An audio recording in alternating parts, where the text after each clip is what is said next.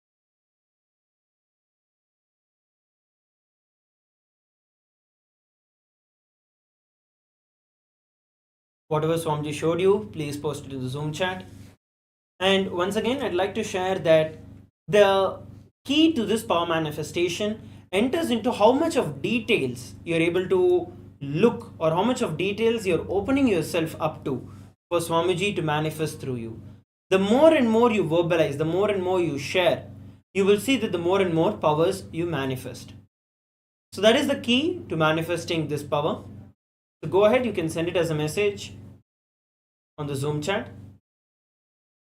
And in just a few moments, we're going to look at the answer that was projected for all of us. What was the image that was projected for every one of us?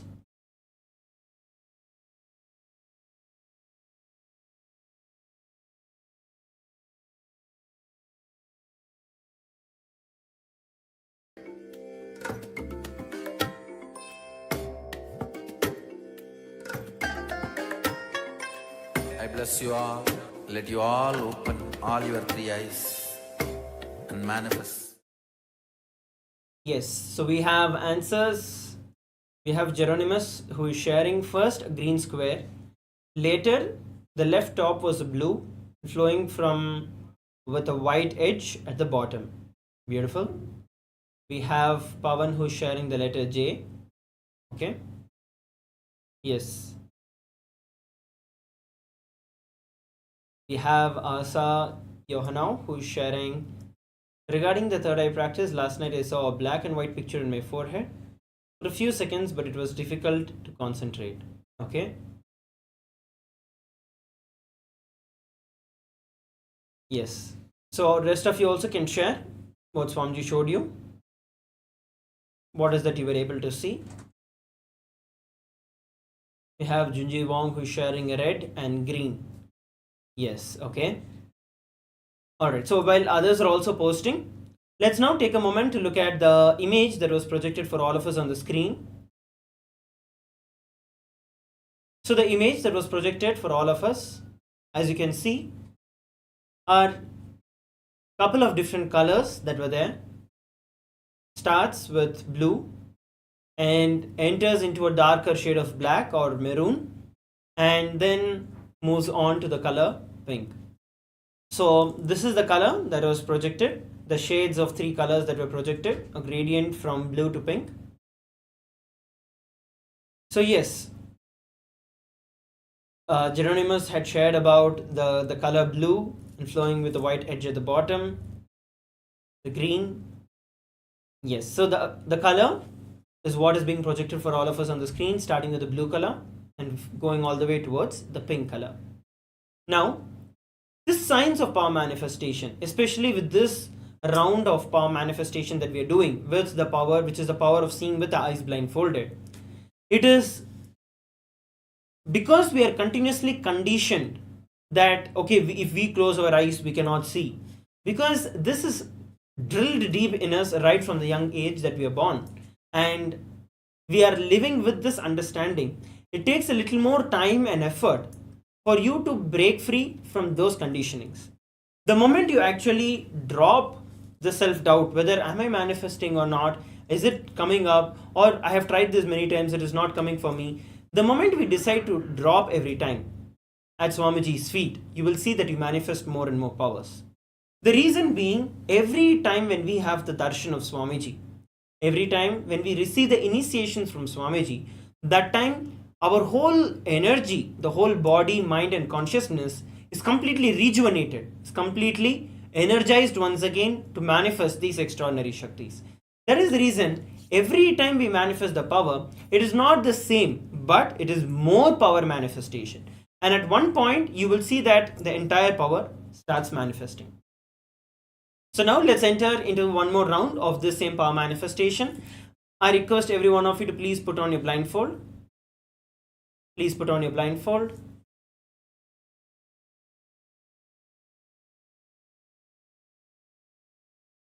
Let's begin the power manifestation.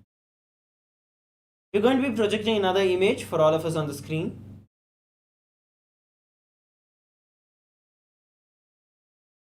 And I request every one of you to sit straight and chant the Mahavakya, Om Nithyananda Paramashivoham. This time chant the Mahavakya externally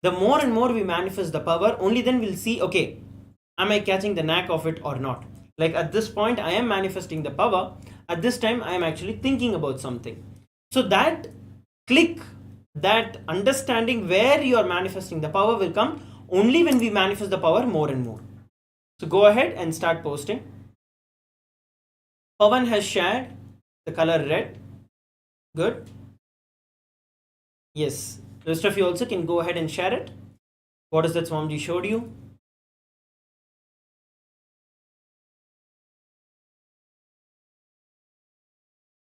Those of you who are watching us live from the social media, please take a few moments to go ahead and post your answers as the comments. If it's on Facebook, YouTube, you can comment your answer. Yes, Geronimus, very beautiful. You have actually shared in a detail. That's good. So you're sharing black cube with rounded edges, seen from an angle, so I could see three sides, a white background. And the thought that came was that it was a dice.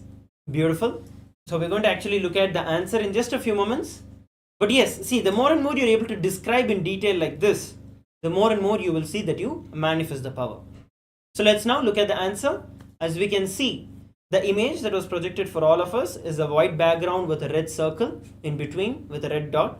And obviously it does look like one of the sides of a dice, which is also exactly right the way Geronimus had shared. And what Pavan had shared is also right, which is the color red.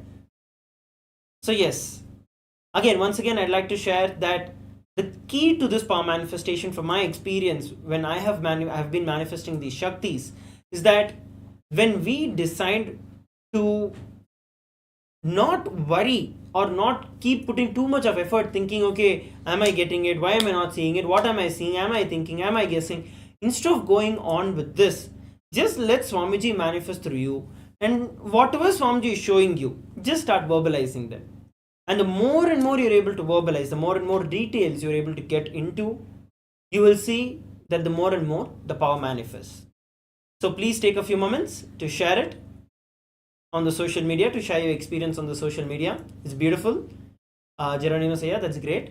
So go ahead, and rest of you also can post your questions, or if you have any experiences that you want to share about, please go ahead and post it.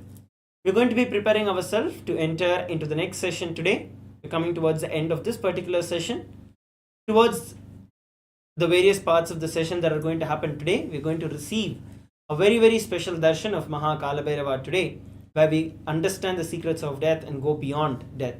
So it's a very exciting day, another day today. So I request all of you to stay tuned, post your experiences as we prepare to enter into the next session. Thank you.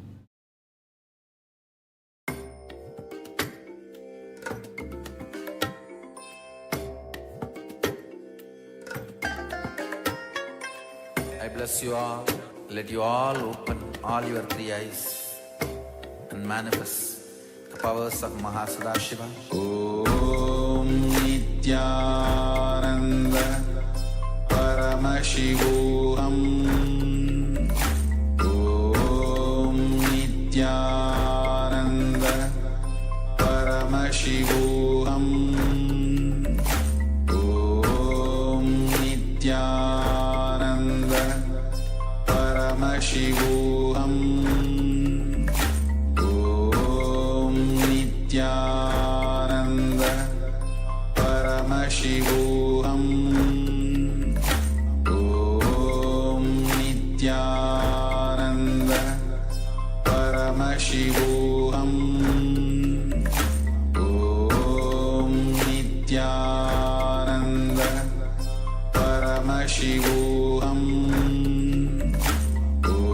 Om Nithyananda Paramashivoham. Om Nithyananda Paramashivoham. Om Nithyananda Paramashivoham. Om Nithyananda Paramashivoham. Om Nithyananda Paramashivoham.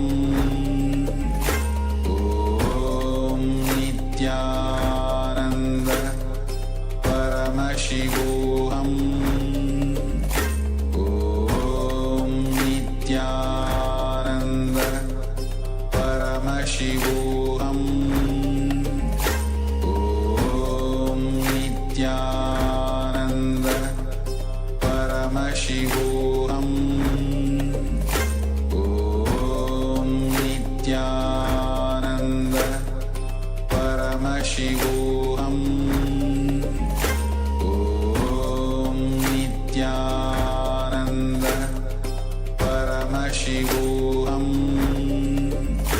Om Nithyananda Paramashivoham. Om Nithyananda Paramashivoham. Om Nithyananda Paramashivoham. Om Nithyananda Paramashivoham. Om Nithyananda Paramashivoham. Om Nithyananda Paramashivoham. Om Nithyananda Paramashivoham. Om Nithyananda Paramashivoham. Om Nithyananda Paramashivoham.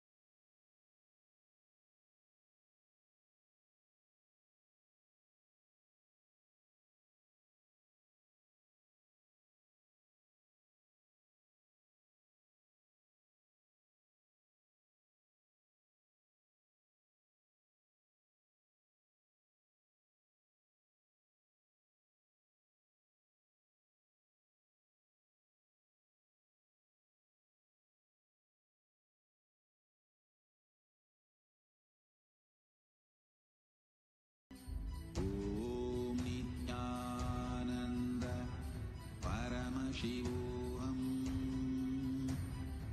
Om Nithyananda Paramashivoham. Om Nithyananda Paramashivoham. Om Nithyananda Paramashivoham.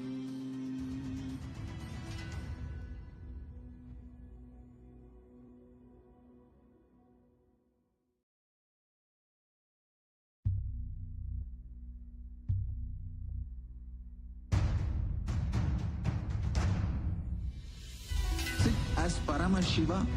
Inhale and exhale deeply with 25 heads and 75 eyes and 50 hands. Visualize, meditate, connect with him. He is a living, alive being. Drop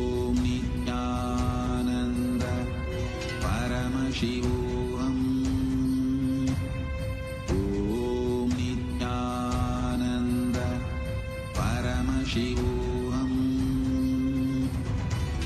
Om Nithyananda Paramashivoham. Om Nithyananda Paramashivoham. Om Nithyananda Paramashivoham. Om Nithyananda Paramashivoham. Om Nithyananda Paramashivoham. Om Nithyananda Paramashivoham. Om Nithyananda Paramashivoham. Om Nithyananda Paramashivoham. Om Nithyananda Paramashivoham. Om Nithyananda. Your fears, incompletions, insecurities, nothing is needed for you to exist. Paramashiva alone is enough for you to live absolutely, blissfully, celebrating, fulfilled, complete, intensely. Paramashivoham. Om Nithyananda Paramashivoham. Om Nithyananda Paramashivoham. Om Nithyananda Paramashivoham. Om Nithyananda Paramashivoham. Om Nithyananda Paramashivoham. Om Nithyananda Paramashivoham. Om Nithyananda Paramashivoham.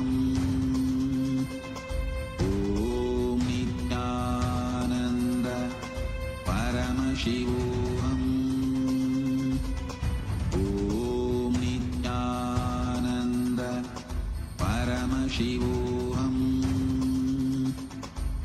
Om Nithyananda Paramashivoham.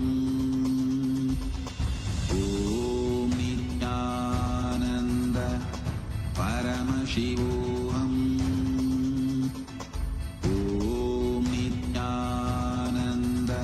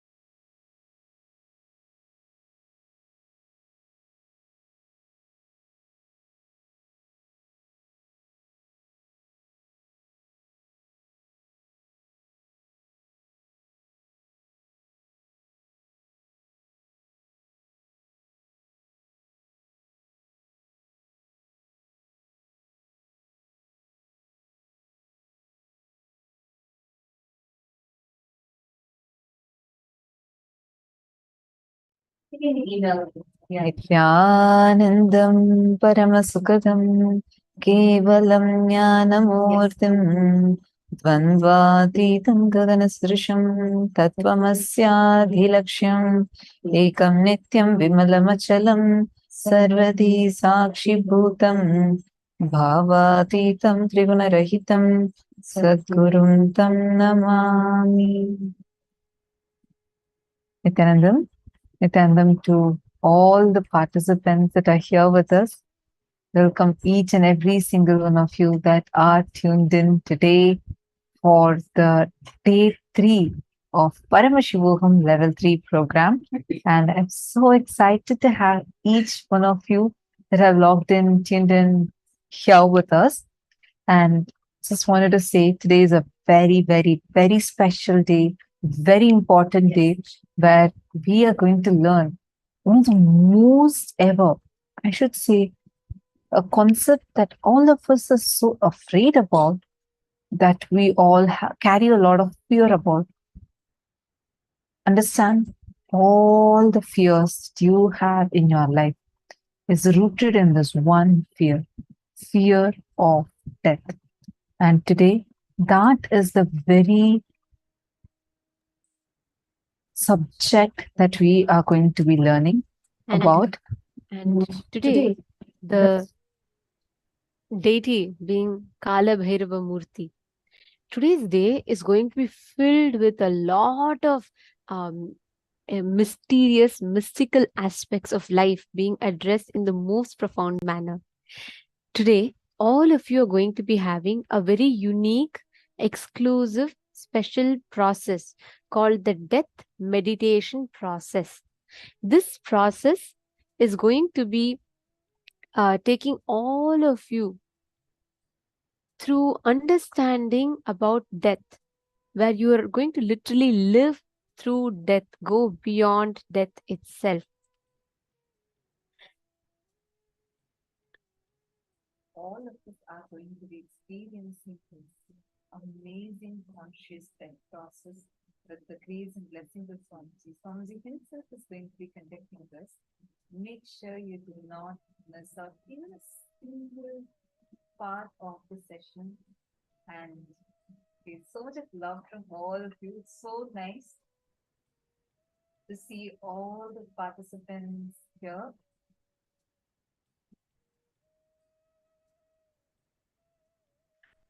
Today, we're very, very excited to be here with you all. And looks like all of you are also excited as well, because today we are going to be addressing some of the most beautiful aspects. See, understand all your fears, your fear of losing health, wealth, relationships, all your fears are rooted on the fear of death.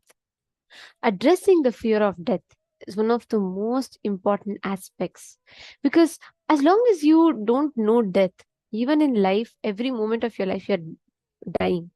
If you understand death, even through death, you are living.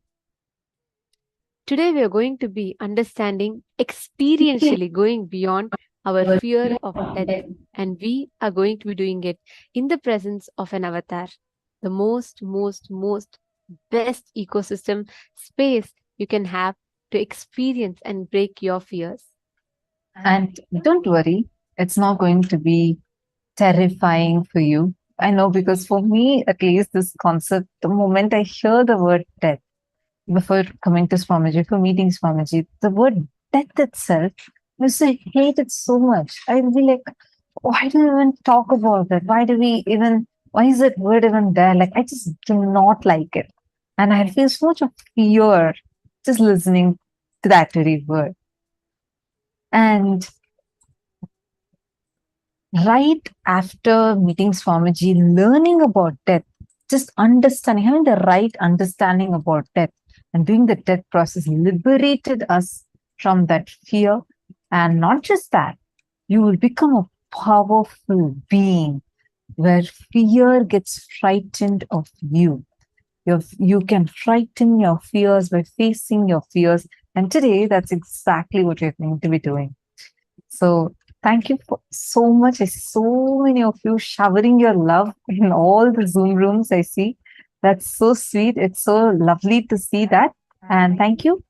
Today, we are going to have the most powerful darshan of Bhagavan Mahar Kālabhairava. And all of us are going to be enjoying, experiencing that powerful darshan. This is one of the most favorite darshans of the Sangha.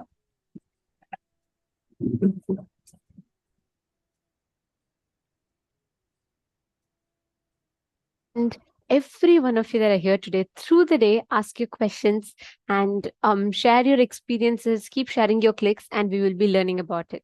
So without further delay, let's all enter into the first session of the day. And today, in the first session, We are going to be learning about Mahar Loka, since we have the darshan of Bhagavan Mahar Kālabhairava. The first session is on Mahar Loka. What is Mahar Loka and how Mahar Loka is the largest universe in the entire cosmos. So let's learn about it now.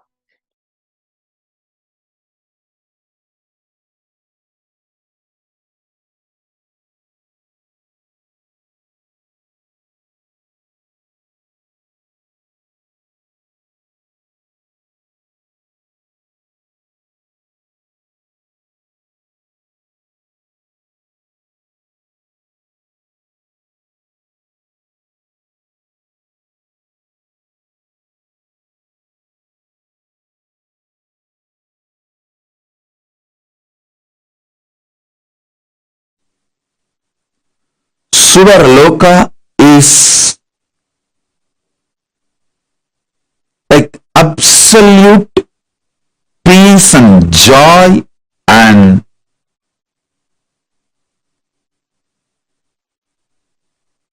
all upgraded life than planet Earth.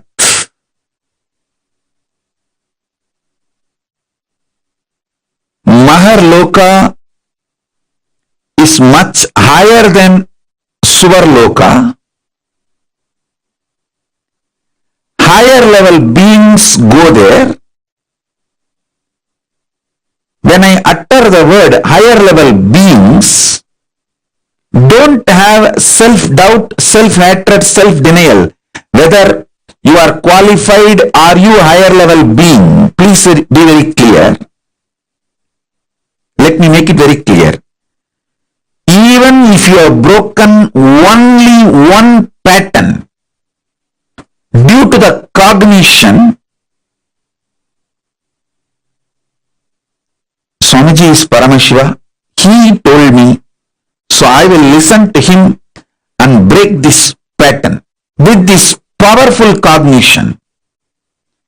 Even if you have broken one pattern, it may be dropping non-vegetarian or dropping this obsessive compulsive disorder or dropping the postponing pattern or dropping the laziness in the morning, early morning laziness or dropping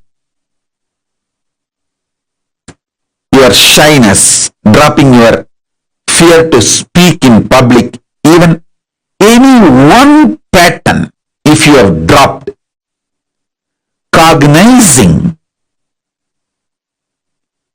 my Paramashivatva, because Swamiji is Paramashiva, I should listen to him than to my patterns.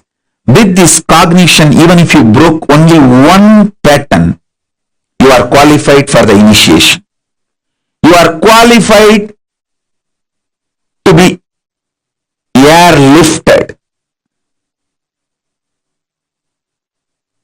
conscious lifted to higher lokas. You are qualified to be fueled, empowered with the Tejas, Ojas and Kundalini Shakti to get into the Swarga Loka, Mahar Loka, Jana Loka, Tapa Loka, Brahma Loka, Kailasa itself, Maha Kailasa itself. Above the Brahma Loka is Parandama, Vaikunta. Then above the Vaikuntha is the space where the Kailasa, and above the Kailasa, Mahar Kailasa exists. So even if you have broken one pattern, you are already initiated. You have qualification to be fueled, empowered, awakened with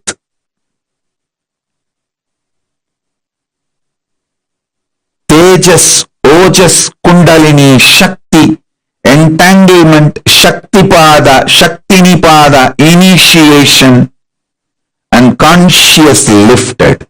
Don't worry. Drop the self-doubt, self-hatred, self-denial.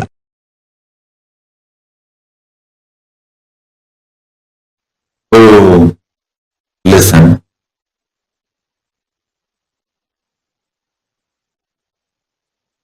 I'll tell you one small incident happened.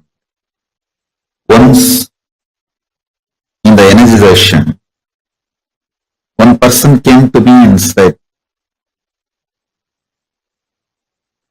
Swamiji, give me my past life memory. He wanted to know what he was in the past life and the past life memory.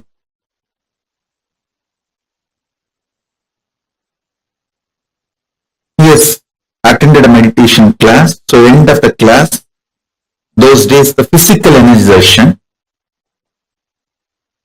So it was a physical hug. He asked me, he wants to know his past life and he wants me to reveal his past life memories to him. I just asked him, today you did completion. He actually attended a program, so he was going through the completion session. He was just crying, pouring during the completion. I asked him, why were you crying? He said, all my memories from the young age, they were so heavy on me. I am not able to handle it. I laughed at him. He was maybe 40-year-old person, roughly 40. I told, just your 40 years of memory you are not able to handle. If I give you the past life memory, how will you handle? Don't you see you will go mad? He said, yes, Swamiji.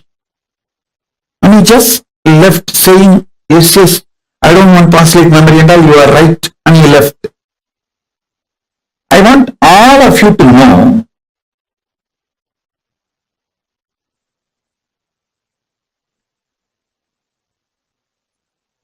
what he did is wrong. Listen carefully.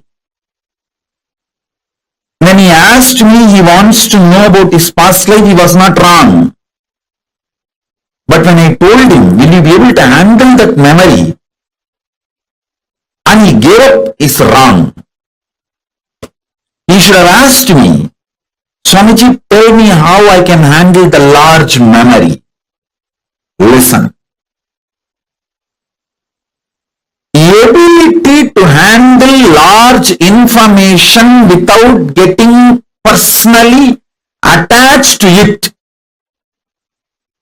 is Chitta Suddhi. Means purity of mind, memory. Purity of the mind takes you to Mahar Loka and opens up the Akashic Records immediately. Listen. Listen carefully.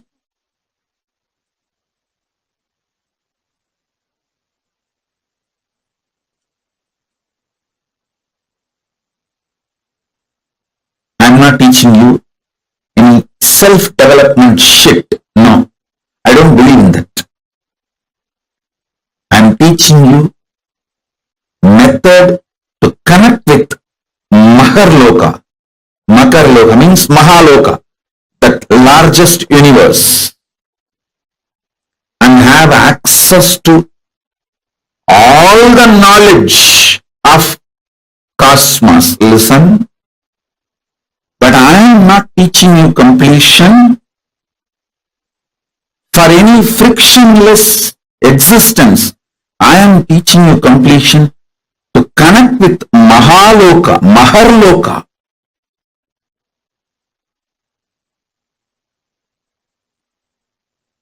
To have access to Akashic Records. Listen carefully.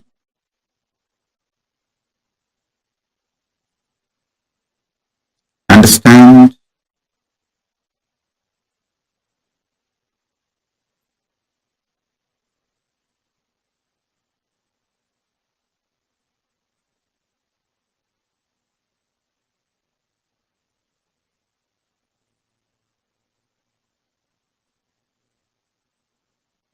Listen carefully.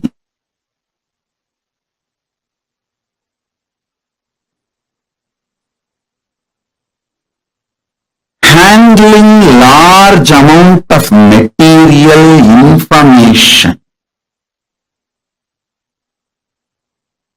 without personal attachment to the information is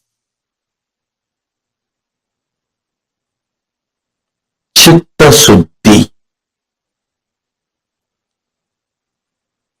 So much of abuse and attack goes on me, but I never get hurt by any of those words uttered.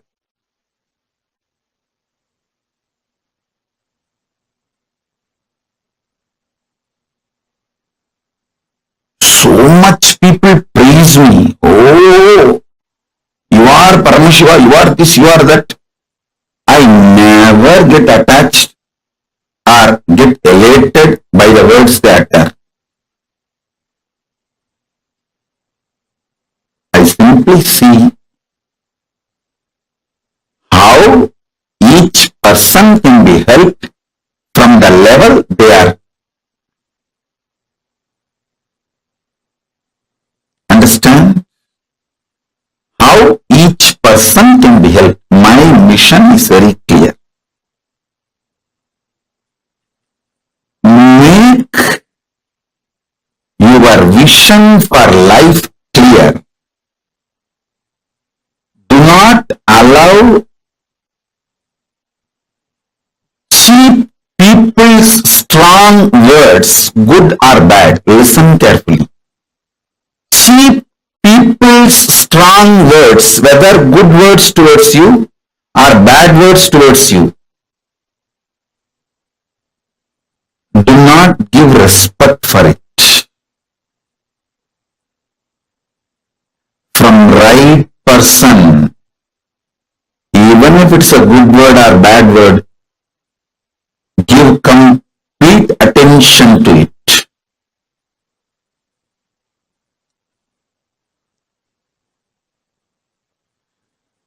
Let me repeat. Ability to handle large memory. This comes by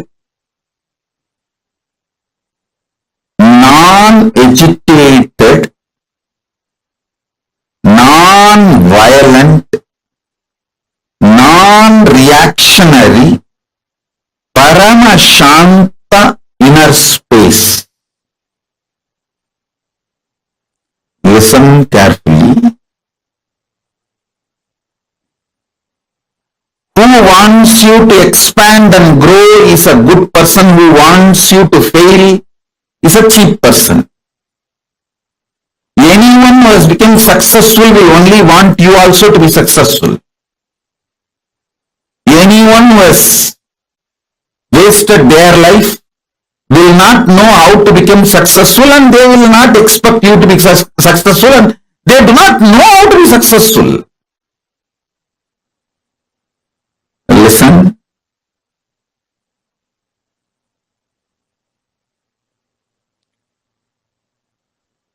More and more peace inside you, more and more memories will be awakened.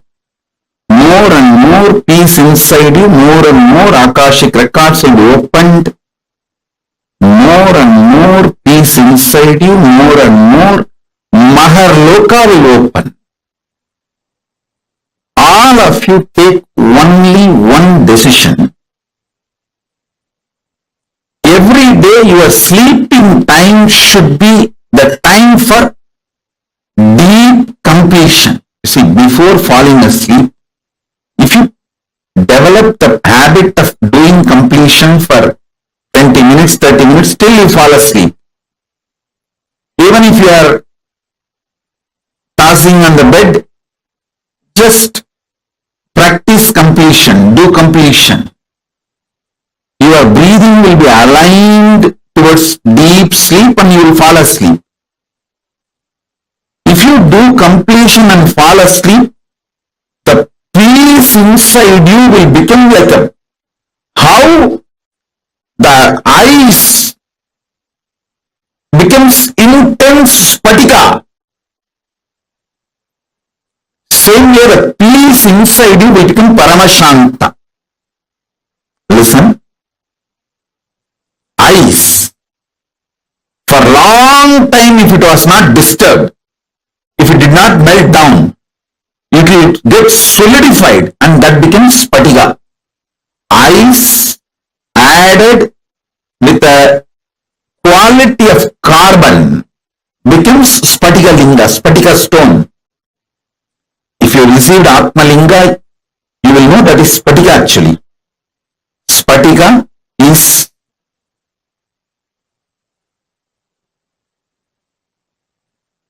mix of ice and carbon. The right proportion of ice and carbon is spatika. Listen. Ice getting solidified becomes spatika. The peace getting solidified will become Paramashanta.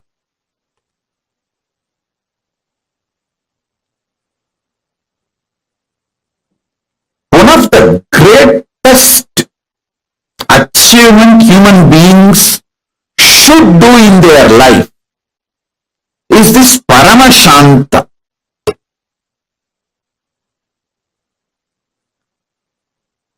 Nothing in this world can be equated to Paramashanta. Other times you can do completion, but before going to sleep, it should be compulsory.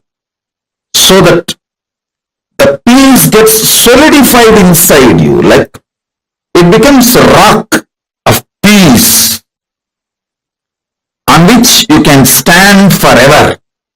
Your being becomes like a spatika linga.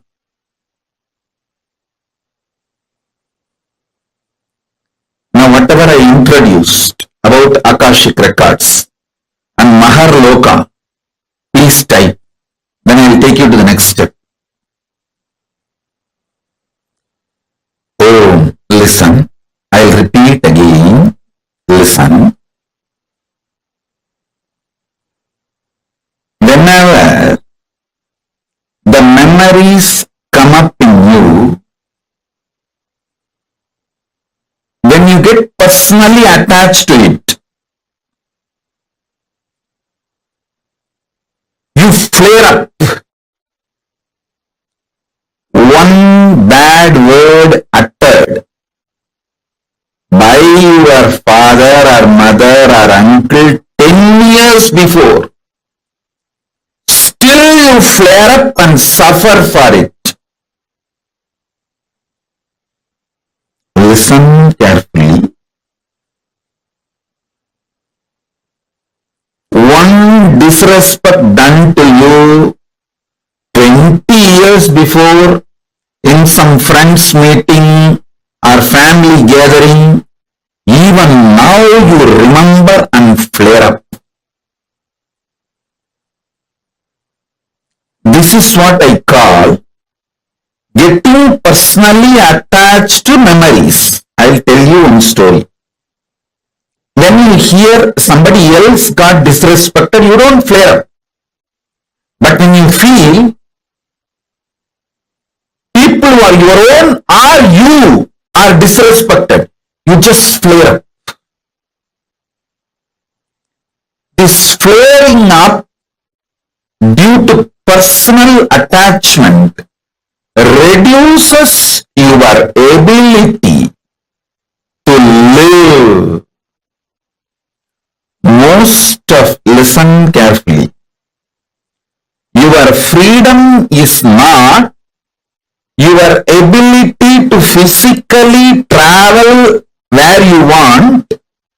Your freedom is your ability to mentally travel freely without getting agitated by your inner violence and personal attachment with memories. Listen. This is the right definition of freedom. Freedom means your ability to travel freely, mentally, without getting agitated, suffocated,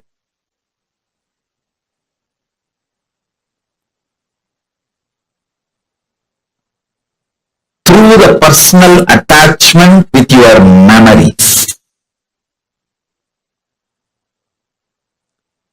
Many of you cannot travel peacefully mentally more than 60 seconds. 60 seconds only is your freedom, not more than that.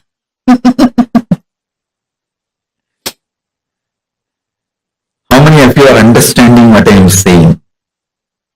60 seconds is your maximum freedom.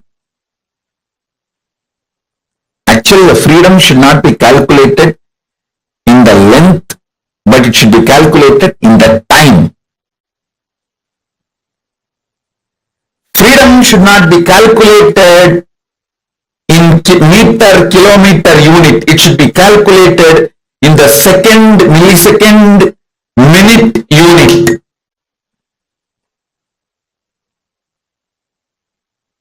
It should be calculated in time unit.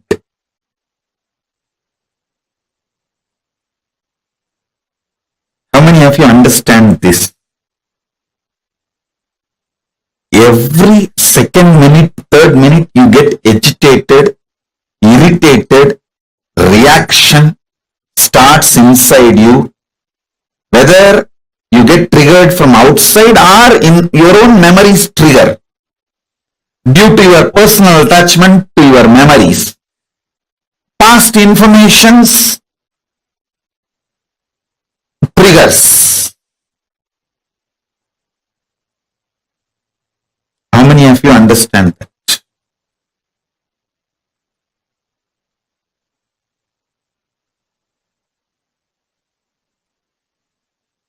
Now,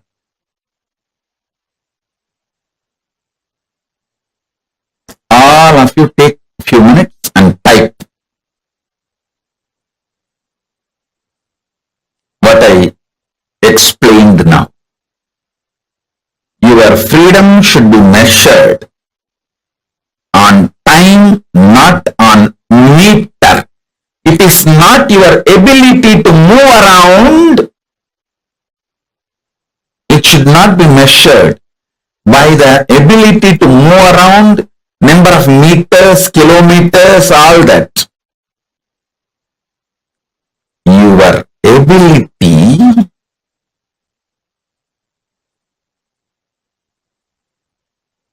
to move the world around, to move the things around you is the freedom.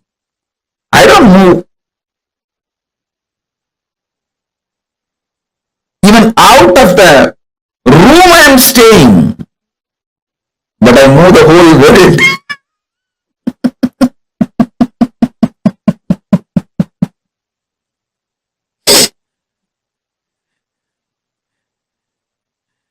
So, freedom should be measured not on meters, but on minutes.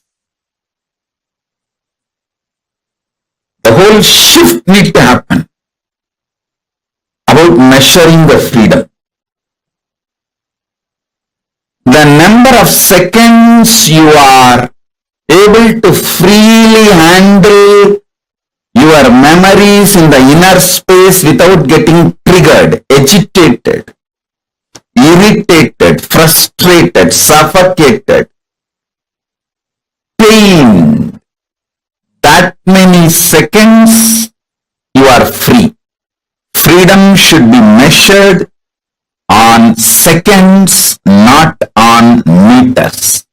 Not on meters, but on minutes. You are all measuring the freedom based on the meter. How many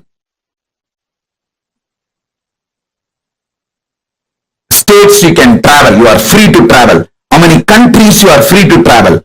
How you call that as a freedom.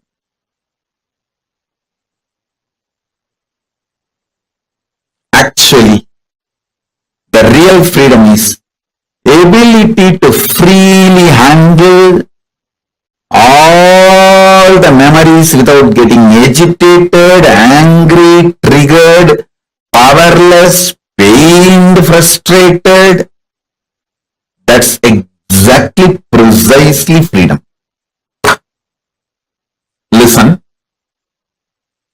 All of you now sit casually. See, actually switch on the timer. If you have watch or timer, switch it on. Sit casually and see how many seconds you are able to sit without getting irritated or agitated by some memory, something inside.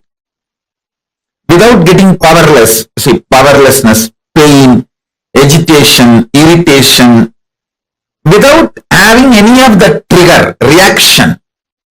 How many seconds you are able to sit, just see. And then put your timing now. Put your freedom minute, the freedom unit in minute. Let's see.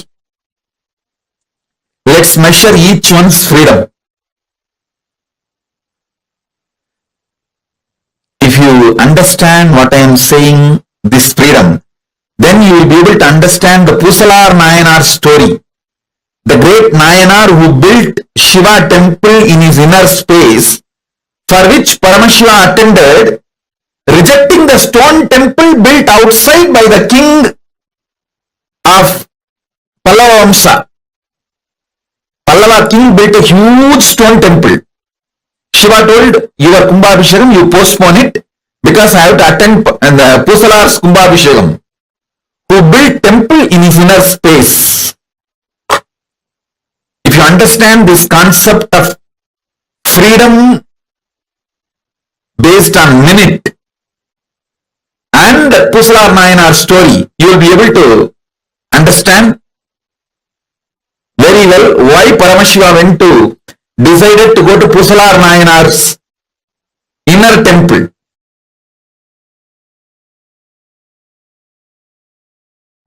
See, sometimes when you hear me talking about Arunagiri Yogeshwara, my relationship with Arunagiri Yogeshwara, how I had the initiation into Paramadvaita,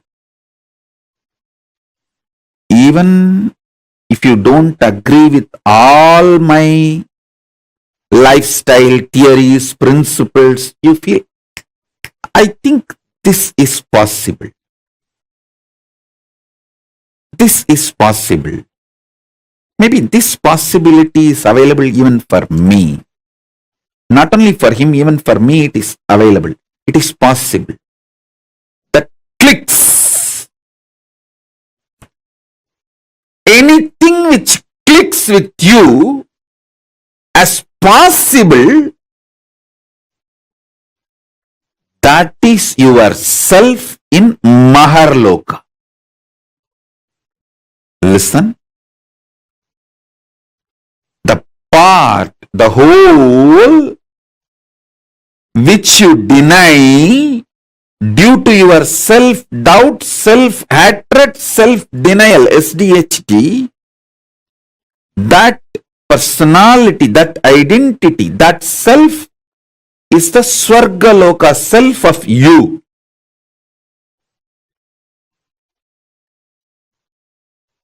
When I describe my higher possibilities, if it clicks with you, I feel this is possible even for me.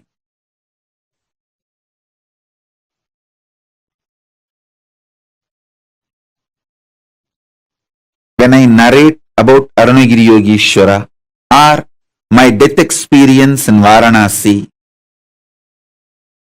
or my enlightenment experience in Arunachala or my experience of feeding Ganapati, how many of you feel, this is possible even for me? I don't think he is lying there. He may be doing many things which I may understand, may not understand, but he is not lying there and he is not telling lies. This possibility exists. Even I feel it is possible for me. How many of you click with those possibilities? Raise your hand. If it clicks with you,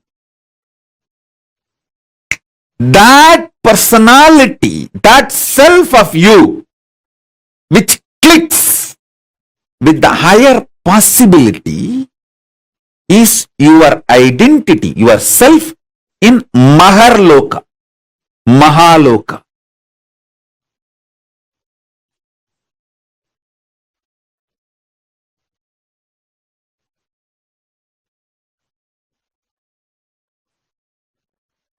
When you decide ferociously with a super determinism, will, persistence to face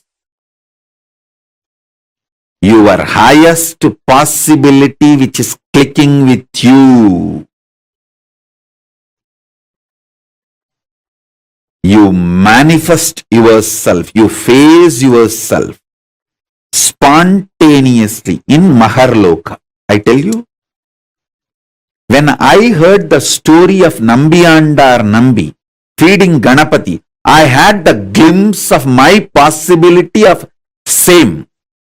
And I ferociously decided to face my possibility and manifested Mahar Loka here by facing my identity, myself in the Mahar Loka, and fed Ganapati. Ganapati ate. Ganapati ate from Nithyananda of Mahar Loka, not from Nithyananda of Bhuloka as you think. Finally, all 14 Loka Nithyananda merged into this Nithyananda as Paramashiva. But when Ganapati was eating, he was eating from the Nithyananda of Mahar Loka. Nithyananda, address, Makar Loka, Mahar Loka.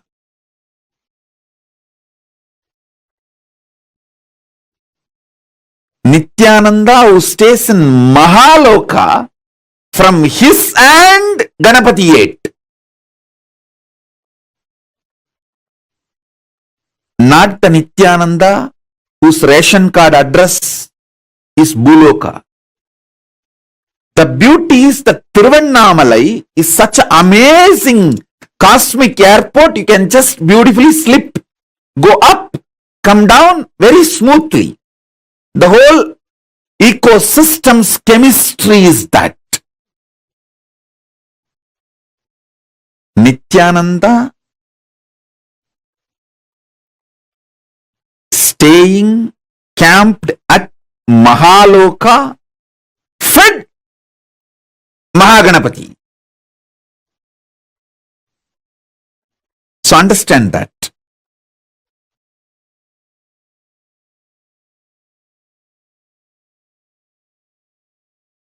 At the age of 3, when I tried to connect with him, I did not have a formal initiation. I heard the story of Ganapati eating food of Nambiyandar Nambi from one great Saiva Siddhanta preacher, Sri Selvakanapati. And one word which he uttered just got stuck in my inner space. That Nambiyandar Nambi calls Ganapati, Mahaganapati Paramburule.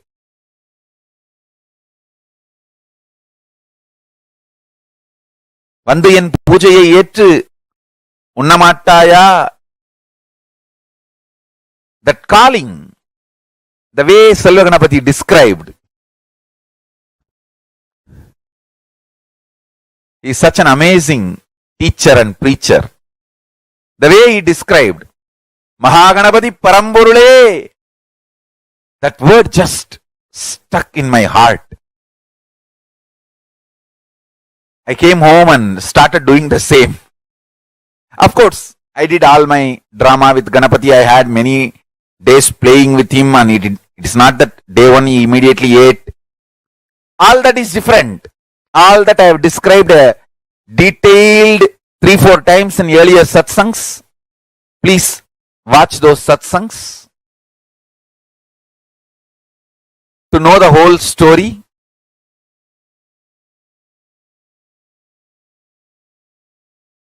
We have multiple times I have described the whole story. One thing I did with all my sincerity, I called Mahaganapati Paramburule.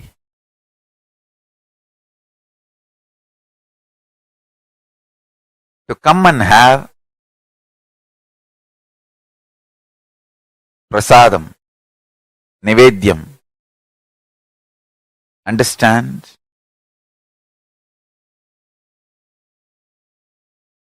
As I described in the earlier satsangs, when he ate, not only he gave me the Savikalpa Samadhi experience,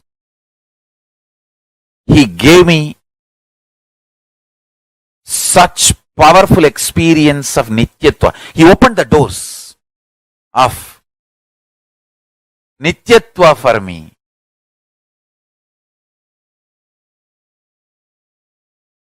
It is such an extraordinary,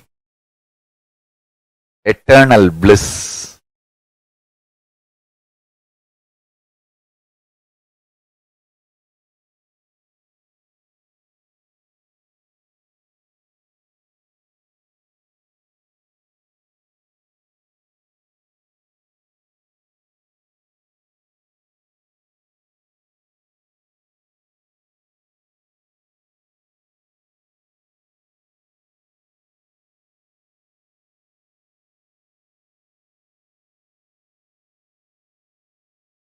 Listen.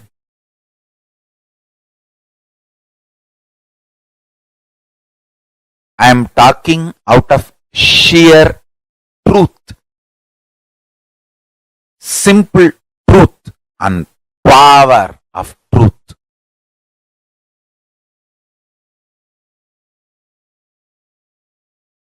Nityatva dimension exists. Mahaganapati will open the dimension for all of us.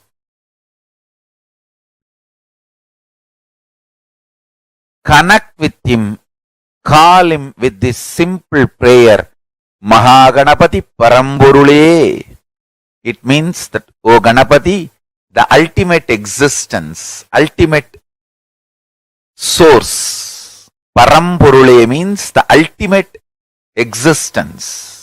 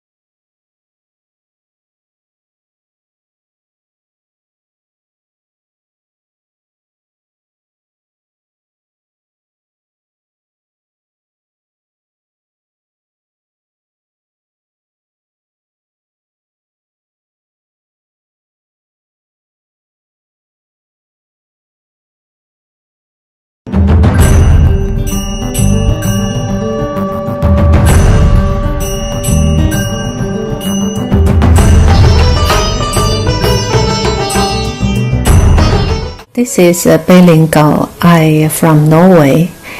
27th of July, I did group puja. In this puja, we allowed to write 4 family members. So I write down my husband name and my parents to pray it healthy. Around 2 o'clock in the morning, puja is finished in Norwegian time. Then after 5 hours, we eating breakfast and we go to work. But before we eating breakfast, my husband used to take some medicines and using spray to his nose and drop his eyes because he is very seriously for allergy. He is nearly 30 years. And if he don't use that, he is painful with eyes, couldn't open, and nose is bleeding sometimes. Using this medicine also over 1 year and couldn't stop. But just the same days, in that morning, before breakfast, he didn't do the same action. I'm very surprised in that time because he is a Norwegian. I didn't tell him I did puja for him, and I also didn't ask. So we just go to job. After we go back home, and in the evening we have a free talking. I asked him, today you forgot using your medicine for your allergy for your nose and eyes. He said yes. Today morning, when I wake up, I suddenly decided myself I don't want using my medicine. So whole day I didn't feeling unwell. It's quite well. So I quit it. In my mind, I think, wow, this must be Swamiji did, and strongly recommend everybody to participate in the ritual in the Swamiji of us to get blessing. Nithyananda.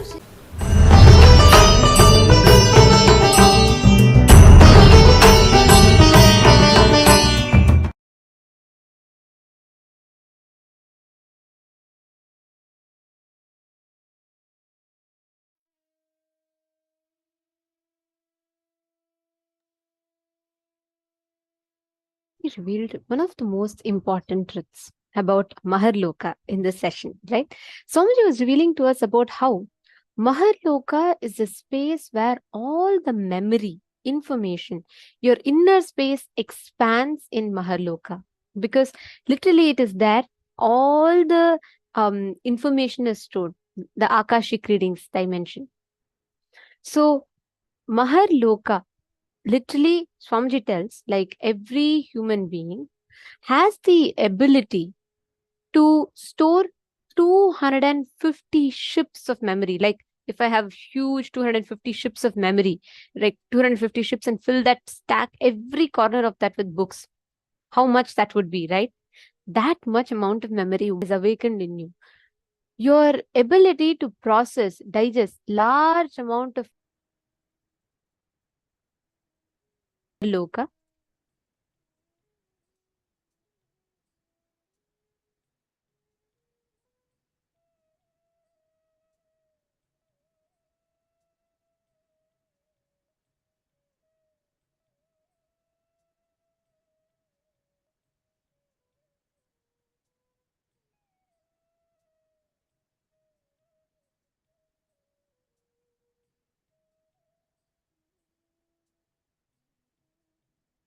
So I'm just going to quickly rephrase what she was saying, paraphrase what she was saying.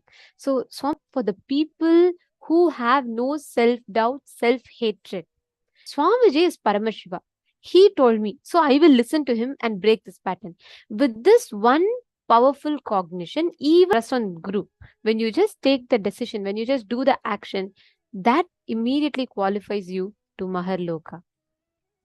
Experience your highest manifestation, your space opening up in you.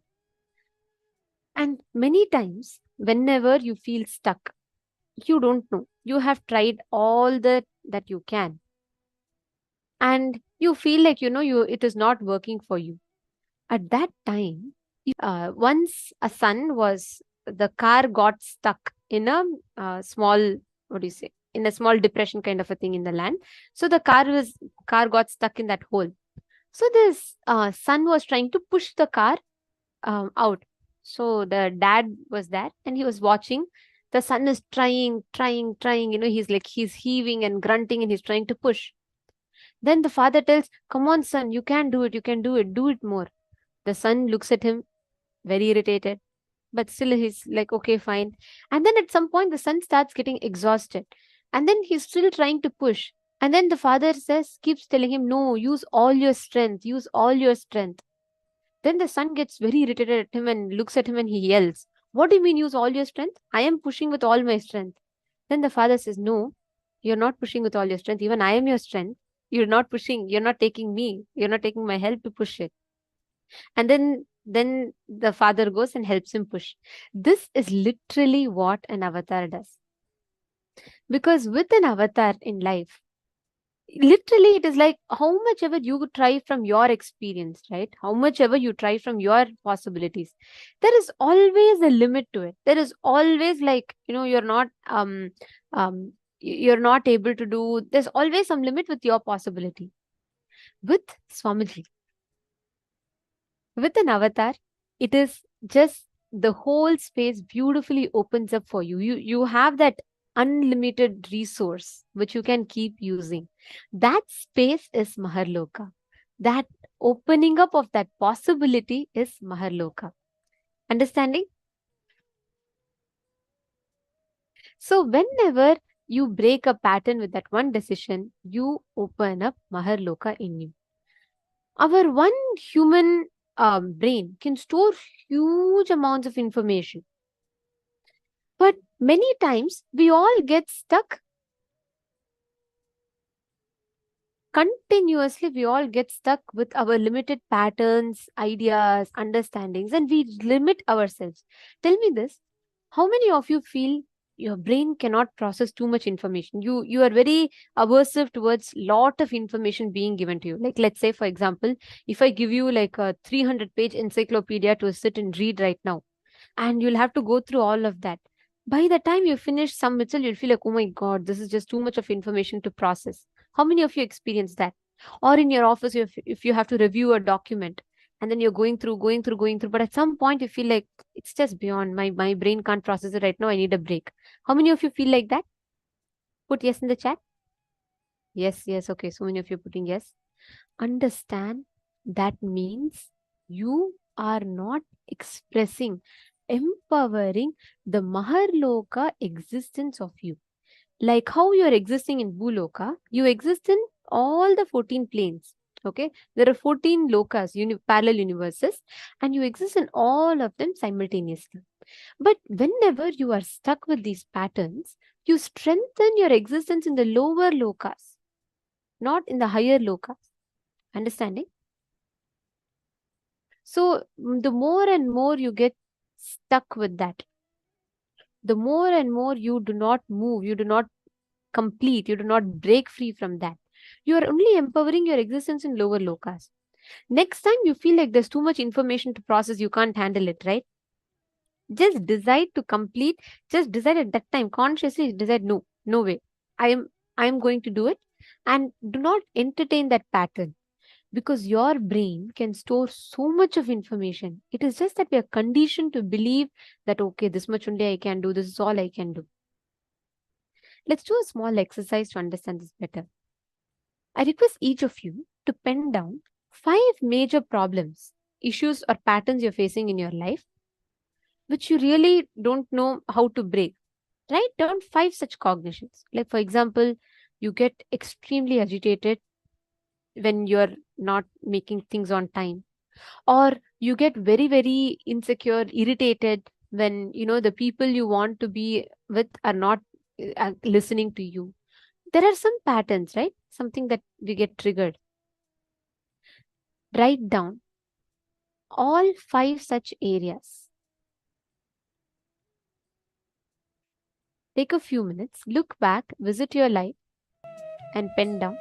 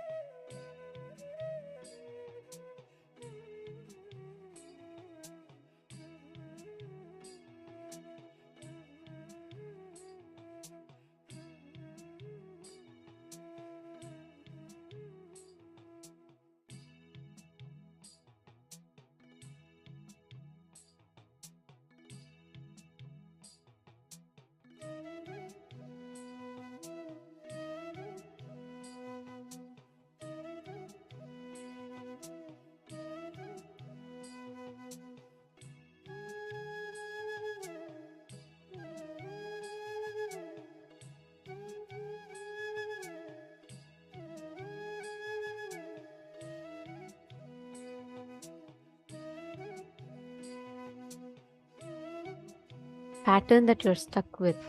Write down the exact powerful cognition you're going to apply to break free from that pattern. What is the exact powerful cognition that you're going to be applying? For example, see, it could be anything. Like, for example, it could be whenever you feel like you're very lazy. You're going to decide ferociously that you are Swamiji, you cannot entertain laziness and you're going to get out of it. Like that, list down powerful cognitions for each of the cognitions that you've written down.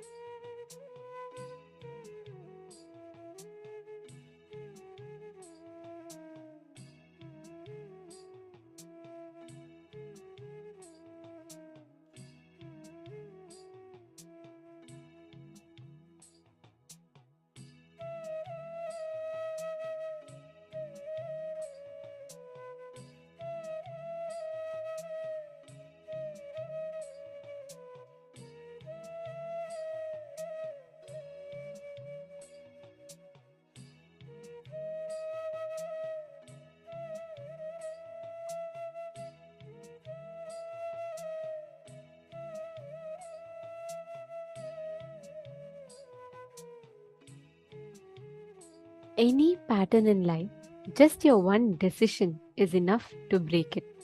And especially with these powerful cognitions that Swamiji has given us, right? Any one decision, the moment you decide, that decision is powerful enough to break all your patterns. See, this whole Paramashivoham is all about all that we are learning is about how these patterns can be broken for you to form powerful cognitions in life, and how you can apply those powerful cognitions to manifest whatever you want as reality in life. Okay, and today the powers that we are going to be manifesting, the all the powerful cognitions and initiations we're going to be receiving are all very closely related to this truth. If we just understand, if we just cognize how you can manifest that experience inside of you, you'll have a breakthrough in the way you cognize life. Anytime you are stuck with not being able to manifest powers or not being able to manifest anything you want in life, you just need to do this one thing. Just you need to again and again remind yourself, complete within you, and you need to give yourself that breakthrough by constantly manifesting powers, constantly moving yourself towards the breakthrough.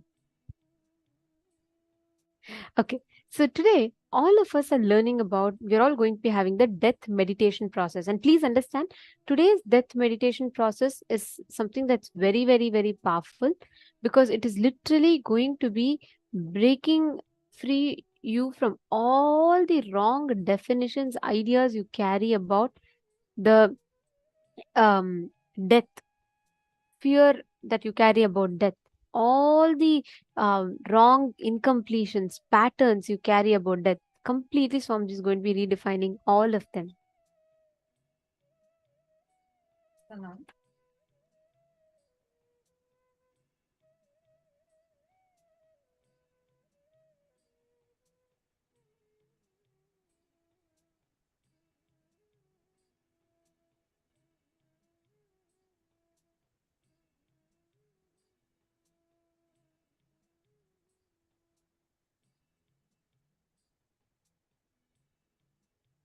Yes, sorry, there's a small glitch, I think.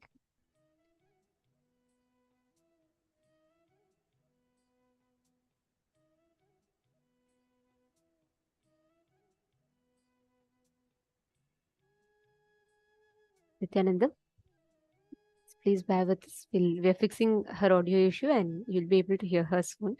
So basically, what we are going to be doing now is understand. Today, all that we need to understand about death, going beyond death, understanding Mahar Kālabhairava, manifesting this Akashic readings, the ability to experience the powerfulness in your inner space, ability to digest, literally manifest Mahar Kālabhairava through you. Now, only one thing that all of us need to do to experience this, we just need to understand the exact process, the exact technique that Swamiji has given us for us to manifest this space, for us to experience that space of being Kalabhairava. And please understand, see, all our fears, your ideas, your cognitions about death, your fears and beliefs that you carry about death, everything is, all of them are deeply rooted in the fear of death, all the incompletions that you carry about death. Just giving yourself the right understandings, giving yourself the right powerful cognitions about life will completely shift yourself to a breakthrough. If you just constantly focus on giving that right powerful cognition in you, that's all. That moment you bring that right powerful cognition, you will see that a whole beautiful shift will happen in your inner space. Getting it? Okay, so now we are going to be entering into a very important session next, where we are going to be understanding about the science of Jeeva Samadhi, where we are going to be learning, understanding the truths about how you can manifest the space, the Jeeva Samadhi in you.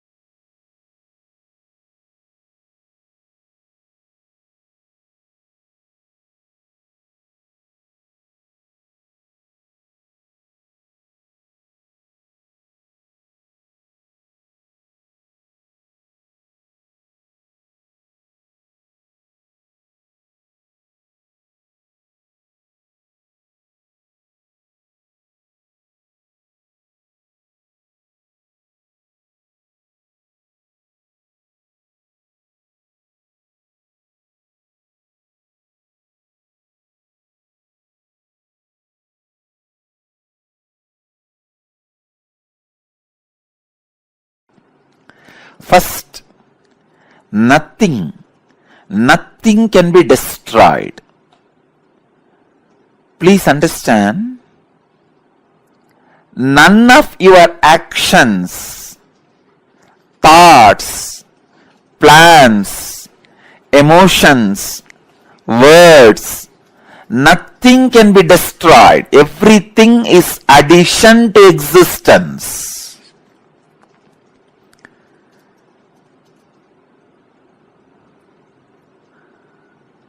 Every moment, every one of our thoughts, words, actions, everything just go on, gets added to existence.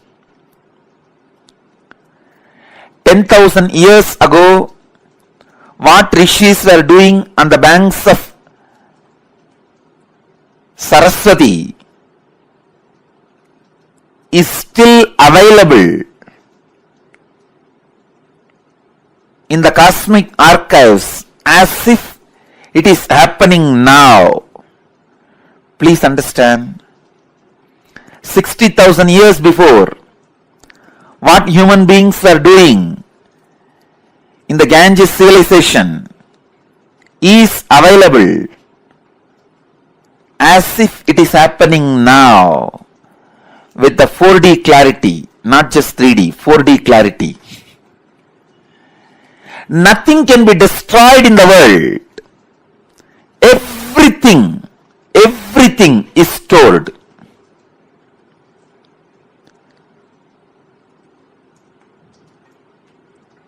Akashic Records are the cosmic archives of everything happened, happening, will happen. And one more important sacred secret you need to understand, time is not free as you think, past, present, future. It is a small mind which cannot see things as it is, which constantly needs to segregate.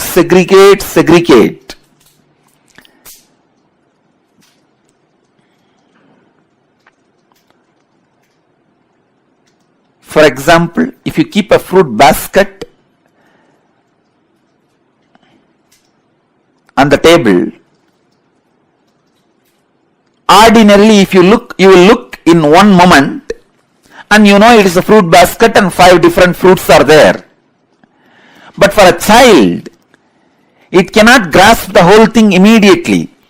It will say first, oh, banana, then mango, pineapple, apple. It can understand only one by one. Same way, the past, present, future. In Sanskrit we call it Kala. Only an ignorant mind which cannot grasp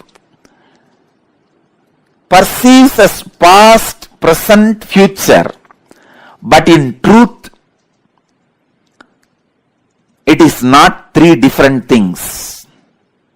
An enlightened being sees Kala as one entity, one experience, one reality. Continuously, wise men all over the world, again and again, in all religions, repeat this one truth. History repeats itself. Understand, the patterns are same. So it is not even repeating, it is rebeating. The whole life is certain rhythm with certain beats. That rhythm is continuously moving. Even the word repeating is not right word. Rebeating is right word. History is constantly rebeating itself.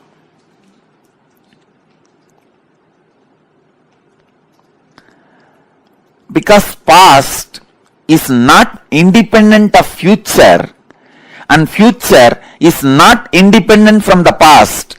They are just single unit.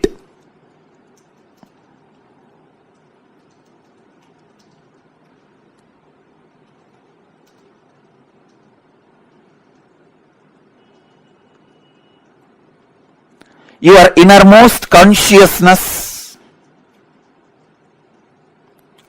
can just experience all three at a time. Simply, it can experience.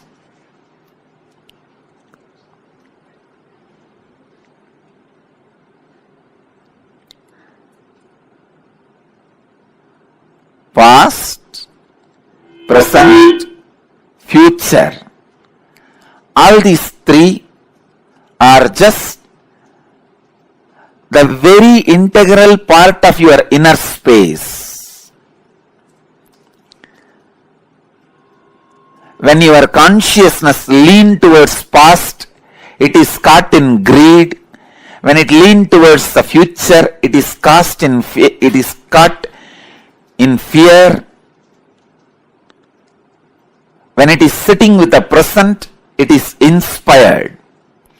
Please understand, when it moves towards the future, it is caught in fear. That is why it jumps to greed. Fear is a wound, greed is a medicine. When greed is a wound, fear is a medicine. Fear heals greed, greed heals fear. Fear reduces greed, greed reduces fear. Greed reduces the fear and brings you back to the reality. And greed reduces the fear and brings you back to reality.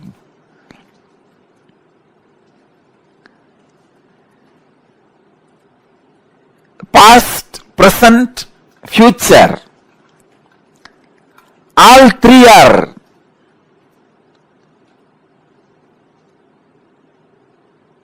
one entity, one existence, one unity.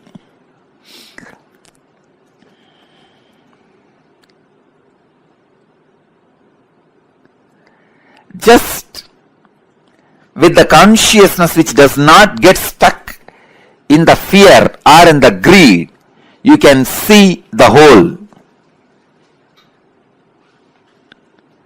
You can see the whole. Please understand. You can see the whole.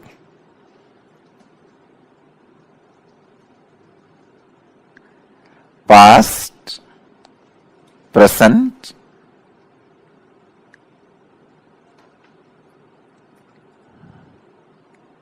and future.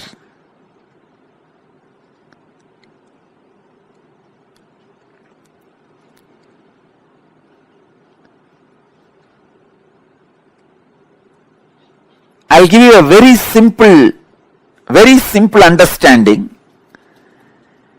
As on now, each one of you will be having some fears about the future, some desire about the future. Constantly your inner mind will be projecting your fears are going to be reality.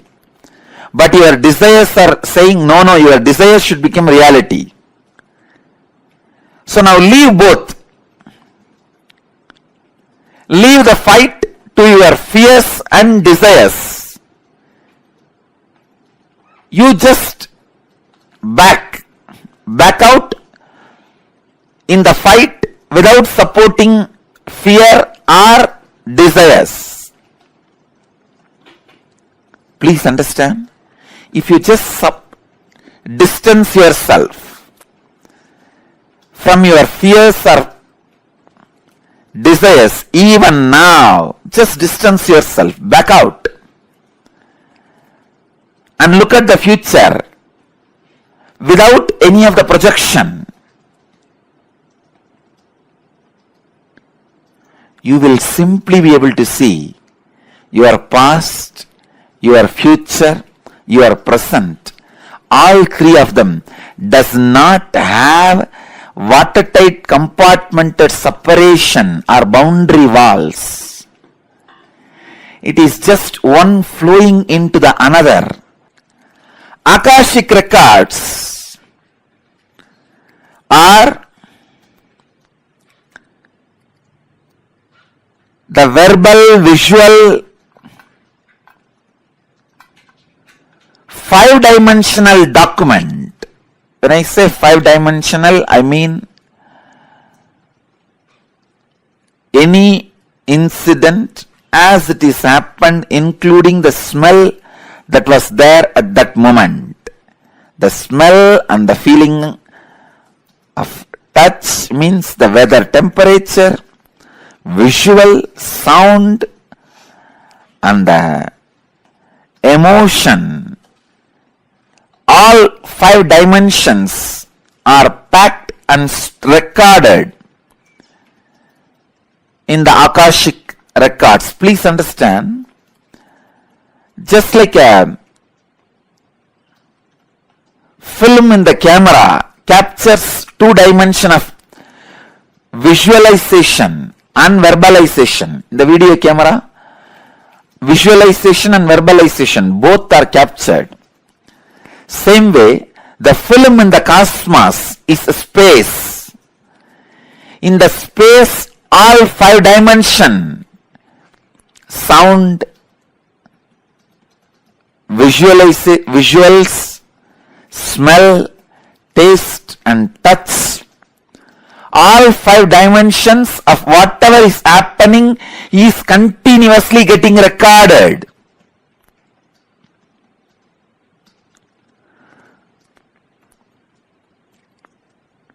As the future is nothing but the extension of the past, the future is also predetermined. The major course of the future is predetermined. Please understand.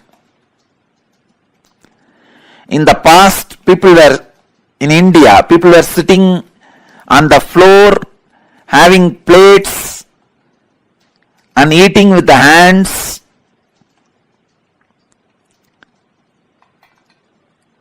Idlis, the old breakfast. Then, now people sit on the dining table, use the spoons and forks, maybe eating pizza. In the future, they may be sitting somewhere, eating something, using something. That may change in future, but they were eating only through mouth in the past, now also only through mouth. In future also they will be eating only through mouth. That cannot be changed. So the major things in the past or in the present or in the future cannot be changed. Please understand, when I utter the word future is predetermined, realize the freedom in you. Don't be frustrated. All the frustrating parts of your past can be changed. Only the components and the parts which puts you in restful awareness are predetermined. Let me describe more clearly.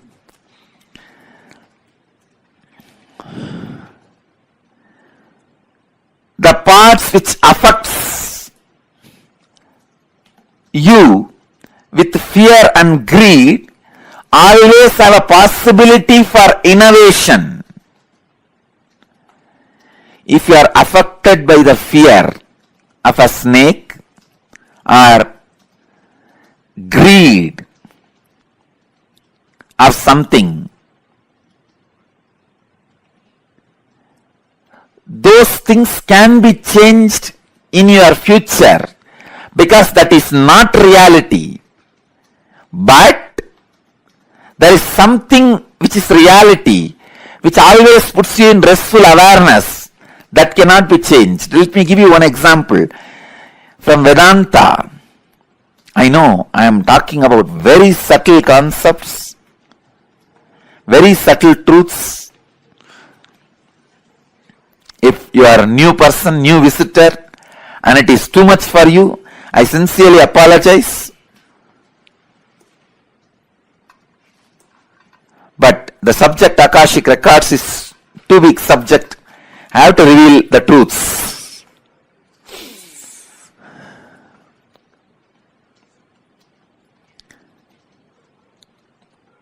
Please understand. In the dark night, you are walking in a forest alone. A rope is lying on your way. The moment you see first thing, naturally, you will have a fear stroke. It may be snake. At least for a few seconds, you will be in that mood. It is a snake. And most of us, our eyes have so much of power. It will show as if that end of that rope is moving little bit. That's power of our eyes. So you'll have the fear stroke. In few minutes, if you observe that rope very closely, strongly, intensely, suddenly you'll realize, no, it is not snake, it is just ordinary rope lying. Then you will just settle down, relax. First, the impact happening on you, that fear. The second, the realization of you relaxing into the restful awareness.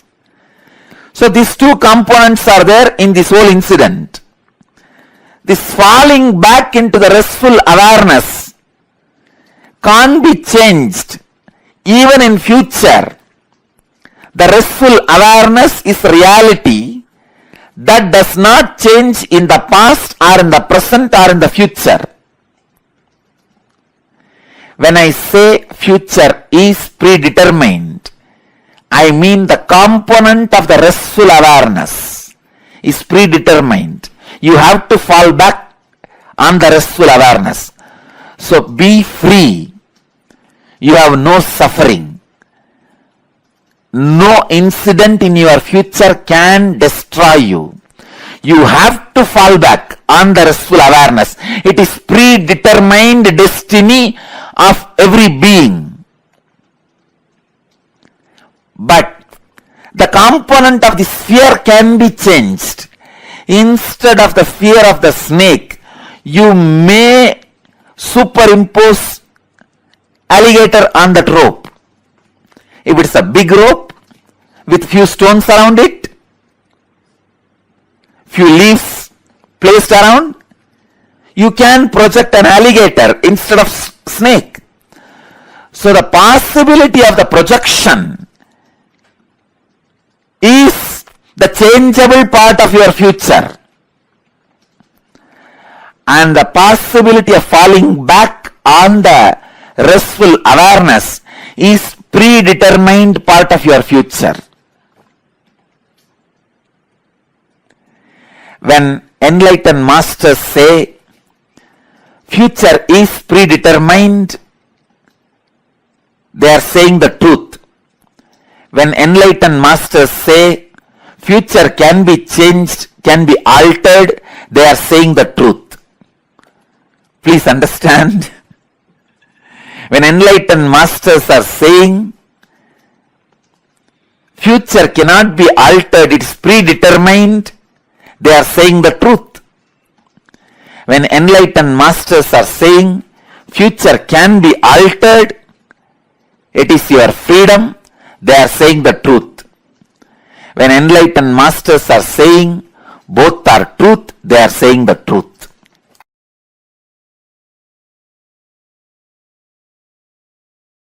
The Akashic Records are, it's like a password being handed over to you. All the informations are there and this is the password, please see it, that's all. The Akashic Records are like DNA of the universe. Each soul has its own Akashic Records and there are collective records of all souls of all journeys. That's what I call all souls of all journeys, is what I call Hiranyagarbha. So now I'll add some of my insights. First thing, understand, all the information you collected through all your births is available in your DNA. Second, you can access some of them just to understand and not to waste the time doing the same actions again and again, thinking you will have the joy end of this action. See, it's like if you have done certain action and you did not receive the joy which you wanted, and if you forget that you did that action and did not have the joy, you will be trying it again and again in various ways. But if you remember, you did this action, did not have the joy, you will not try it again. You will not waste your time on it again. So accessing DNA code, reading Akashic record will be useful in that way for you to become enlightened. Not to waste your time on the foolish things which you are trying to do again and again and again. For example, fighting with the master. You know, end of the day I am only going to win. And even if I let you win, means you are losing the whole game. That is why I am just letting you win, or feeling that you are winning. This is one of the major foolishness. But if you have the access to Akashic record, even once or twice, if you have access to the past once or twice, through your DNA, suddenly you will be awakened. Oh God, how many times I will be doing this same foolishness? It is time. Start living, doing, and no making decision. You will learn the art of surrender. You will learn the art of surrender in your practical life. That's why sometimes I encourage few people to go for this Nadi reading. Because this Nadi reading is Akashic records outside your DNA. Sometimes it will not be 100% perfect and you will not have a trust also. Even if they miss one information, did not read properly, because it is so subtle, not only the word, even the interpretation. So subtle, sometimes you will miss one information, that reader misses one interpretation and you lose trust over the whole thing. Try to read the Akashic records inside the DNA. That is why sometimes I read your DNA and tell you. Then if you go and see the Akashic record and matches, then you will have the tremendous respect on my word, which I read as your Akashic record, and the Nadi, which is the outside Akashic record.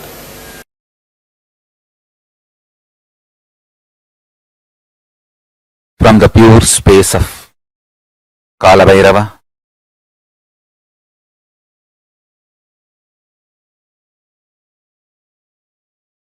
Paramashiva is revealing all these great truths to the world. Please listen and internalize.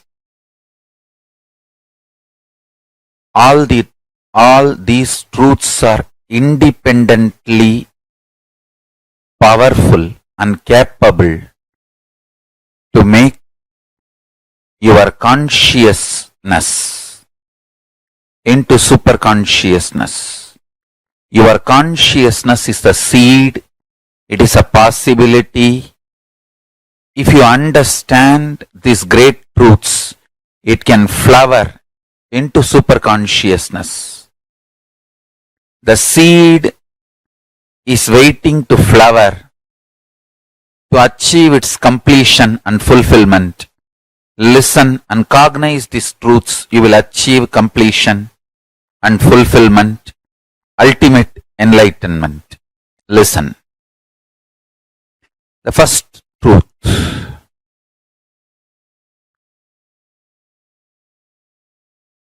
Kala continuously meets your consciousness now.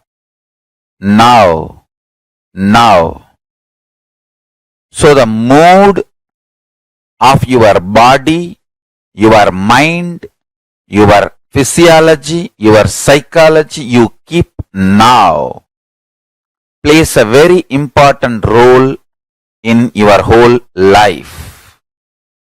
If you keep the now in incompletion or hopes, that will continue forever. If you keep the now in the completion and clarity, that will manifest forever. Kala does not meet your consciousness in the past or in the future. He meets your consciousness now, in the present. So, again and again, during your present moment, be in the space of completion. Learn to bring completion to yourself, restful awareness to yourself now, and do not have guilt or worry if you have the influence of the past and influence of the future on present now. Guilt or fear is one more incompletion that is not going to help. So, not engaging with guilt, not engaging with fear, unclutching with fear, incompletions, guilt is the right attitude.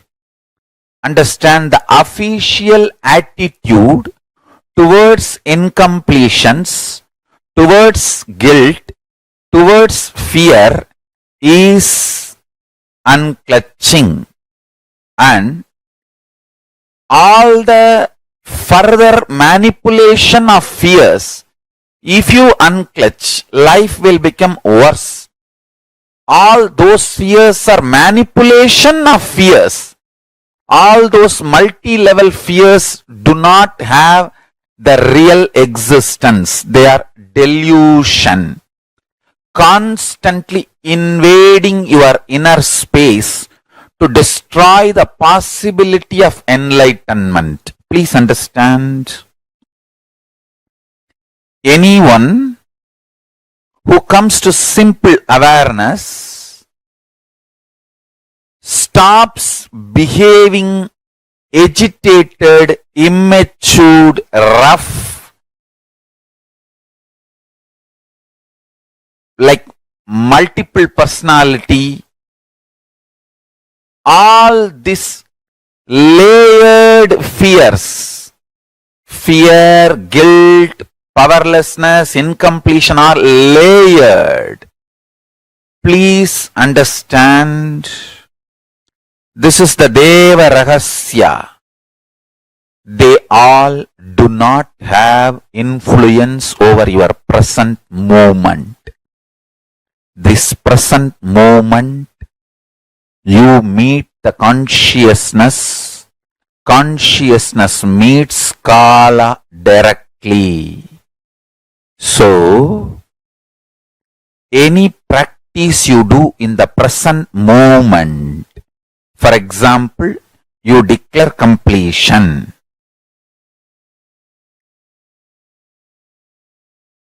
Immediately, even 2000 years of incompletion has no power over you. This is Deva Rahasya. Understand? This Deva Rahasya can empower the truth in you just like that. You can manifest Paramashivam now. Only thing, don't become arrogant. Don't become arrogant. When this truth was given to Brahma, he became Paramashiva. He became one with Paramashiva. But unfortunately, he could not maintain himself in that state. He started developing arrogance and started abusing Shiva and Guru. Paramashiva, who gave this truth to Brahma as Guru, he started abusing the Guru, thinking that he knows the whole business trick or trick of the trade or the whole thing. Then Kalabhairava manifests and removes his one head and makes him understand the truth ultimate, and again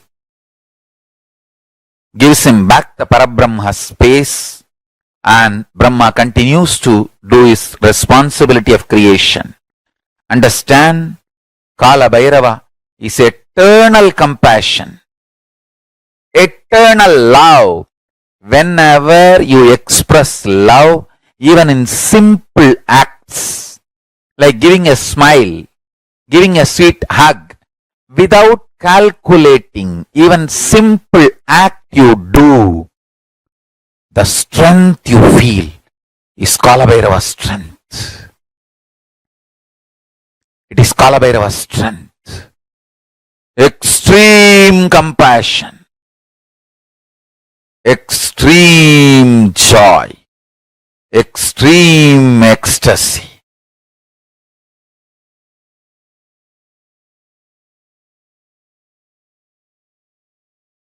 Brings intense powerfulness and strength in you.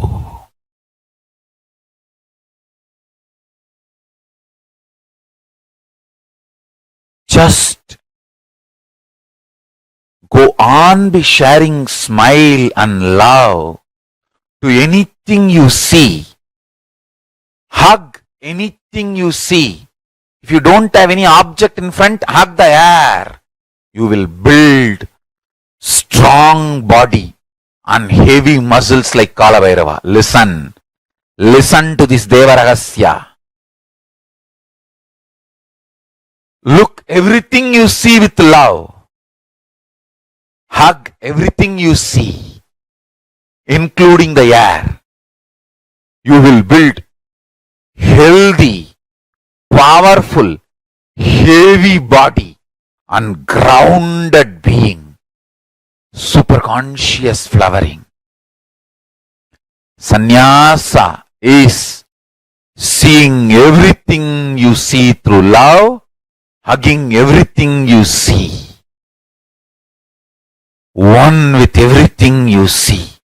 People, objects, animate or inanimate. In the cosmos, there is no inanimate.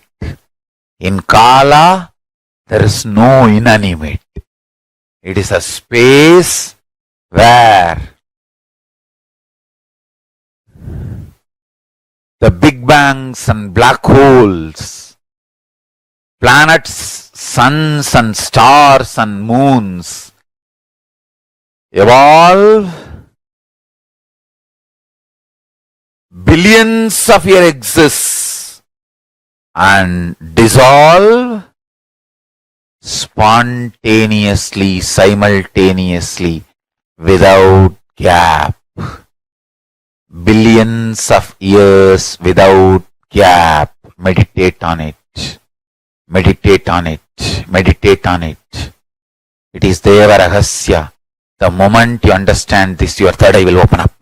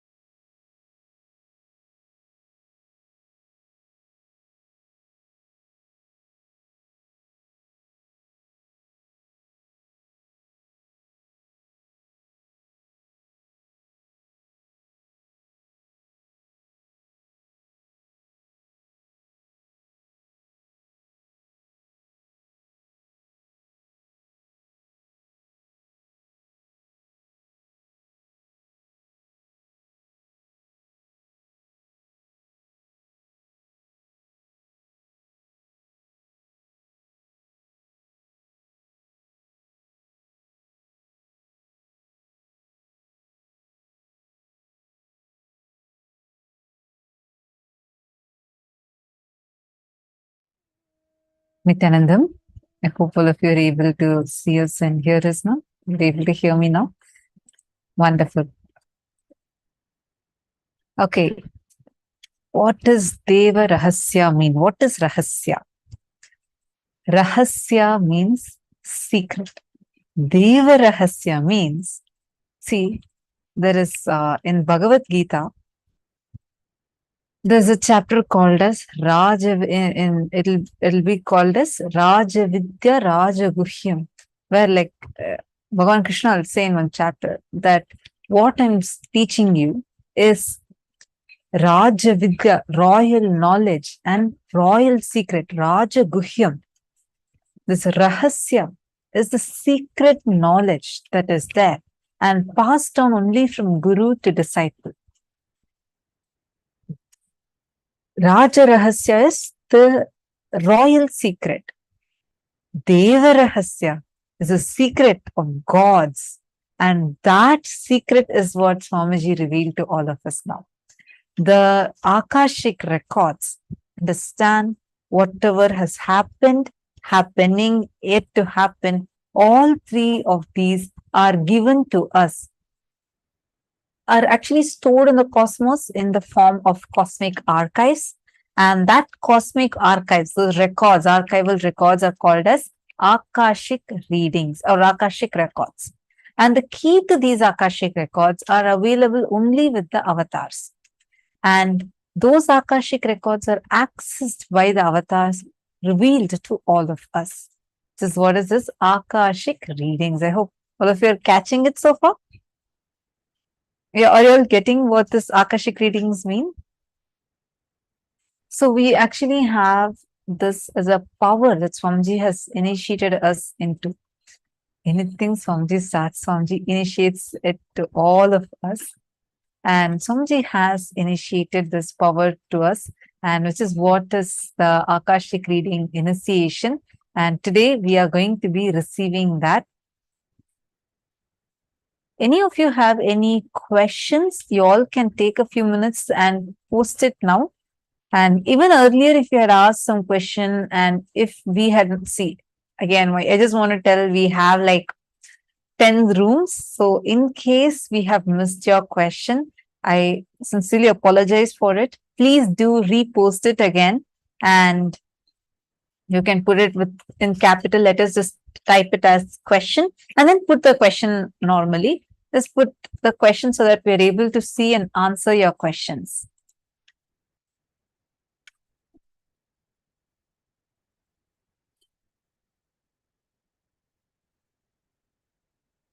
So I hope all of you are understanding about this Akashic readings. Why we first learned about the Mahar Loka, the Loka where which is the largest universe, the ability for you to relate with, to remember, to handle large information without getting attached to it or getting reactive to it. For example, let us say that you remember an incident that happened to you 2 years ago, where someone had really badly insulted you.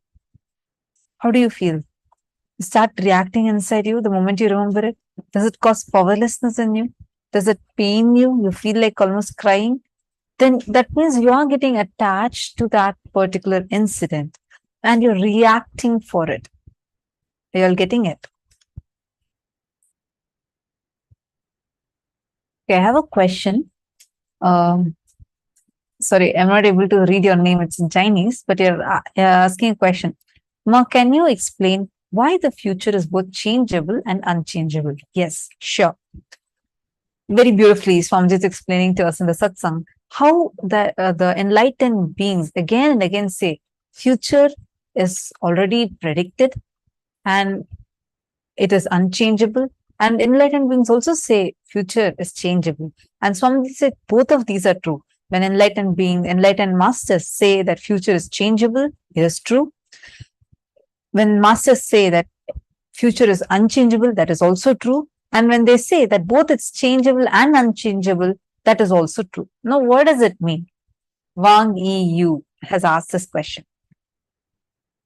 Swamiji said, for example, there is an incident that is supposed to happen.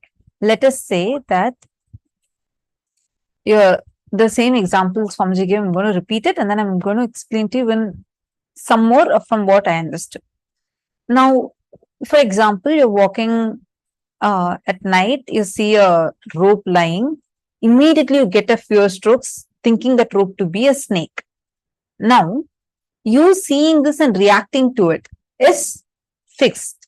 It is unchangeable. But what you project on that rope, either you project it as a snake or you project it as an alligator, it is up to you. That projection is changeable. Like that, there are certain components in your life that is changeable. There are certain components in your life that is unchangeable. Well, you may have a question. Oh, so basically I can only change a few aspects of it? No. The Akashic Records, the cosmic archives, hold this secret of what all are the karmas that you have, how your life is supposed to be heading, how your life is supposed to be going, what is supposed to be happening first, second, third, all these things, the Akashic Records have it written already. The way how it needs to occur to you, you have the freedom to decide it. But what if you want to change the course of the life itself completely? What do? That's where the avatar, who, when he comes down as Guru, has the power to change it. Very beautifully in Guru Gita, Paramashiva says, what Brahma writes in his right hand, Vishnu cannot change, Shiva cannot change, Brahma himself cannot change. Guru can just dust it off with his left toe. Understand? What Brahma writes, no other God even has the power to change it. But Guru can just erase it off just with his left toe. That is the power that Guru has. And for us, Paramashiva himself has come down as our Guru. And if you want to change anything which is as a part of your life course, he can just change it. We have seen this so many times. Actually, there was a person who wanted her life to be in a certain way, and she had come. So Swamiji had given this Akashic reading power to Balasans first. So there's a set of Balasans who are doing this Akashic readings. Every day we used to do it. People from different parts of the world used to come and receive their Akashic readings read out for them. So there's one lady, she came and she had her Akashic readings checked to be changed. So she, to be read out. So she had it read out, and she got it read out by 3 different people, 3 different Balasans. All the 3 of them told the exact same thing. So she was really amazed, and she goes and asks Swamiji. And then Swamiji also tells the exact same thing.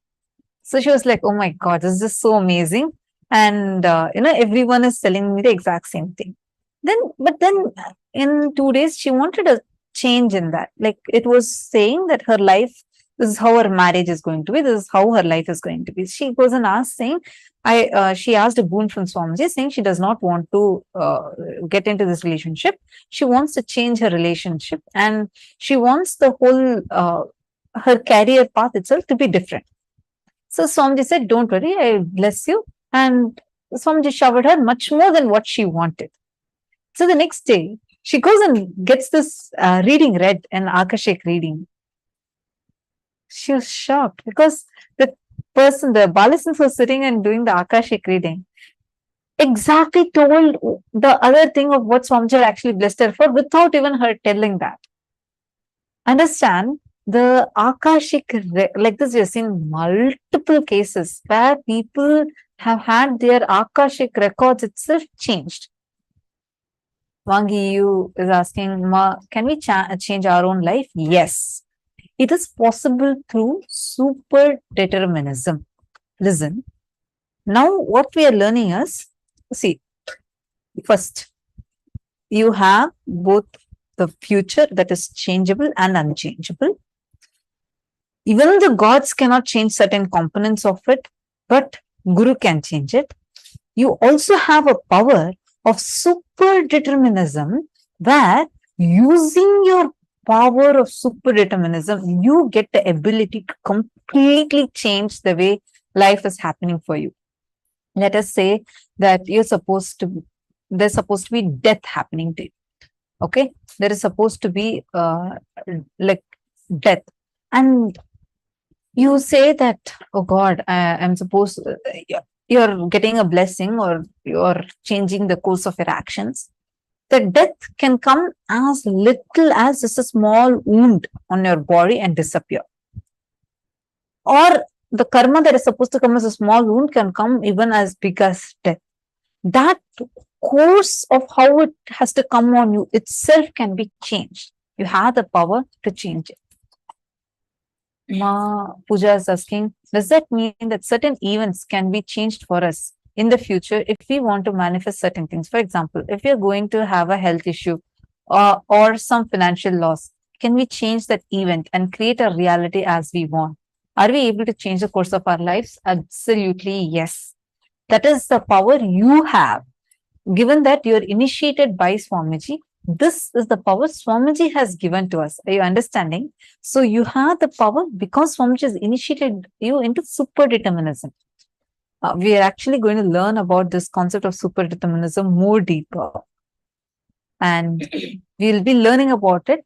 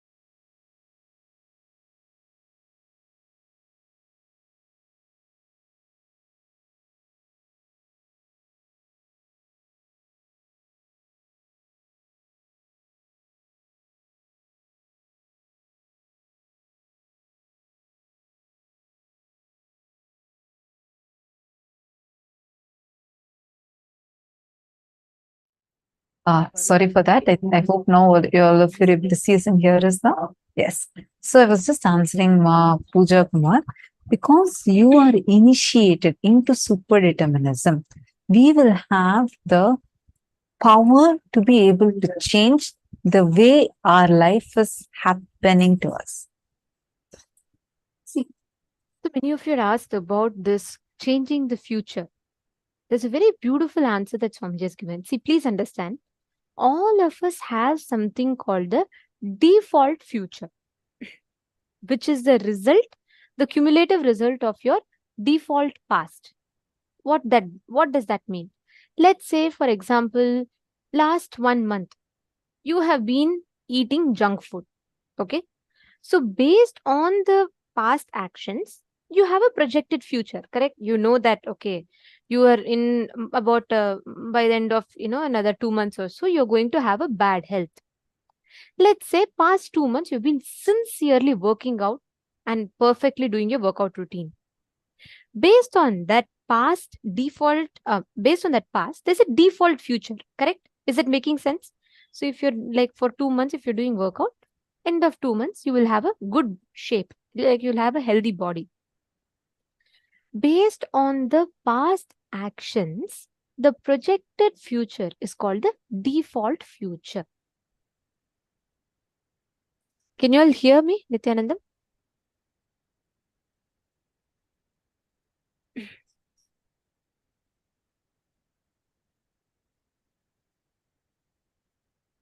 Yes. Okay. All right. So based on the past that you have, based on by default, whatever your past actions are, what gets projected in the future is called the default future, which all of us have a default future. Akashic readings accesses your default future. But sometimes this default future is like, what to say, based on your actions, it is changeable. But certain parts of this future is not changeable, because that happenings will be a cumulative effects of all your past karmas. So Akashic readings cannot be changed. Only an avatar can rewrite the future for you. I'll tell you a very beautiful incident for this. Once during an inner awakening program, physically that was happening in Bidadi, one person, that was a time where Swamiji had introduced this Akashic reading where Balasans would do. Like Swamiji initiated a group of us and we were able to see, we will actually see, like someone, let's say someone comes and asks us in 6 months, whom will I get married to? We will be able to see a particular name appearing in golden letters on Swamiji's Atmamurti. And we would read out that answer and it will manifest. Like if we can actually see the clear future. Okay. So during that inner awakening, Swamiji introduced this, and one person, one man who was attending the inner awakening program, he wanted to know his future. So he goes to Akashic readings and he asks, saying, he asks Kalabhairava in Akashic reading, he says that, whom will I marry? So the Balasant who was doing the Akashic reading gave the answer of a particular person. Then he was like completely shocked. Okay, because he was like, he was in love with someone else and he wanted to marry that other person. So, and the moment he heard this name and he's like, oh God, I was planning to marry another person, and Akashic reading is saying something else. He didn't tell anyone. He went back to Swamiji, and that day's darshan, he told Swamiji, I want to marry this person. Swamiji blessed him. After Swamiji blessed him, he didn't tell about that to anyone. He comes back to Akashic reading. Automatically, the Akashic records got updated. Next time when he asked, the answer changed. This time it was the exact person he had asked the blessings for. All of us have the default future. But in the presence of a guru, that default future gets upgraded. You manifest a new life. You manifest a completely different reality in front of you. That is what only an avatar can do.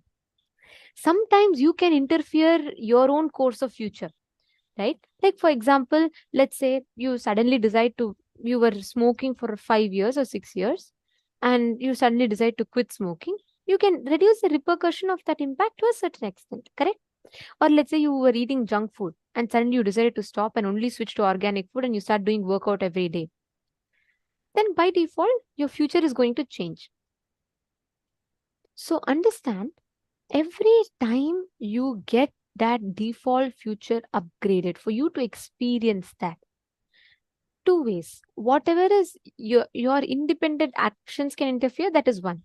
But second, all the unchangeable things, only by the grace of a guru, you can upgrade it. Only an avatar can upgrade it.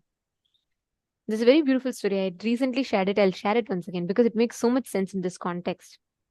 See, once 2 brothers met a sage, and that sage was known to be able to look into the future. So the brothers paid their respects to the sage and asked him if he could tell them about their future. Then the Rishi, the sage, advised them, see, it may not be good for you to know your future. Besides, your future can change later, even if I tell you now. But the brothers were insistent. They said, no, I want to know the future. So, all right. So the sage meditated, looked at the elder brother and said, in next 1 year, you will become a king. Looking at the younger brother, the sage said, you are destined to die in the hands of a murderer in less than a year's time. He's shocked. So the brother starts walking back home, and the elder brother was overjoyed. He started fantasizing. He was like, God, I will be a king. I will rule a kingdom. I'll have so much of wealth and all that. Meanwhile, the younger one was depressed. So the elder brother started creating his fantasy world. He started dreaming of becoming a king. On the other hand, the younger brother, who was destined to have less than a year to live, he started spending his time on spiritual activities. So he used to use his time to serve everyone, and he used to go to temples, pray, he used to do annadan, everything, and soon he came out of his depression. 11 months passed. One day, the elder brother invited the younger one to join him on a journey. He wanted to look for a piece of land to build a grand palace that he was planning to build when he would become a king. So they were crossing an open land, and when the elder brother stumbled, when they were walking on, suddenly elder brother stumbled on a half buried pot. Okay. The moment that he stumbled, both the brothers dig out the pot and they opened it. It was filled with gold coins. Then the elder brother was thrilled and he started shouting, "This treasure is just for me. This is for me to set up my palace and my whole kingdom." Like that. And he is so excited, he starts jumping. Just then, suddenly a thief jumps out from the bush and he gives a blow to the elder brother's head and he tries to grab the pot from him. The younger brother jumped at the bandit to protect his elder brother, and then the thief attacked them with the dagger and he had a small wound on his head. During the struggle, the thief dropped the pot and ran away. This is what happened.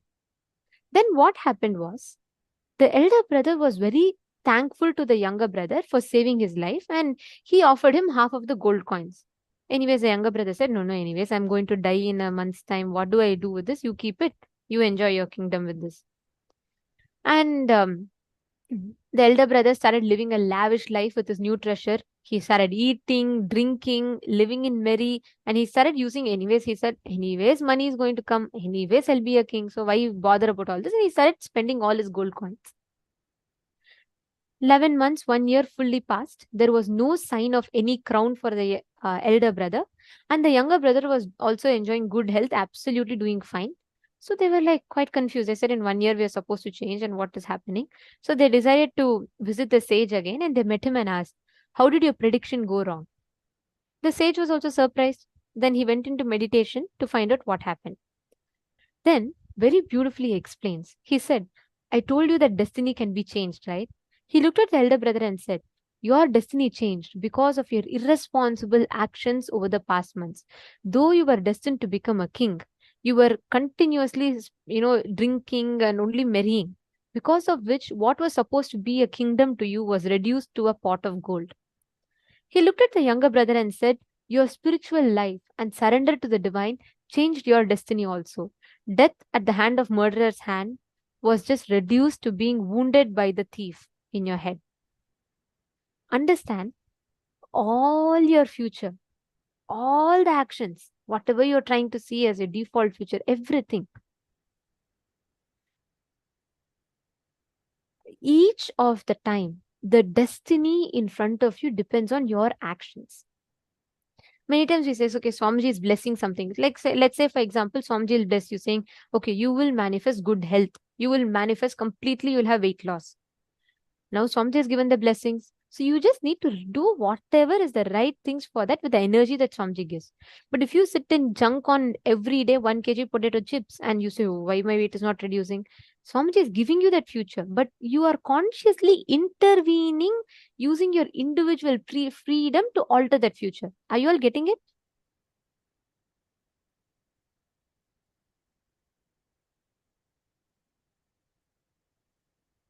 See, understand, each time you are conscious, you have the, okay, Ma Puja Kumar is asking me to repeat it. Yes, I'll repeat it. Ma Divya, you're clicking with it? Good. Nice. Ma Regular is saying, I love all your stories, all of them. Let me tell you the secret. All of these, Swamiji tells in satsangs as one small story. And then I just, pick up from there and I just tell that. These stories of Swamiji's are just amazing. Yes, that's totally it. So, Ma Puja Kumar, see, what I'm saying is, if Swamiji blesses you, let's say, for example, Swamiji is telling you, okay, from now, you will have complete weight loss. The moment Swamiji tells that, that means it is like that, how that sage, right? He is seeing the future. He knows you will be healthy and he's blessing you with that. But if you consciously intervene to take an action against, like for example, you say, anyway, Swamiji blessed. So it will come whenever it comes. Let me sit and eat 1 kg potato chips and pizzas every day. If you start doing that, You are using your independent will to consciously intervene and alter the future that is given to you.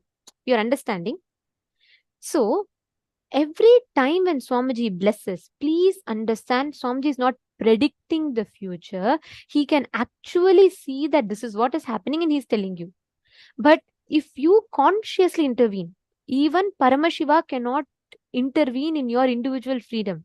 That is what is the biggest thing, right? If you using your personal individual freedom, your conscious will, if you decide that I don't want it, even if Paramashiva blesses, it cannot happen for you. Even if you get a blessing, Swamiji, even if you get a blessing saying that Swamiji is blessing you, you will manifest $1 million tomorrow. Swamiji is seeing the future. He is seeing and he's literally like giving you that energy. But if you consciously decide, okay, Swamiji told it will happen, so let it happen however it wants. I am not even going to attempt to look at any possibility to come. If it comes, Swamiji has told me it has to come, let it come. And if you consciously use your individual freedom to intervene to the blessing that is given to you, then you will not be able to manifest the future Swamiji is giving you. Sometimes, despite putting in best efforts and keeping in blessings in perspective, our future doesn't manifest. See, it is not just action, Maswati Jain. It is not just action. It is the thought current. It is the individual freedom, your individual will. If your individual belief, see, you may desire all.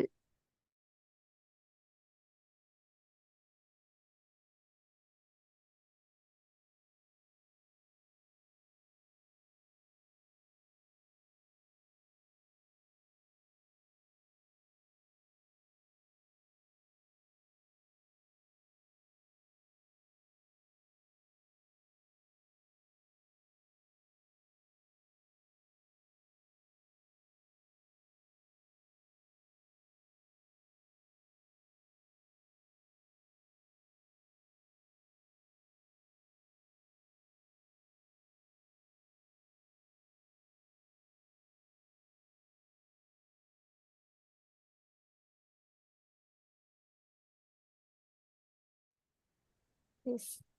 Sorry for that glitch. Okay. See, Maswati Jain, many times what we see, right? It is not just the external actions. Your belief inside you, even after Swamiji blessing, if you strongly hold on to the belief that it is not possible, inside you, if you constantly entertain the self-doubt, like for example, let's say Swamiji blesses you saying, you will manifest a good relationship. I'm just giving an example. Inside you, if you strongly entertain the incompletion that good relationships can never manifest for me, and in that belief, whenever you take action, even if you think you're taking action towards manifesting good relationship, it will still not manifest, because inside you, the belief you're having is what will manifest as reality. That is why when you tell Swamiji, let all my known, unknown, incompletions, everything, please remove it and you manifest the reality for me. Whenever people ask that type of boon, Swamiji tells, even if they're incompletions, that's how we call miracles, right? We'll say, Ma, I didn't even expect, Ma, but Swamiji said, and somehow it happened. It happens because that individual freedom, that individual free will also, we tell Swamiji, I'm giving you the freedom, please overwrite it. So my delusions don't stop me from manifesting.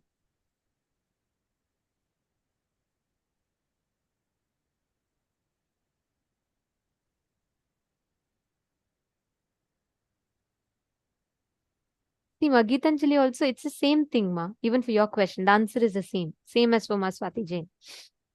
Are you all clicking with it? Are you all understanding? See, all of us have that power, ability to manifest everything that we want. Okay. Herald Lemke is asking, isn't that supporting the ego wishes of a person? Sorry, could you ask once again? Like clearly, I'm not really catching your question. What point do you ask this question for? I request if you could please repeat it. Like what exactly is the thing? Oh, the marriage example. Understand. First of all, you need to understand what is the meaning of ego here. Listen. God, cosmos, divine is not sadistic. God does not want you to suffer. You are not a sinner. Understand, you are not a sinner. You are not someone who has to suffer. Cosmos is here to celebrate you. Celebrate you. The very purpose of our life is to be blissful. Why I'm saying this is, the way you read that example, right? It is not that just because this is what is destined for you. What is destiny? Even the destiny is nothing but you in your previous birth, based on all your past karmas, you have designed your life like this. Now, if you eat a lot of junk food and you are smoking, drinking, definitely you know where you're going to end up. You're going to end up in the hospital. This is something we know. You're consciously creating that karma. You're creating that reality in this for this birth. But there are certain thought currents, actions through which you have generated karmas, designing your further births. That's the way you created the default future for you. Okay. Now, even that default future that you have unconsciously created can be changed. Is what Swamiji is explaining to us. Based on this, you need to understand, if something is, let's say, this is what is destined for you, there's no necessity that only that you have to experience, that only you have to enjoy. You also have the power to ask for a change in the way your life is supposed to occur to you, because life is to be blissful. The purpose, Swamiji says, there's only one purpose for human existence, to be blissful. Start with being blissful, end with being blissful. Always be blissful. Be blissful. As Swamiji says, that's the message that I want to give to humanity through all forms. Be blissful. That's if you actually are reading, like you're listening to the revelations from Swamiji, listening to the powerful cognition Swamiji reveals, you'll always see it's extremely life positive. Extremely life positive. You'll be like, even Tyaga, renunciation, can someone talk about it so juicily? And like you'll feel like there's nothing that you will ever miss in your life. Even the most parts that you hate about you, Swamiji will make you reinvent yourself such that even those parts don't cause suffering in you. The way the kind of techniques Swamiji is given. Do you know there's a book Swamiji has written, Sleep Your Way to Enlightenment? And I want to tell you the background of it. That's because one of the Adinavasis, she was feeling very, very, very sleepy. And like her whole problem was related to sleep. So she kept saying, like one sannyasi, she is like, I am struggling with sleep, Swamiji. Every time I feel extremely tired and sleepy, lazy, and I keep struggling with this. And then just for her, that one thing she had, and she asked Swamiji. The next day onwards, Swamiji gave a series of satsangs, and Swamiji wrote a book on how sleep your way to enlightenment. Even through sleeping, you can achieve enlightenment. How to do that, Swamiji has given us. Understand, life with Swamiji is just celebratory. So it's not ego to ask, I want this boon, I want that boon. It's not ego. First of all, what is ego? Ego is not thinking yourself to be something big. Actual ego is thinking about you as something small. When you cognize yourself in a very low way inside you, and outside of you, your inner image is very low, and your outer image is, you're trying to project yourself big. That is ego. And knowing that you're holding on to something that is not right for you, but continuing to hold on to it, is arrogance. So even ego, that's why actually you will never hear anybody as empowering as Swamiji. Swamiji's every message, like even the way he lives, right? If he has something, the moment Swamiji got jatas, Swamiji made sure all of us got jatas. The moment Swamiji wears Rudrakshas, he'll give Rudrakshas to all of us. The moment he gets something, one power, Like one software gets downloaded in Swamiji, next day Swamiji will be there for satsang and give all of us that initiation. That is Swamiji. It's like he's the most life positive and life celebratory person. Like everything, you'll just feel like celebrating your existence. Wow, it's me. That experience is what Swamiji will give you. So everything in life, you should never drop the feeling that you are a sinner or some kind of a suffering needs to come upon you. No. In Sanatana Hindu Dharma, the teaching Sanatana Hindu Dharma gives us Shrimantu Vishwe Amritasya Putraha. O sons of immortality, please listen. You are not a sinner. You are not someone who has to go through suffering. You are sons of immortality. You are Paramashiva himself. You cannot suffer. Suffering cannot exist for you. I hope I answered your question.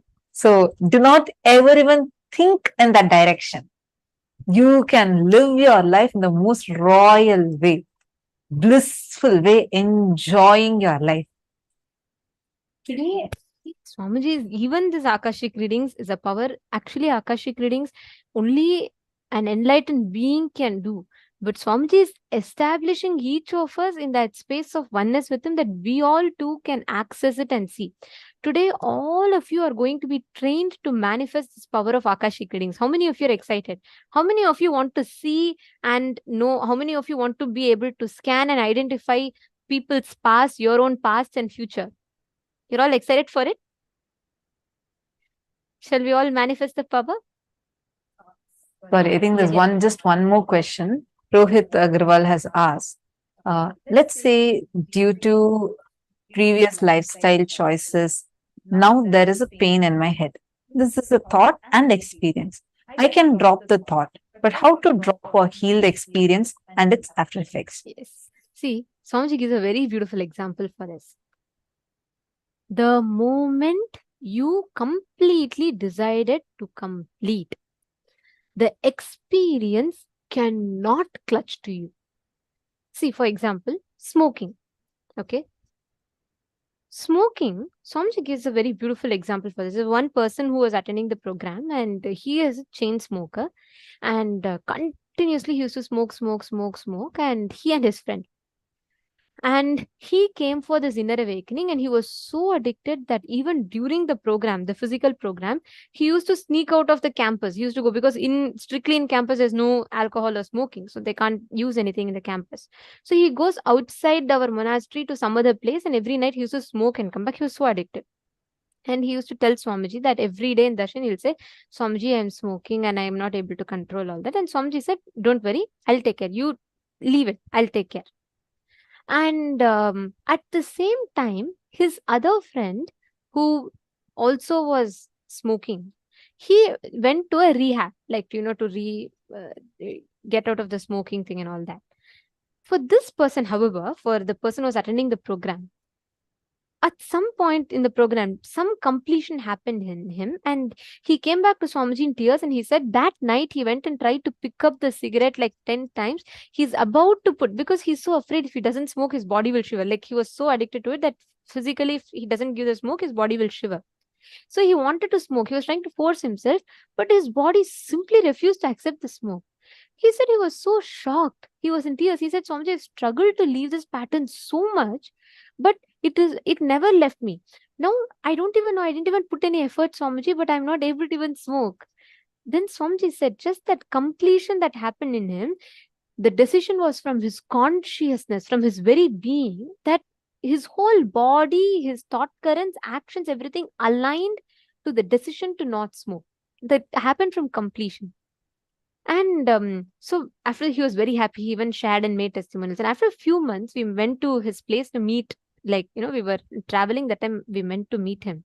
He shared with us that same friend who went to the rehab, he was out of the smoking pattern, but he suffered the whole impact of smoking. He had like severe problems, like lung problems, and you'll get pancreatic cancer if you smoke That's what he had.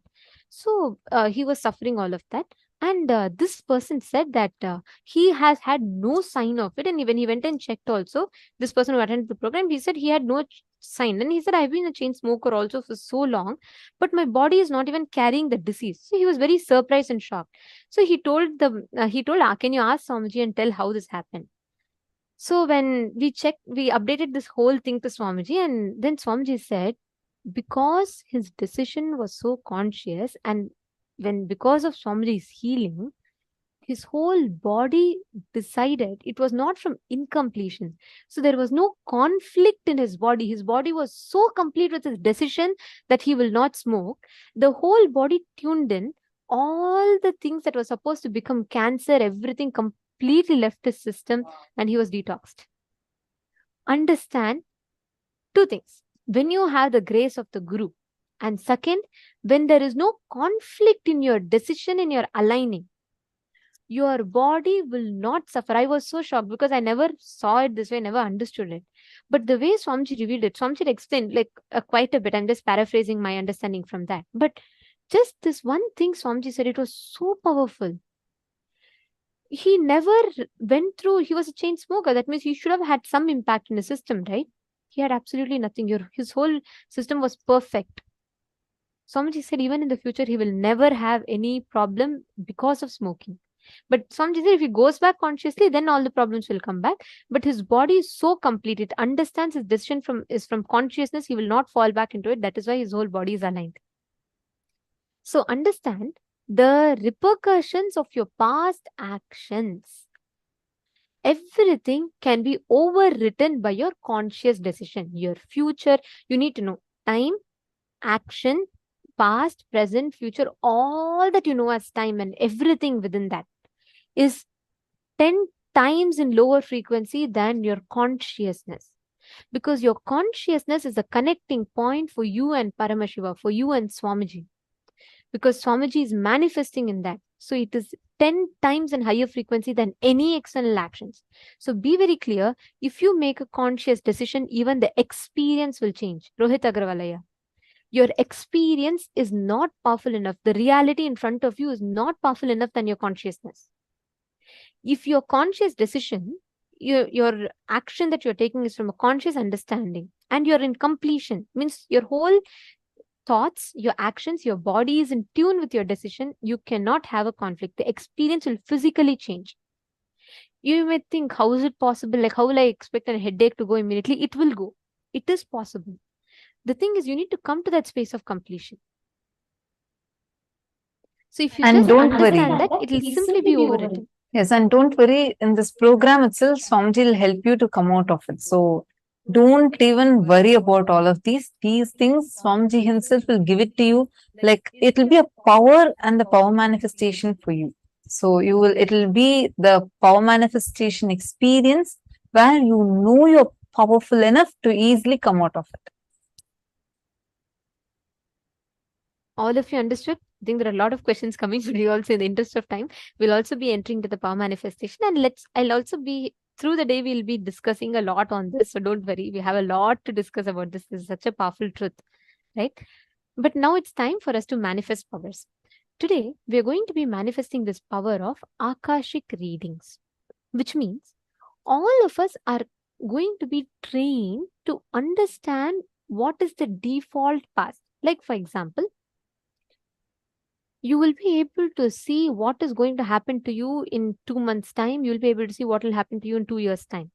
You'll be able to see that future. This whole power is where you will be able to see the past, present, and future. Your past birth, what happened to you 5 years ago, or what is going to happen to you in your next birth or 5 years later. You'll be able to see the whole spectrum. And this is for this power to completely manifest. Of course, this is very advanced and it is like you need a lot of training. Even for Balasans, Swamiji conducted a lot of tests and Swamiji will make us train us completely to be able to see. It's a very advanced power. But today, all of us, to the training level, the beginner's level of manifesting this power is to be able to read the verifiable past. Which means, for example, let's say Rohit Agrawalaya. If you went to a particular school, right, the default past, like whatever happened, the verifiable past, we will be able to scan. Like let's say one other person is scanning you, they'll be able to see the name of the school that you went to. Are all of you understanding? If you all understood, can you all please put yes in the chat? I just want to make sure that you're all understanding correctly, because it's a very important power. It may sound very advanced, but it'll very, very easily manifest, because there's a very clearly established process, procedure, and technique for this. So, okay, perfect. Looks like many of you are understanding. So what we're going to do now is, you're all going to be starting with manifesting the known past. The verifiable past, you'll be able to manifest that. You'll be able to see that. Okay. So what we're going to be doing now, I request every one of you to bring Atma Murti. Can each of you please bring a photograph of Swamiji, the Atma Murti, and please place it? Yes, Nadia, I'll explain to you. I just request every one of you to get Atma Murti. I'll explain to you all step by step. Ma Drishti Yadav. Nithyanandam, I see that you're here for the first time. Welcome. Welcome to this program. Where are you joining us from, Ma? Ma Drishti Yadav. Which place are you joining us from? And don't worry, I see you're putting that you're here for the first time. You absolutely are not understanding anything. No issues. Do not worry. You're here for the first time. And I can assure you one thing. This is going to be the most life-changing experience for you. You're going to get introduced to yourself and life in a way that you've never seen before. So I'm so happy that you took this decision to be here. Welcome. Welcome to the best decision of your life. And secondly, Ma, many things may be very new for you, but just stay tuned with us. You will start understanding it, because today, like, we are learning many advanced things. So we'll explain to you. From Sharanpur, Uttar Pradesh. Welcome. Very happy and very nice to have you here. You're going to really enjoy this program. And just sit and ask any questions if you have. And I just also want to tell all of you, please be on camera continuously and participate. That will really help you a lot. And if you had actually attended the day one, Swamiji had specifically also told that all of you please be on camera as much as possible and attend the program, because that will really, really help you in learning these concepts deeply and understanding. Rajkumar Nagaraj is asking how to take that deep conscious decisions. All the decisions are at mind level, right? All decisions are not at mind level. Some reactions are at mind level. Some reactions are from biomemory level. Some decisions are from deep-rooted conscious will. There are some decisions. For example, you are driving, suddenly you see a big billboard that shows some cheese melting from a burger, and it's so tempting for you, and immediately your stomach feels hungry, and you see that there's an offer and they say buy one get two free. So automatically the hunger that was nowhere there till a minute ago is now there, and you're feeling extremely hungry and you drive towards McD. That is your reactions taking from mind. There are sometimes out of you yourself will feel that this reaction is not coming from, the decision is not coming just from mind level. It's much more deeper. It's not just emotions, but it's something more deeper happening in you. For example, when you're unconsciously reacting, you don't know why. You feel sometimes you are reacting too much to something that could have been easily resolved, that you don't need, it does not need that big reaction, but something has triggered a deeper reaction in you or a deeper decision in you. Let's say from a very young age. Rajkumaraya, for example, let us say from a very young age, you have been taught that there is reincarnation, meaning you have janmas, you take birth again and again and again. You have janmas together to experience. Now, whenever you take a decision, you think, do you see the undercurrent of janmas of life is existing for me, is there deep inside you. It's not conscious. It's not that every time you think, oh, I'm going to eat this food because I'm going to exist for Janmas. No. But inside of you, do you see that there is that undercurrent existing? If you're brought up with this thought current, definitely you will be having it as a deep-rooted existence. If people are, especially if you're born and brought up in India and many other East Asian countries, you will have this. This is like a given thing. You would definitely have this as a undercurrent. Now, those things are coming more from your bio-memory level, like your deeper decisions. The decisions. That is why, for example, somewhere at your young age, you were laughed at. Let's say you told an answer wrongly in the class. Whole class laughed at you. And you felt, you decided, you made a strong decision, saying, no more I am going to talk in public. I will not humiliate myself further. People will laugh at me. Even after you become 40, 50, even though you would be the CEO who's supposed to conduct the board meeting, you would still give your points to a person who's sitting next to you to talk and take all the credit. Are you understanding? These kind of decisions, that time it's not that consciously you're deciding, okay, 10 years back, this is what happened to me. 30 years back, this is what happened to me. So I'm deciding like this. No, but there's more of an unconscious decision. The decision, there are some deep patterns which push you to make certain unconscious decisions. Those all come from the biomemory level. Whether the cognitions that you carry about you, about life, about how you feel about life, all these are very deep inside. Then there are certain cognitions even beyond your control. You have certain desires because those were your conscious will that you had taken before you assumed this body, that you had taken for janmas together. For example, let's say that unknown to you, even though you have not read spiritual books or you didn't have a spiritual ecosystem, but there was a drive for seeking. Like you felt like, I have to seek, I want something higher. Or there is something, even though you feel like running away from spirituality, something just drags you and puts you back. And something just makes you saying like, no, you have to do this. All that are coming from a much deeper conscious decisions. When you become more and more subtle inside of you, where you just may unclutch to the completion and with the powerful cognitions go deeper and deeper inside of you, the very existence of you will be conscious decisions based. See, a simple decision, for example, when you decide, let me break this pattern, this is my pattern, every time I'm cherishing this pattern, instead let me break it. And you're consciously deciding, that is also a conscious decision.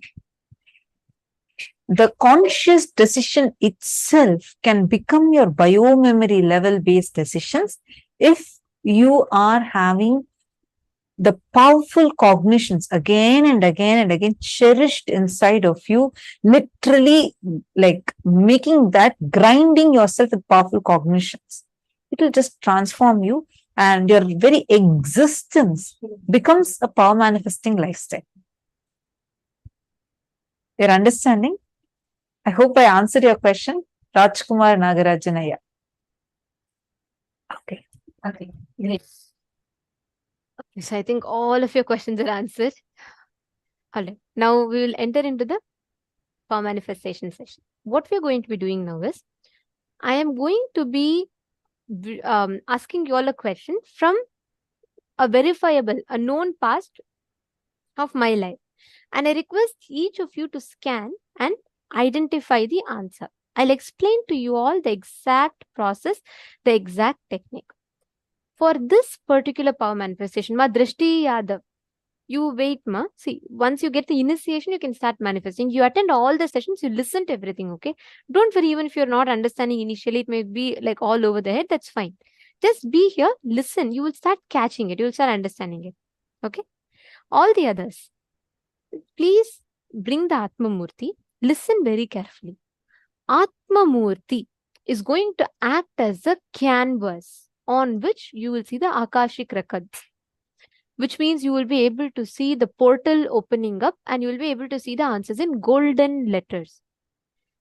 Akashic readings will always only appear in golden letters. You will not see it in any other color. If you're seeing it in any other color, it's your logic. Please be very clear.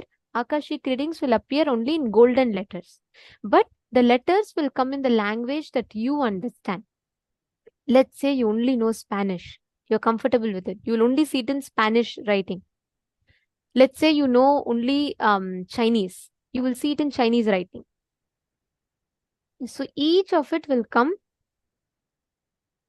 in that respective language. It will come in that respective this thing in golden letters. Understanding?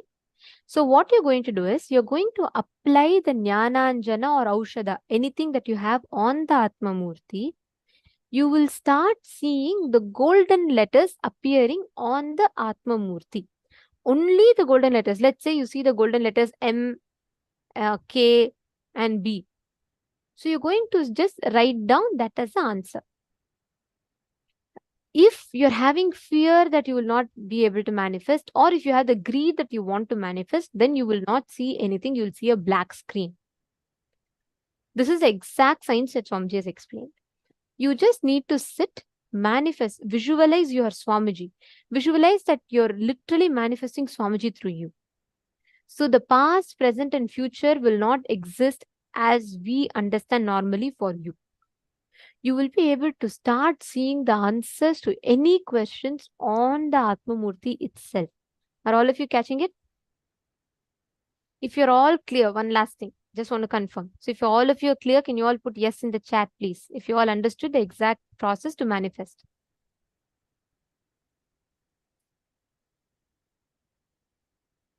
Okay, great. So that's a yes from all of you. Perfect. So I'm now going to be asking you all a question from, it could be any question, okay? You're going to scan, you're going to be posting the answers for whatever question I ask you in the chat, okay? Please sit straight. You're going to be seeing the Atma Murti. So make sure you're sitting in a way where you can see Swamiji. You will see the answer just with all your three eyes. Just look intensely. Suddenly you will see like a whole space will suddenly open up in the Atma Murti and you will start seeing golden letters appearing on the Atma Murti, on Swamiji's form. So please face the Atma Murti. First, take a few minutes. Please close your eyes. I request everyone to do this intensely. Only then you will be able to manifest. Please do this. Close your eyes. Look at the Atma Murti and connect intensely. Visualize your whole inner space. You're just one with Swamiji. Absolutely no thoughts. Don't clutch to any thoughts.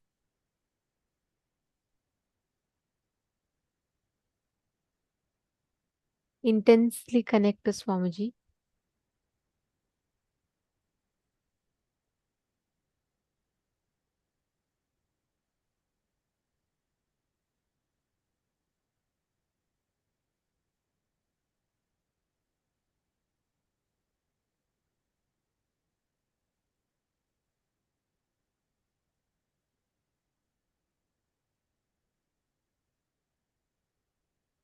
Look at it. Make sure your whole mind is in complete peace and that there is no interferences.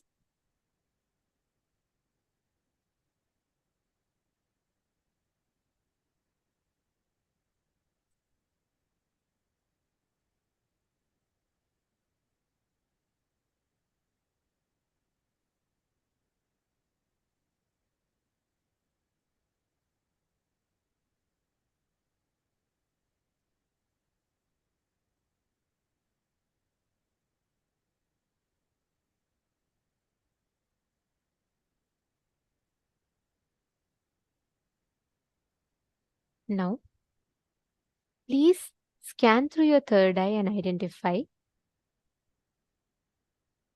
on the 8th of May 2017. What was the major event that happened in Adi Kailasa, the place where Swamiji was? So please close your eyes. On the 8th of May 2017, scan. You will just ask Swamiji to reveal. Even if you're just getting golden letters one by one, write it down. Ma Xiang Me Zi. You don't need to blindfold. Do not blindfold, because you actually need to see the Atmamurti. You will not see the answers in the third eye. You will see the answers in the Atmamurti only. Because Atmamurti is the only thing that can just hold the energy of Akashic Records. So please see the Atmamurti. Ankita, actually you will see golden letters will very beautifully appear. Both you, Ankita and Anisha, sit and intensely connect. You will see that golden letters will start appearing on the Atmamurti. Sit straight and just see whatever question you're getting. Look at the Atmamurti, and on the Atmamurti, just make sure you're applying the Aushadha or Jnananjana. You will see like a portal will open up and you will start seeing the answers appearing there.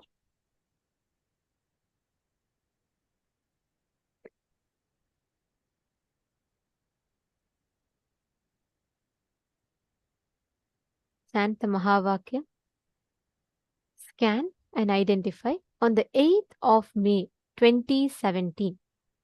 What was the event, major event, that happened in Adi Kailasa Sarvajna Peetham, the place where Swamiji was?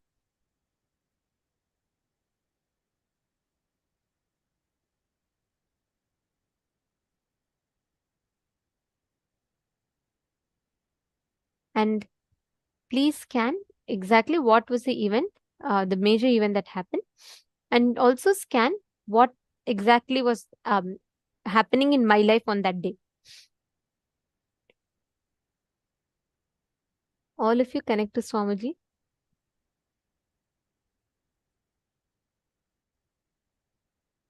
Daniel Bhattacharya, it is better if you could please remove the specs. It will really heal you. Whenever you manifest Akashic reading, don't put specs or any powers. See, don't put specs. Let your eyes heal. When you manifest to the third eye, right, it gives a lot of energy to your body. So just thank you so much. Yes.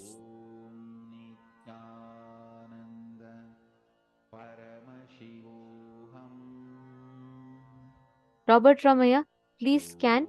You should see the Atmamurti. Swamiji sitting behind you. Just turn around and see that. See what happened on the 8th of May 2017. Just sit, connect to Swamiji intensely. Come on, Robert Ramaya, you should not stop manifesting powers.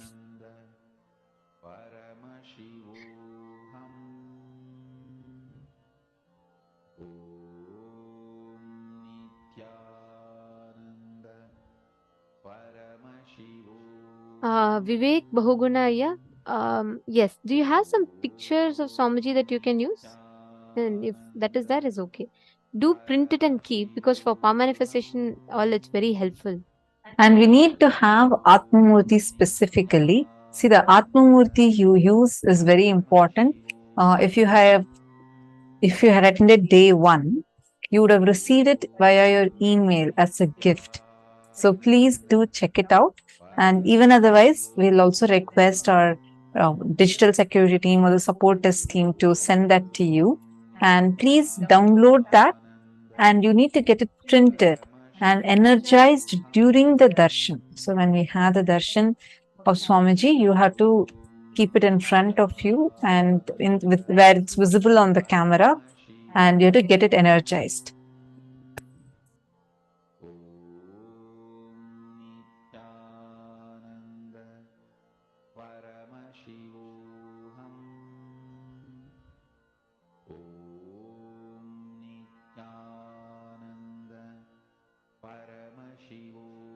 All of you continue to manifest. Chant the Mahavakya.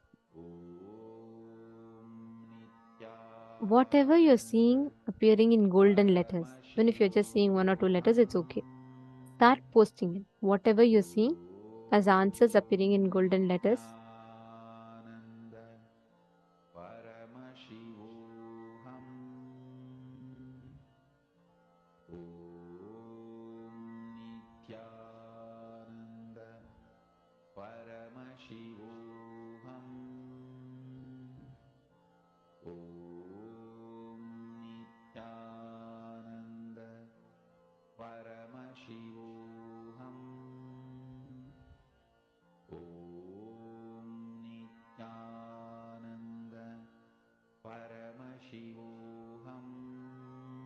even if it takes time, it's okay.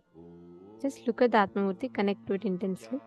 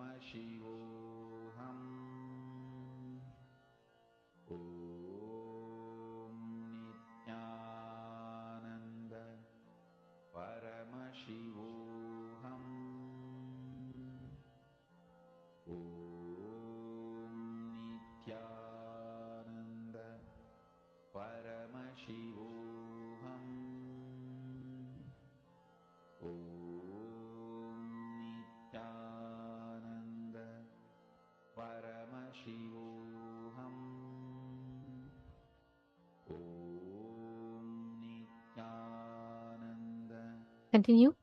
Connect to Swamiji. You will see the golden letters appearing on the form itself. Chant the Mahavakya. Whatever you are seeing, post it in the chat.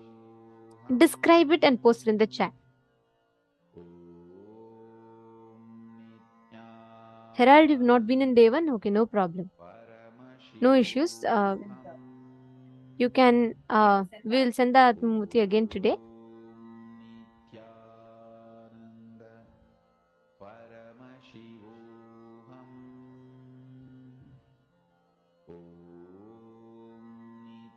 Okay, can I request every one of you to start posting what you saw? Okay, Makiti Punekar has posted.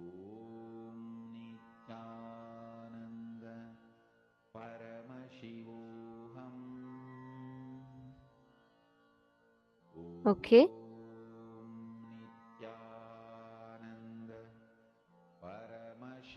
Okay, nice. Ma Drishti Yadav, but for you to manifest powers, you will need to take initiation. You're understanding? So now whatever is happening to you, you're just seeing it as an experience. You're visualizing. It should be an power manifestation happening to you, which means when you get initiated, you will start manifesting powers. So just wait till today darshan. Evening darshan will happen. That time you can receive it. Okay, very nice. Regular is posting.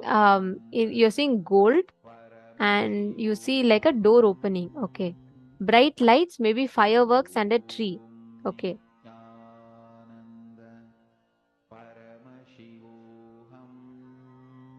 Okay, Juan Hao is saying great hall of Kailasa was built. I saw a cough near Swamiji. Okay. I see temple and fire. Okay. Madonna is saying I see another guru with Swamiji on stage. All right. Temple, okay. Darshan and birthday, okay.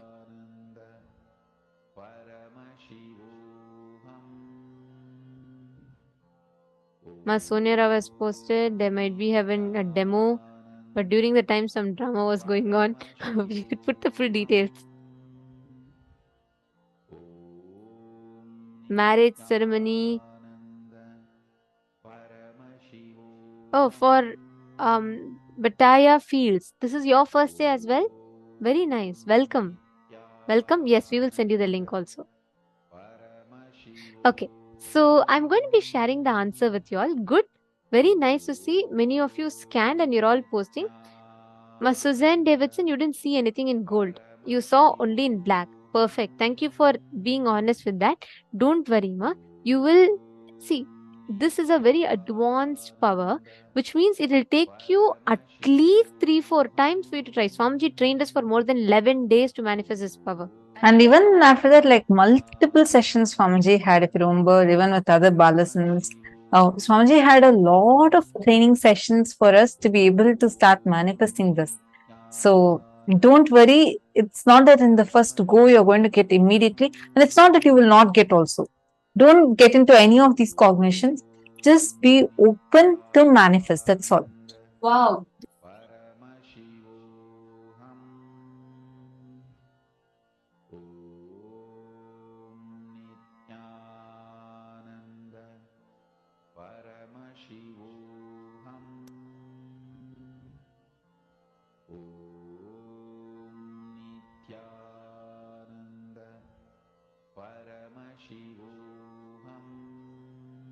Sorry, I was muted. I apologize. So, Ma Mohini Lata, you have manifested precisely. I was clapping for that because on the 8th of May 2017, it was Maheshwara Puja that happened, and there was a grand Maheshwara Puja. The major event that happened in Adi Kailash was that there's a grand Maheshwara Puja, and Swamiji was. It was part of an program. Like there were a lot of people, and Swamiji was doing the. You said you saw Swamiji distributing food in a big hall, and there were a lot of people. That's absolutely right. You got it precisely right, and that day Swamiji was distributing the food for all of us for Maheshwara Puja. It also happened to be my birthday, and yes, I did get darshan and I got a lot of gifts from Swamiji on that day. And another major event that happened in my life was that day was my exam. So I was giving my 12th exam. So that was the day. So that was a major event. That was a major event. So, Ma Sonia, you said there was some drama. So that was only drama that happened, me giving an exam. So, and I think that day was also the day all of us were sitting in courtyard with Swamiji, right? Yes. 2017. We all got the initiation from And Swamiji on that day. there was a lot of things happening. Actually, see, this is life with Swamiji. In a day, you have too many things happening. And these are some of the major things that are happening. My regular, that's also right. What you saw is also right. See, some of you saying that you have not Ma Vinuta Nagaraj, don't worry, we'll send it to you, Ma. All the others who are not seeing, please understand, it will take you at least a number of times persistently for you to manifest before you have that breakthrough. So do it. Good that you're not giving up. Don't give up. Sit and manifest. Even if you're seeing black color, it's okay. Swamiji tells whenever you're not able to see, look at where exactly the fear or greed component is starting in you. Like the fear of not manifesting or the greed to manifest. Look at both.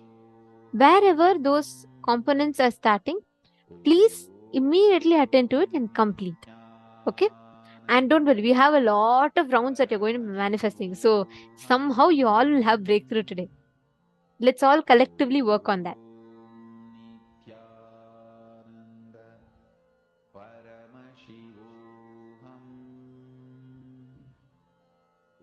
Yes. Okay. Now we're all going to be entering into the next session. I request all of you, if any of you need to drink water, you want to quickly grab a cup of coffee, tea, or something, go and come back. Quickly settle down. We're going to be entering into a very important session next.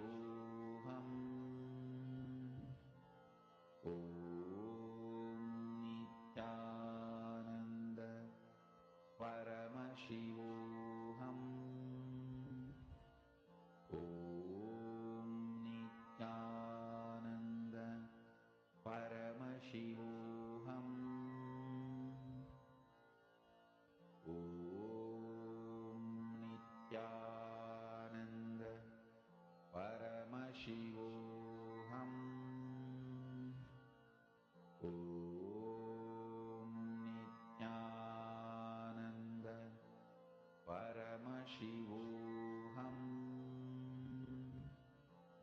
Om Nithyananda Paramashivoham. Om Nithyananda Paramashivoham.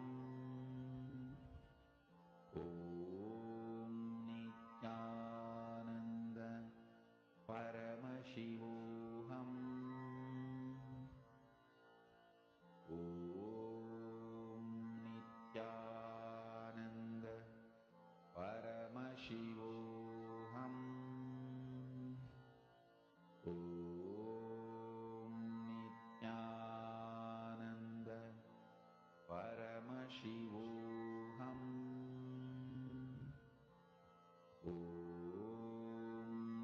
Nithyananda Paramashivoham. Om Nithyananda Paramashivoham. Om Nithyananda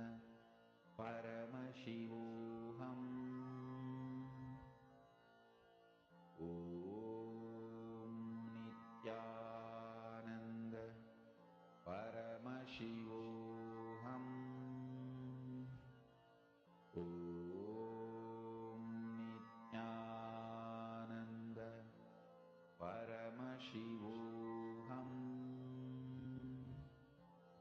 Om Nithyananda Paramashivoham. Om Nithyananda Paramashivoham. Om Nithyananda Paramashivoham. Om Nithyananda Paramashivoham.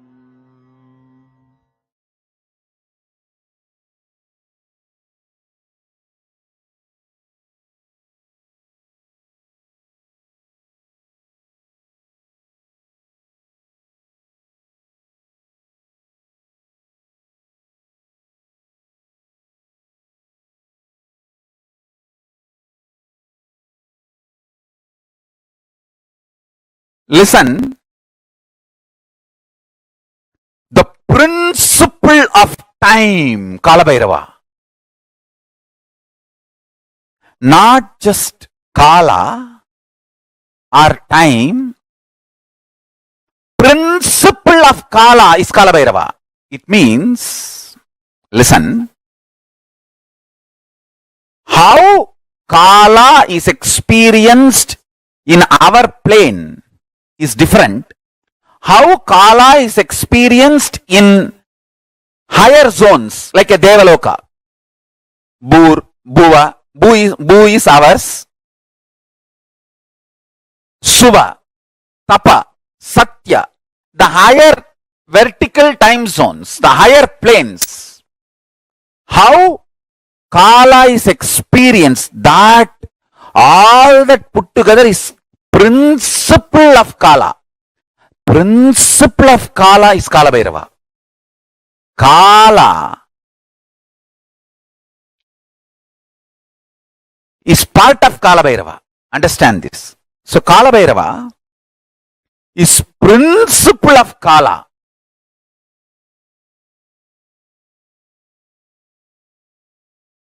Form of Kalabhairava. Mahadeva assumed the form of Kalabhairava and removed the false identity of Brahma and gave Shivoham experience to Brahma. Each of Mahadeva's action is considered as one incarnation. When he came out and destroyed Daksha and his Yajna, that action is Virabhadra. When he came out and destroyed the arrogance of Brahma and gave him Shivoham experience, that action is Kalabhairava. See, at one point, constantly creating, Brahma forgot He is doing it because of the blessings of Mahadeva, with the energy of Mahadeva. See, the Brahma's Kamandalu, which is the sacred water, out of which he creates whatever he wants, that water is the Abhisheka Tirtha of Mahadeva. The water washed the Mahadeva's body. That is why in all Shiva temple, where the sacred water, the sacred bath water, what do you call, Abhisheka Tirtham, where it flows out, there Brahma will be standing with his Kamandalu to constantly refill his Kamandalu. Go to any Shiva temple, you will see where the sacred water flows from the Garbha Mandir, the Abhishekam water flows, there Brahma will be standing with his Kamandalu, because that is where he refills and creates the whole cosmos. Unfortunately, by constantly creating, he forgot from where he is refilling his Kamandalu.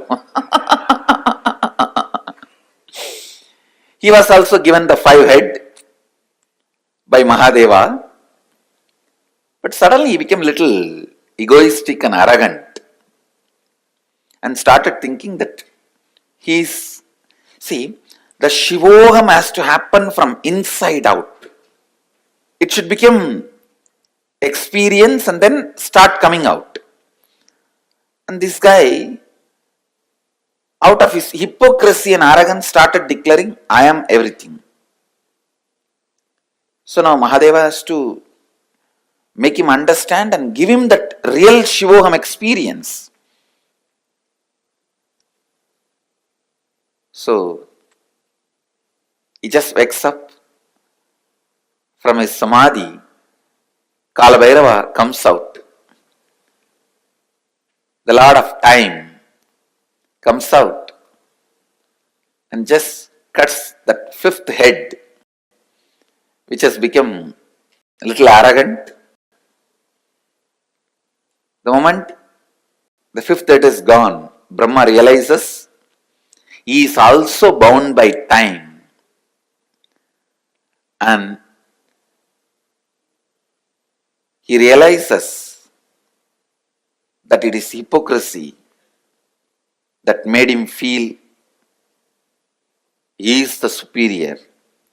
The moment he surrenders, Mahadeva again gives him the Shivoham experience and gives him the place back in his temple and says, you can start refilling your Kamandalu from now on and continue the creation. And he gives a permanent place in all temples of Mahadeva, where the Abhishekam water, the holy water, the sacred bath water goes. In that place, it's called Gomukam. In that Gomukam, always the Brahma will be there to fulfill his Kamandalu and do the creation. Kalabhairava is one of the most powerful expression of Mahadeva. Most powerful expression of Mahadeva.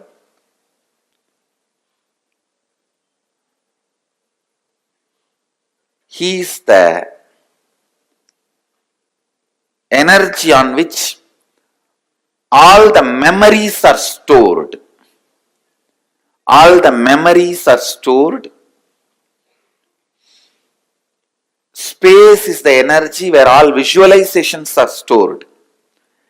Time is the energy all memories are stored. Cosmic record keeper.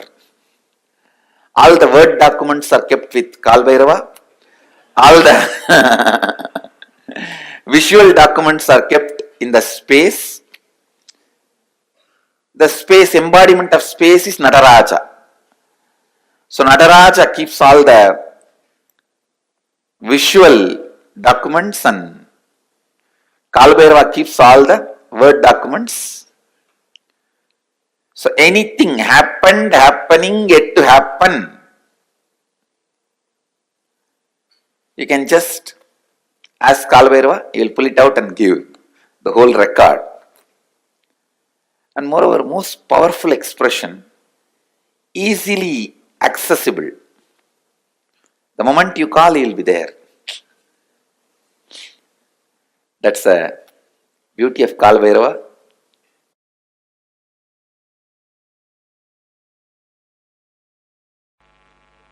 I tell you, life is only for the people who start thinking, living Advaita, who start thinking, living in the space of completion.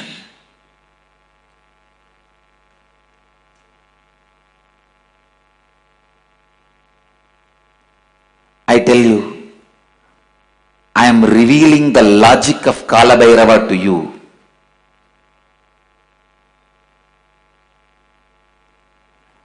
The logic of Kalabhairava is the logic with which life is operated. Understand? None of your questions life cares about. You go on asking questions. Why good people suffer, bad people flourish? All those questions are from your arrogance. Life never cares about your questions. Life will not care about your questions. Life will not care about your stupid rationality. Life will not care about your illogical logic. Kala, he goes on happening.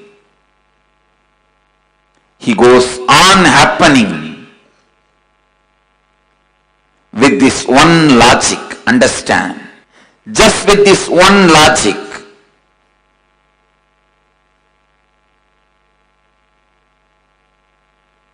The decisions made out of completion fulfills you, and whatever decisions you make out of completion becomes reality in you.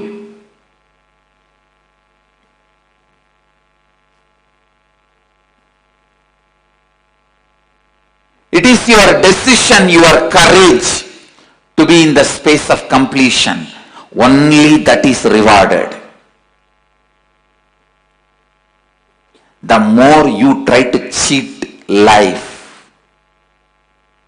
with your hypocrisy, life does not just cheats you back, it beats you back. Understand?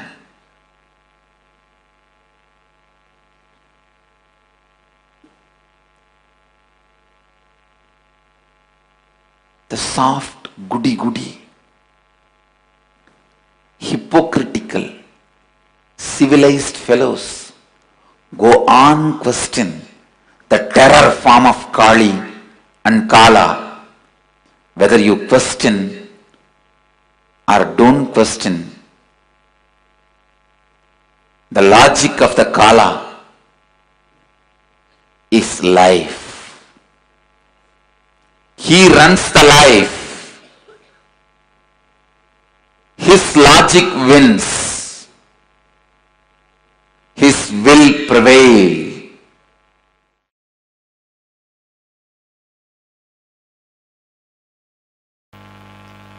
Life is not for the people who claim innocence for their ignorance, who try to claim any special thing because they are victims, powerless, ignorant. No. Be very clear.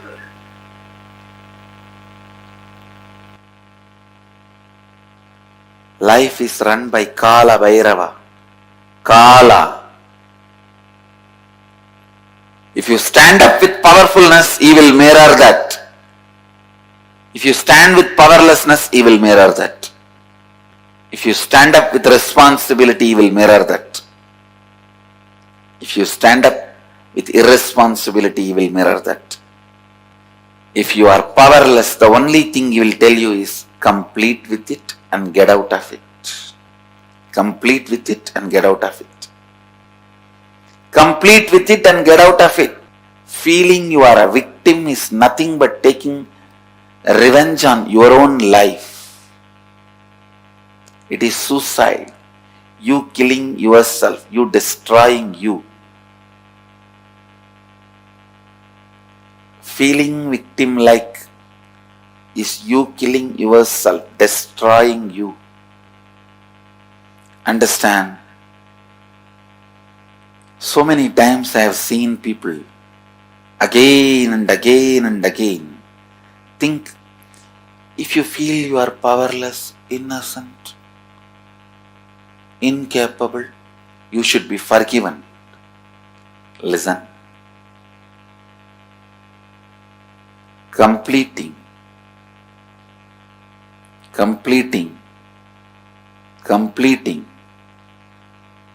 all the incompletions, getting out of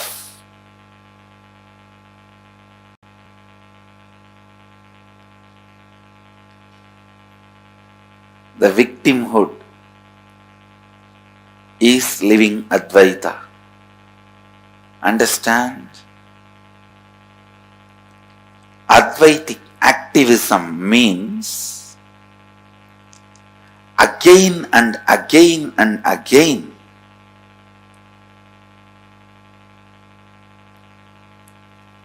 bringing yourself to perpetual completion. Perpetual completion is life. Life runs by perpetual completion. Life runs by perpetual completion. Understand? Perpetual completion is Advaitic activism. Constantly complete yourself. Completion is nothing but the decision to drop your past incompletions and never let them have influence over you again. That's all.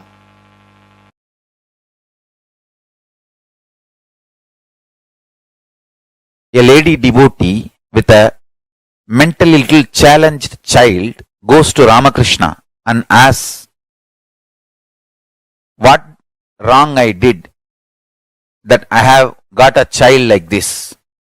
Ramakrishna says, remember that child is God and take care, you will become enlightened.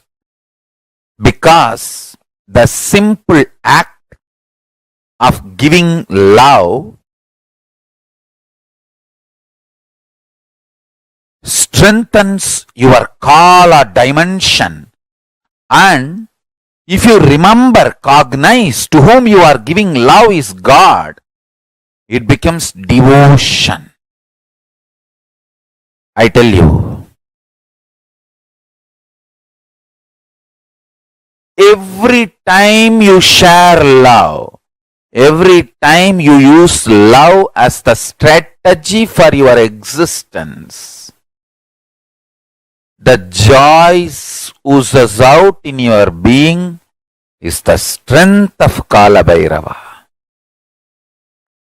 Strength of Kalabhairava. Kalabhairava is eternally loving, caring, blissful, ferocious, ecstatic, blissful, ferocious.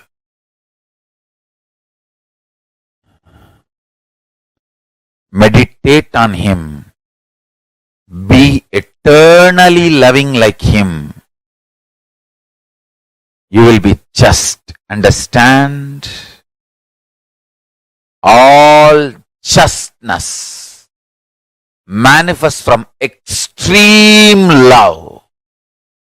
That is why Kalabhairava is Lord of Yama. Kalabhairava is the Lord of integrity. Kalabhairava is Lord of justice. All justice is delivered cosmically only from the pure space of love. Maintain the intense space of love. Paramashiva will raise you to the space of being a justice, delivering justice to the world. Compassionate, eternally loving are always kept in the space of delivering justice, giving justice. Understand? Extreme compassion, extreme joy, extreme ecstasy.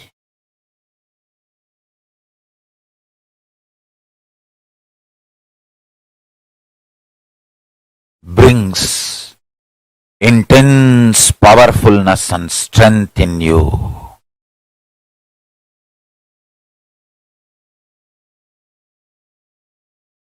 Just go on be sharing smile and love to anything you see. Hug anything you see. If you don't have any object in front, hug the air. You will build strong body and heavy muscles like Kalabhairava. Listen. Listen to this Deva Rahasya. Look everything you see with love. Hug everything you see, including the air. You will build healthy, powerful, heavy body and grounded being. Superconscious flowering. Sannyasa is seeing everything you see through love, hugging everything you see. One with everything you see. People, objects, animate or inanimate.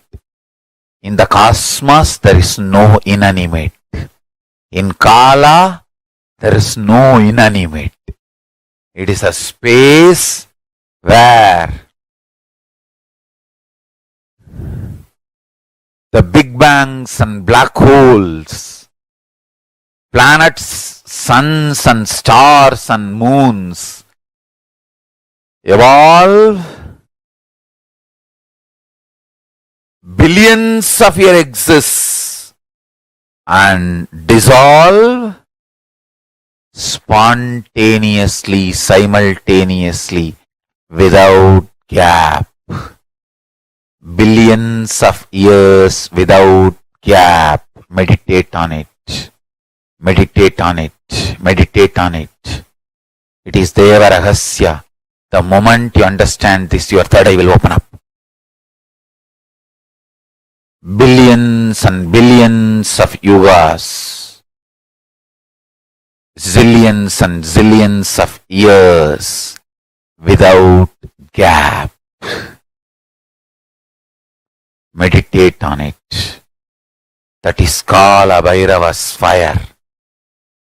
The Prabha, Tejas, shining of Kalabhairava is this powerful cognition. Zillions and zillions of yugas, years, without gap.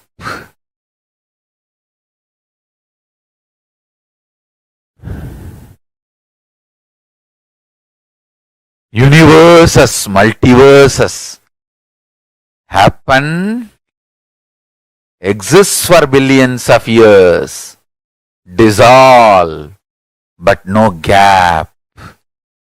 It is spontaneous and simultaneous. Meditate on this in your third eye. Meditate on this in your third eye.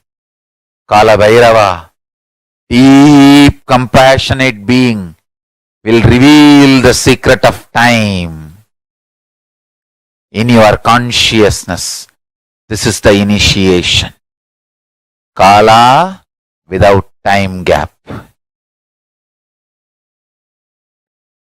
Zillions of universe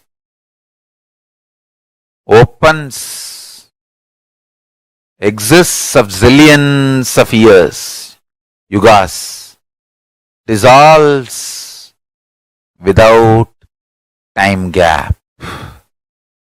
Meditate on this, meditate on this, meditate on this.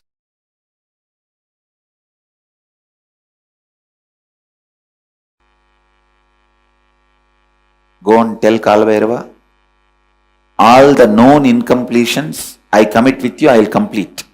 All the unknown incompletions is your responsibility. I am surrendering to you.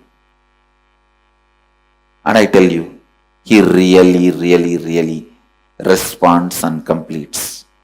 Whenever you ask him to bring completion to you, he is embodiment of compassion. Whenever you associate you with the incompletions, he is the terror. Which side you are standing only decides whether he is terror or compassionate being. He is the most compassionate if you are standing on the side of the completion. He is the ultimate terror if you are standing on the side of the incompletion. He can show the extra and the smile both. He can show the terror teeth and the smile both. He is the only God capable of that. To terror teeth and the wide smile. If you associate yourself with completion, he has such a sweet smile for you. If you associate yourself with the incompletion, he has such a terror teeth for you. The terror teeth will grind even universes and swallow. The smile can create even universes for you.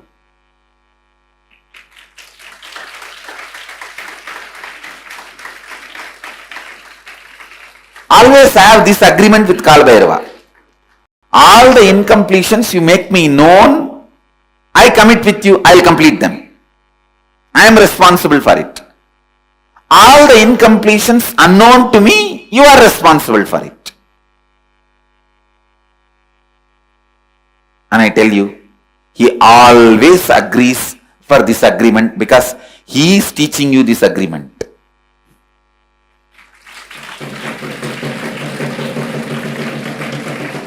He always agrees for this agreement. All the incompletions known to me, I am responsible. I will complete them. I will drop them. I will complete and drop them. I will never allow them into my cognition. But there are many unknown to me. I cannot do anything about it. That you are responsible. I tell you, he is the most sweetest God.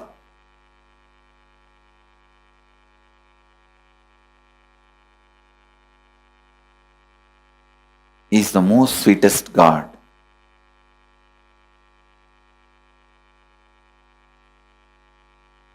He is the Lord of completion. He can heal any incompletion. Not only heal, he can just make any incompletion irrelevant. He can just make them irrelevant to your life and you. Means you will even forget you had incompletion in that area at one time. Is time, Kala, Lord of time.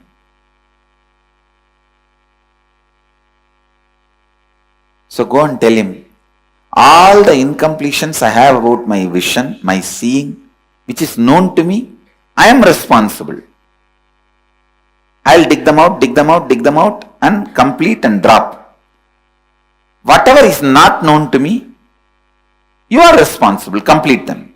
Or make them known to me so that I can complete.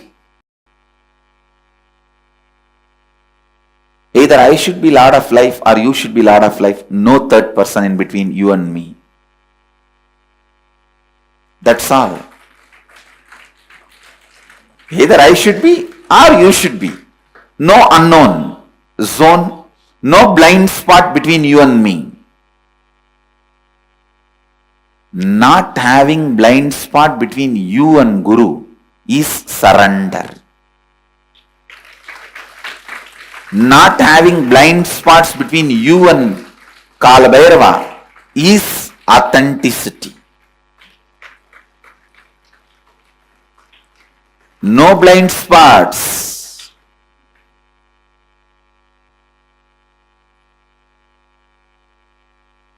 Either for all this I am responsible and I am completing it, and whatever is not known within my framework, you are responsible.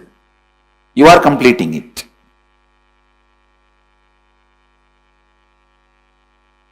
But ultimately, we are neither going to have known incompletion nor going to allow unknown incompletion. That's all. Neither known incompletion nor unknown incompletion. Both will not be allowed.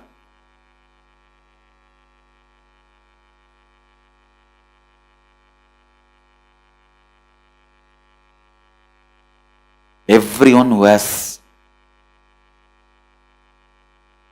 spectacles or contact lens, today tell Kalabhairava, go and sit and talk to him. You don't even need to talk for him. You just go and talk to him. You will see. He will answer. You will simply listen the answer in his own voice. You don't need to say, how you do in the temples, oh God, please save me. And then you talk for the God also. Oh my son, don't worry, I am here, I will protect you. For our Kalabhairava, you don't need to talk back. You just say, oh Mahadeva, please protect me. He will say, hey, what you are trying to act here?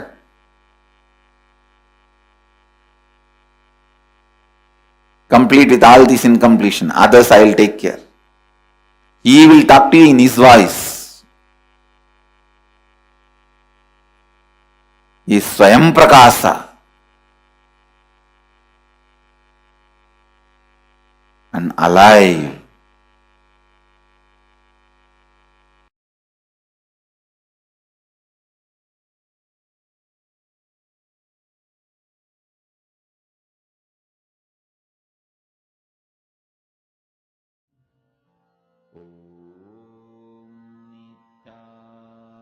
So powerfully Bhagavan revealed how Mahar Kālabhairava can make any incompletion just irrelevant for you.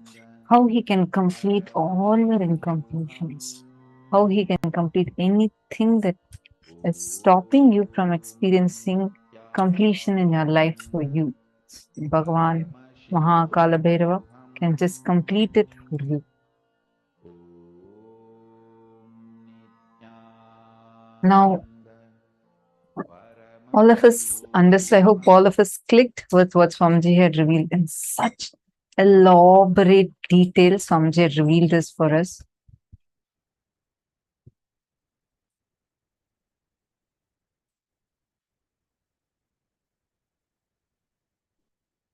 And Swamiji explained, who is Bhagavan Mahar Kālabhairava? Actually, it comes, the Dhyana Shloka comes so beautifully.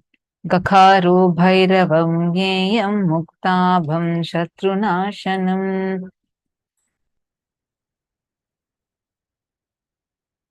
Nakara kala bijam cha kalam sarvajayam bhaved. The letter Ga is related to Bhairava. It is in the color of pearl. and it has the power of destroying the enemy. The letter Ng is related to Kaladeva, and it is in the color of black. It has the power of bestowing victory in all endeavors. Life is run by Kalabhairava, Kala. If you stand up with powerfulness, he will mirror that. If you stand up with powerlessness, he will mirror that. Understand? Like what Swamiji is saying, right? Like whenever you stand, take the side of completion. Kalabhairava's smile will be visible to you, and he will just create universes for you with his one smile. If you side the side of incompletions, then you will see the grinding, sharp teeth of Kalabhairava. Whether do you want to see the long, protruding teeth of Kalabhairava, or do you want to see the most compassionate smile of Bhagavan Mahar Kālabhairava? It is up to you, because he is for you. For you, he is in your side for your completion. He is in your side for you to experience a complete completion.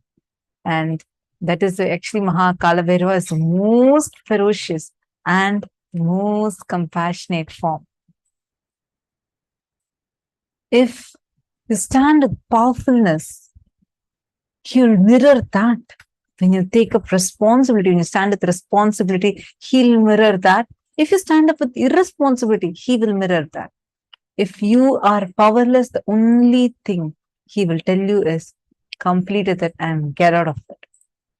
Life is only for the people who start thinking and living in the space of completion.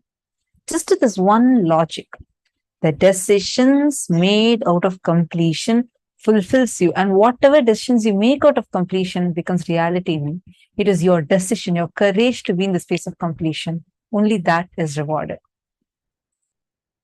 Now, good news is completion is possible.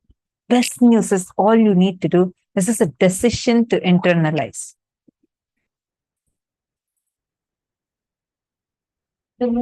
You decide.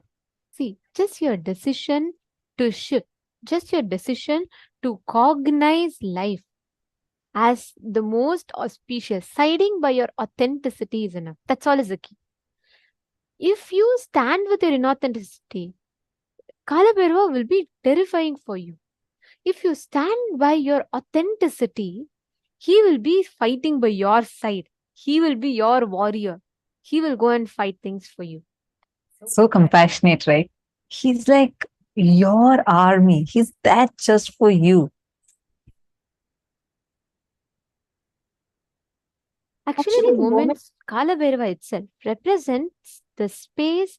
He is a lord of time and space, which means to access past, present, or future only with the permission of Kalabhairava you can do. And he's one of the most powerful manifestations of Paramashiva. And especially for the whole Nithyananda Sangha, right? Kalabhairava is somewhat very, very special and dear to us, because we always enjoy the Kalabhairava darshans of Swamiji's. The moment, like, actually Kalabhairava darshans of Swamiji's is a whole another thing, a whole another experience itself. Actually, we are going to be happy. Go ahead. Sorry, I was just going to say, I'm just so excited. I'm so sorry. I was just going to say, like, today we are going to have the Kalabhairava darshan, and like the energy, whenever Kalabhairava lands, the energy is so powerful, like so intense, such that even physically there will be things happening. Like every time we have this grand audiovisual setup, like in Vidhi Adi Kailash, when Swamiji is physically there and giving the darshan, right? Every time Kalabhairava lands, and it's like that moment, you will know when Kalabhairava lands. So Swamiji will be standing with the Trishul, and the moment Kalabhairava lands, Swamiji will start like, levitating and like laugh loudly. And the moment whenever Kalabhairava lands, there'll be like a huge power shut, like because the equipments cannot handle. It's like they're having triple the force of energy coming, or I think 10 times or 100 times the energy just gushing at them. So all the equipments just lose the connection. At that moment, it'll just break off. So then again, we have to fix it and again restart. it has happened too many times. And same with physically, Swamiji's physical body would become huge. Swamiji will say that it's like 10 times of Swamiji in Swamiji's body is what is Kalabhairava. And we have seen that physically Swamiji's body will grow in size. And I have had a great blessing to witness this physically, where once, so Swamiji was wearing an anklet, a Rudraksha anklet, right? And the anklet was loose. Even if you flex your muscles and some armbands, bracelets or armbands break, you can understand it's because you flex the muscles. But Swamiji is wearing a Rudraksha anklet. Swamiji was standing tall, holding the Trishul. As soon as Kalabhairava landed, physically Swamiji's body expanded so much that the Rudraksha anklet just splattered and broke. Like it's recorded on the camera, the Rudraksha splattering, because the size grew so big that even the Rudraksha anklet that Swamiji wore on Swamiji's feet, where Swamiji didn't even move. Swamiji was only standing. It just broke and splattered everywhere. That's because of the power of Kalabhairava. And today we are going to be having the darshan of it. So I'm so excited. So if you're asking about the Atmamurti, we will definitely send it to you again. Today, all the participants who are attending the program here today, we will ensure that all of you, in whichever email ID you logged in, to that email ID, you will be receiving this Atmamurti link. Kalabhairava darshan comes synonymous with miracles. There are tons of stories, like tons of miracles that happen during Kalabhairava darshan. Like some of the most mystical, some of the most mysterious aspects of the Kalabhairava darshan. There are so many incidents to say. I'm just going to share with you all one such experience. Okay. This happened in 2011, I think 2011 or 12, around that time. So it is something very interesting. Like if you listen to this, you will literally have goosebumps. This, so there was once what happened, Swamiji, it was Swamiji's coronation, where Swamiji became the king of Madurai Samrajya. So it's the KAILASA Nata Madurai Shamala Pita Sarvagnya Pitam. So that's a city in Tamil Nadu, and Swamiji was getting coronated there. And all of the Gurukul kids also had to go for the coronation ceremony. So we were like on the another state, and we had to travel to the Madurai, where the coronation was happening, and Swamiji was going to be coronated that day. So it was something very important. It was grand, and it was very important for us to make it on time. So all the kids, every one of us were like packed, ready, and we were all leaving. And we have to make it on time for the coronation, because the Gurukul kids only conduct the temple rituals and all that, and we can't afford to miss such an important occasion.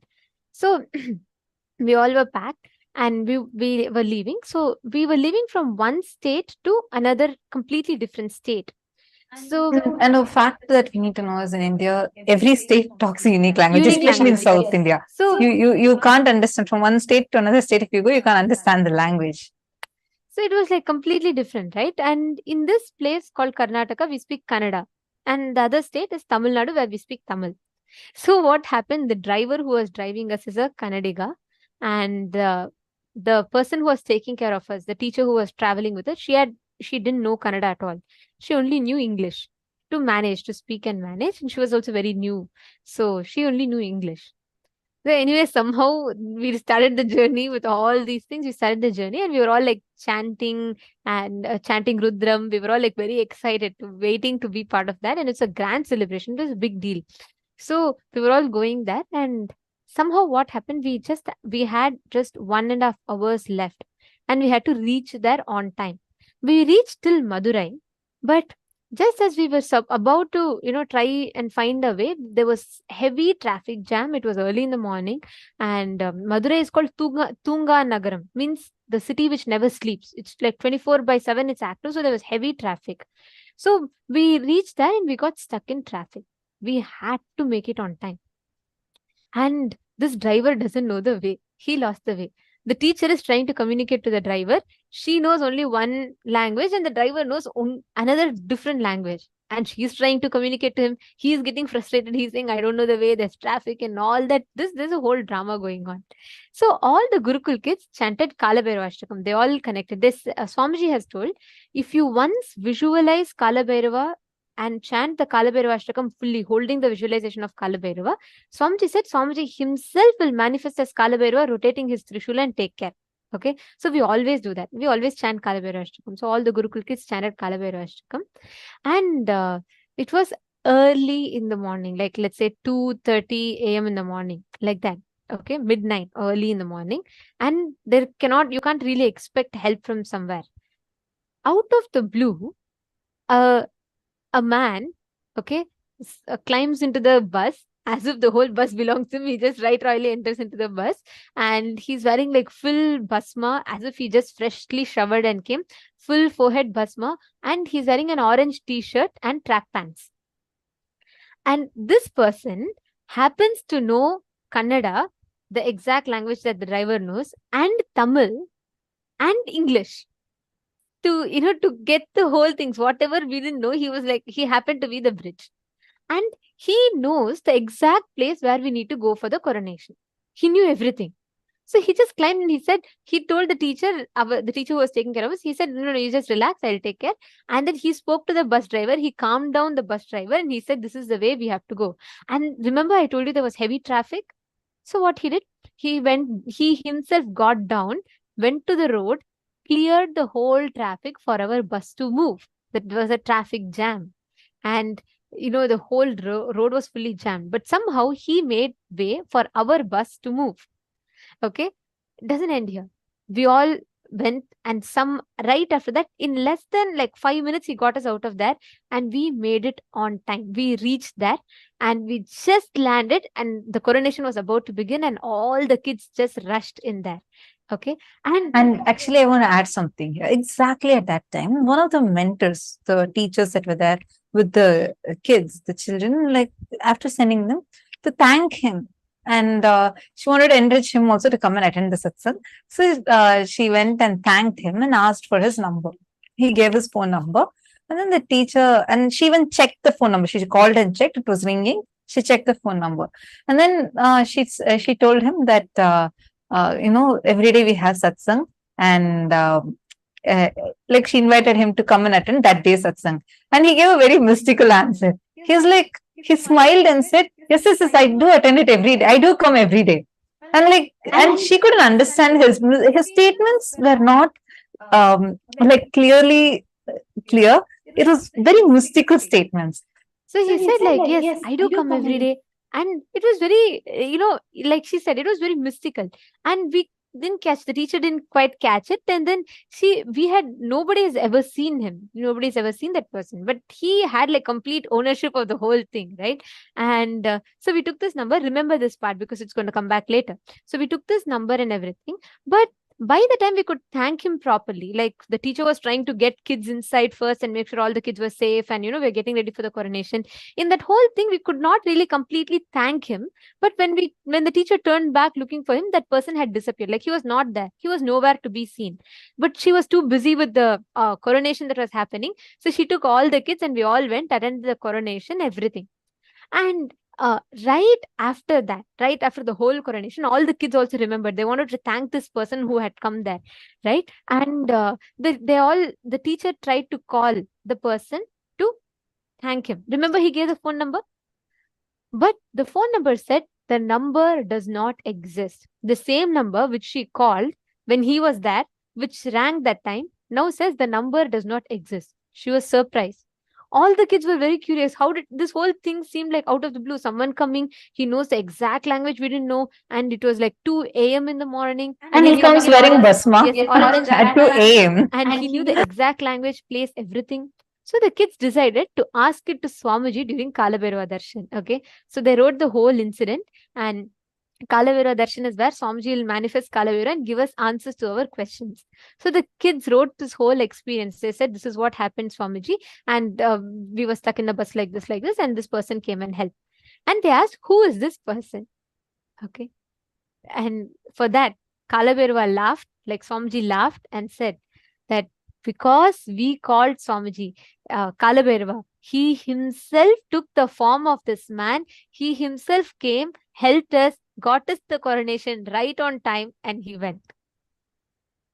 That was a goosebumps moment for us.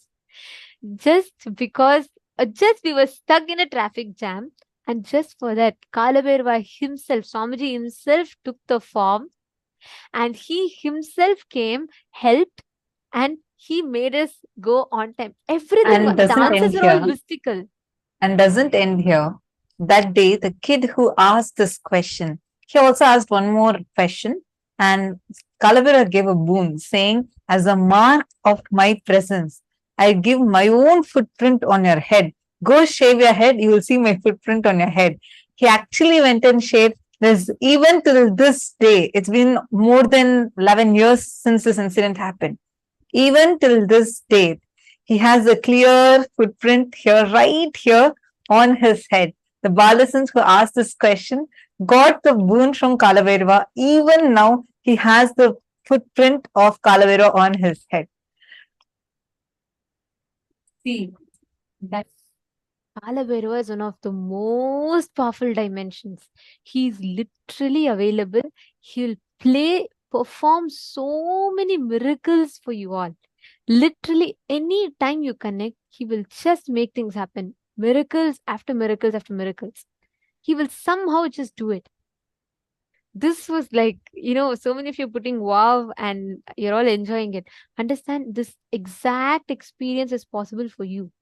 Kalabhairava will just manifest. All the Gurukul kids that day, they just had to chant Kalabhairava Ashtakam, Ma Priyatma Surupni, saying you feel goosebumps. Even now as I share with you all, I'm getting goosebumps.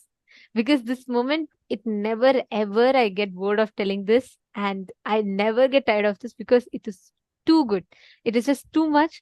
And whenever you are in need, when you connect to Kalabhairava, he himself will manifest. He's like the cosmic 911.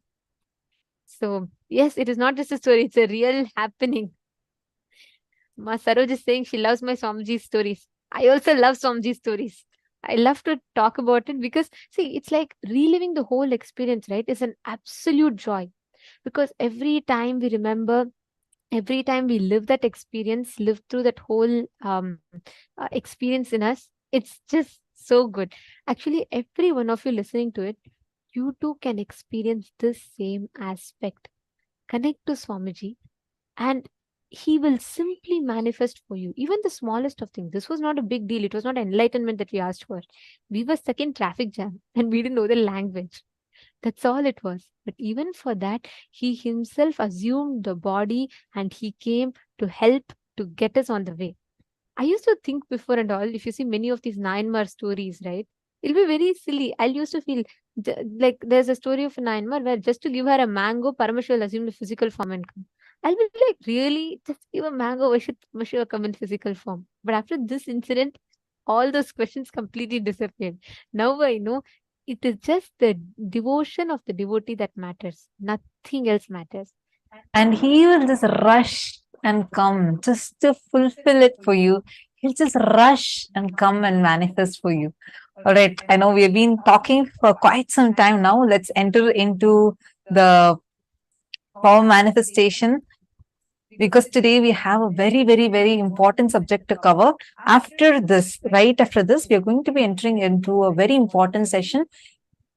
From this session onwards, it's going to be on death.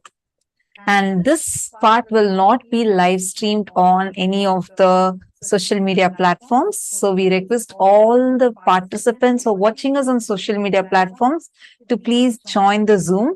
This is going to be exclusively only for the participants in the Zoom rooms, as we are going to be entering into conscious death process. It's a very, very powerful process that can remove you from all fears and insecurities. So going forward, we request all participants to please come on camera. Anyone that's not on camera will be moved to waiting room, as the further sessions are extremely important. Kindly do not take a break. If you want to take a break, finish off all of those now itself. And within next 20 minutes, we are going to be entering into the most important sessions. It will be back-to-back sessions, then directly it will be leading to darshan. So this entire segment, it's not going to be live streamed on social media, and the conscious death process will be available exclusively only for the participants on the Zoom rooms. We humbly request all the participants that are watching us on YouTube, please come and join us on the Zoom rooms. And even the people that are already on the Zooms, please make sure you're sitting in a well-lit room in front of the camera and clearly are visible in the camera. Okay. Now let's enter into the power manifestation.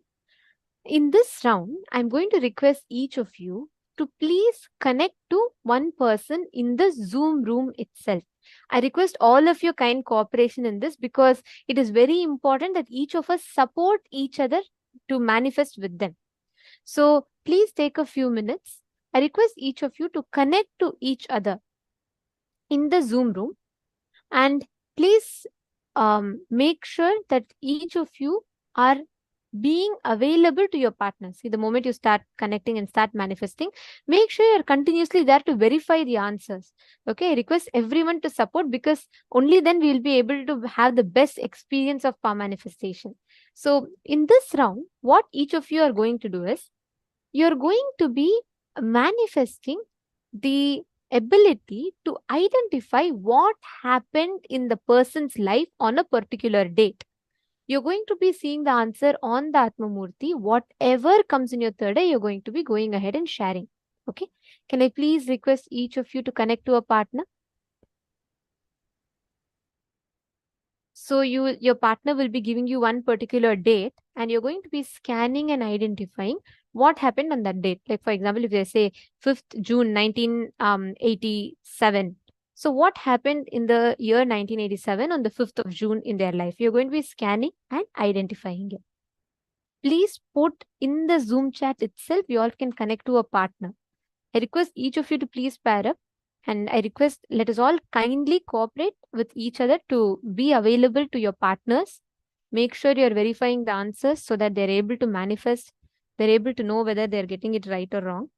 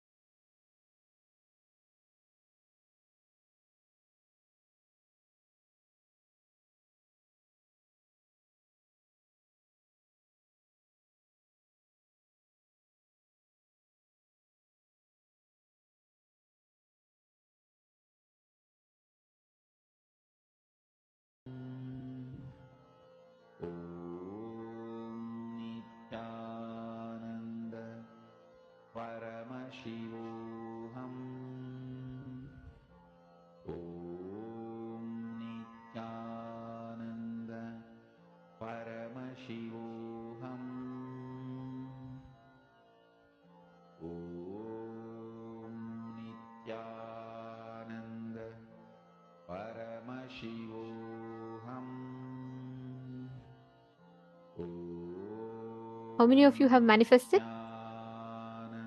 How many of you started manifesting? Please connect to our partner, verify the answer. Ma Mohini Lata and Ma Kirti Punekar is manifesting. Great. Ma Vinuta Nagaraj is manifesting. Great. Wonderful. Now, all of us, listen very carefully. I know it was a short round of power manifestation. We'll be giving you all more time to manifest. Do not worry. This one was quite a short one of power manifestation. We'll be giving you all more time to manifest powers. So don't worry. Now, we are going to be having a very important initiation today called the Vishesha Dīkṣā. Vishesha Dīkṣā is where you will be initiated to literally go beyond this death itself. Okay, so now let us listen to Swamiji's revelations on what is Vishesha Dīkṣā. I request all of you to sincerely listen to this, as it is a very, very important session.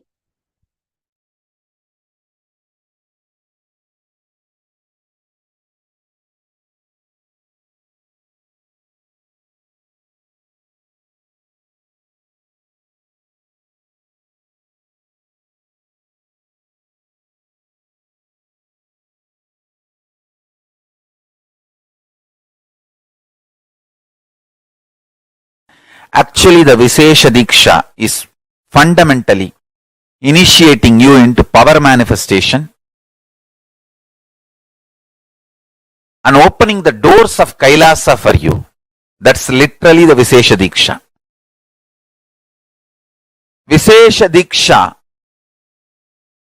is 4 reasons why it is so important. First, it directly opens your personal connection with Paramashiva and KAILASA space. Second, you are initiated into all the power manifestation signs. Third, you have personal, intimate version of Paramashiva, Atma Linga, for yourself. Fourth, unimaginable benefits, health, spiritual, everything starts with this initiation.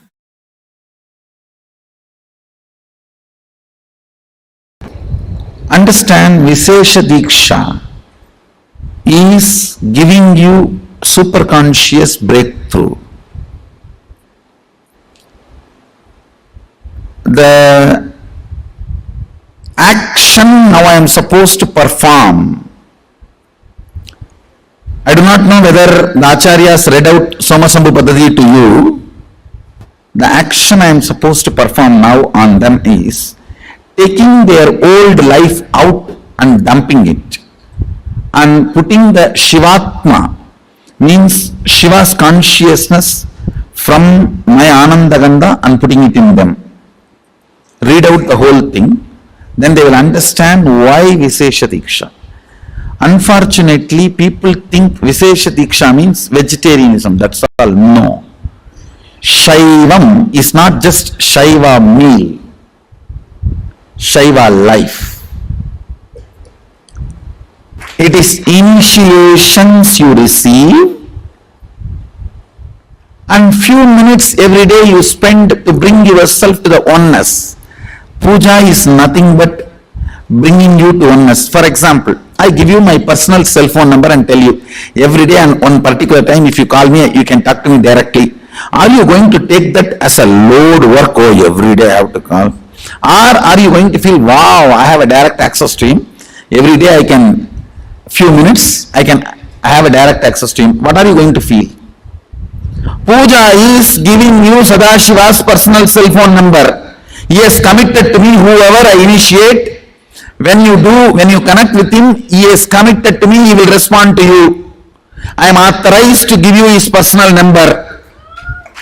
Puja is nothing but giving you the authorization to call him at particular time. and he has committed to me, he will respond to you. Vishesha Dīkṣā is nothing but giving you his personal number, hotline connection.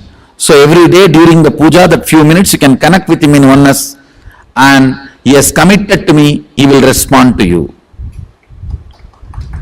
Understand? I am authorized exchange for him. He has given me the authority. That is the reason I am sharing. One more thing I want to tell you. Sometimes people come and try to tell me, oh, non-veg food is a human right. Being human itself is not right. What stupidity you are talking about non-veg food? Your body is not made for that. I am not talking from the sense of moral. If you want to evolve into the next level, don't eat poison. Vishesha Dīkṣā demands only two requests from you. One, you need to be vegetarian. Another one, every day at least 10 minutes you need to bring yourself to the oneness with the puja. 10 minutes is too less time. It doesn't take more than 10 minutes, I know. It's too less time.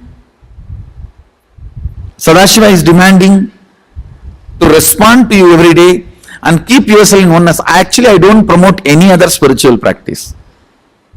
People ask me, should I do this technique, that technique? Twisting the eye and looking here and blowing the nose, this corner, that corner. I don't give you any technique. I only ask, connect with him in oneness 10 minutes a day. I think maximum it takes 11 minutes.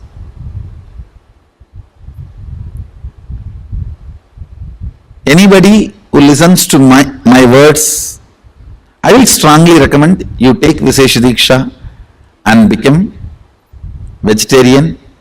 That will really help you. You cannot compare. Understand? Whether you paid some 5,000 and came for NKY or paid few lakhs and came for MSS, that is not going to decide whether you are going to continue to manifest power and live manifesting powers. Whether you take Vishesha Dīkṣā or not is only going to decide whether you are going to manifest powers or not. So please understand, the secret is in initiations and aligning yourself to the oneness, that's all. So I have to be integrated to Mahadeva, so I am revealing the truths as it is.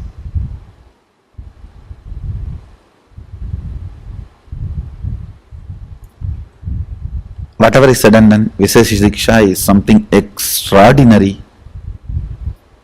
Literally the whole system gets upgraded to the super consciousness.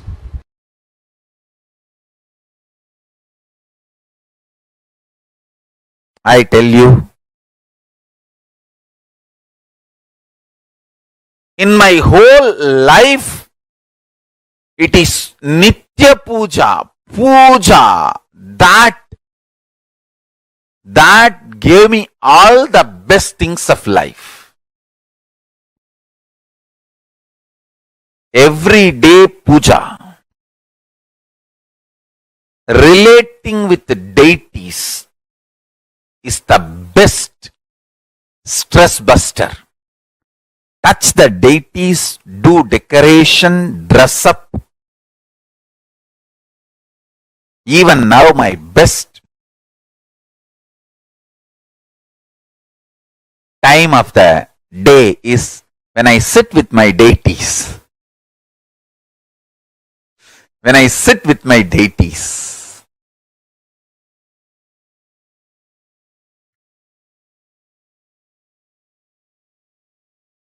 Dress up the deities, jewel them, spend time with them, talk to them, intensely pray, deeply connect and pray. Understand? You do not know the power of Archavatara. God landing in physical deity form. Never underestimate the power of Archavatara. The Archavatara is equivalent to living avatara. What living avatar can do to you, an Archavatara can do. Atma Linga I am giving to all of you is literally living Archavatara. Is a piece of God. Literally. Receive Atma Linga. Do puja every day. That is your ultimate human right and divine right. Please understand. Receiving Atma Linga and doing puja every day is literally awakening your consciousness, connecting yourself with Paramashiva. I tell you, every day, connecting with Paramashiva is such ultimate.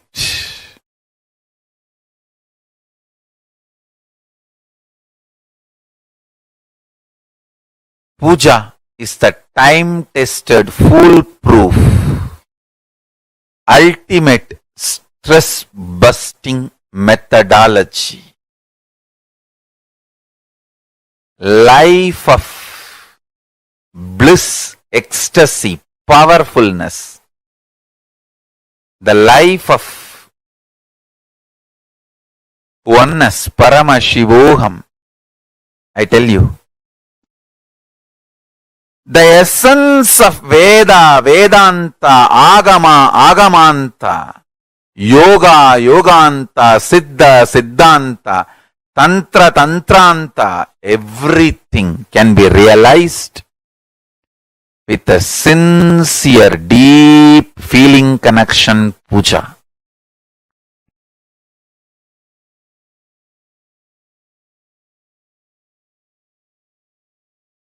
Puja is the ultimate.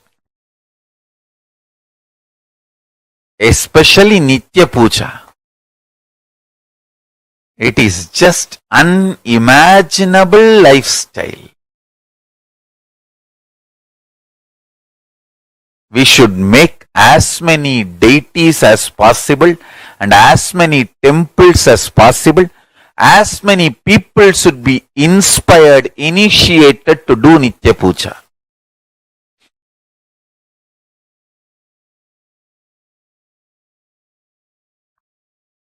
Nitya Puja makes you living Hindu.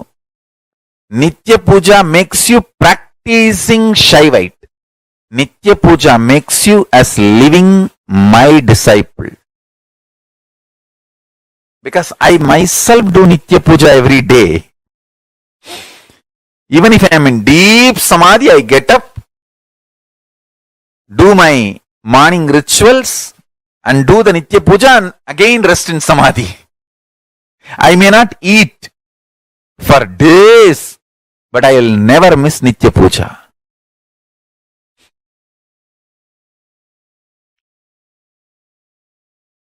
Even the people who cherish enmity towards me, they say, he somehow doesn't miss Nitya Puja. I may miss eating, I may miss sleeping, I may miss drinking water, I may miss anything but not Nitya Puja. Even when I was not allowed to take bath by doctors when I had the fracture in the right hand,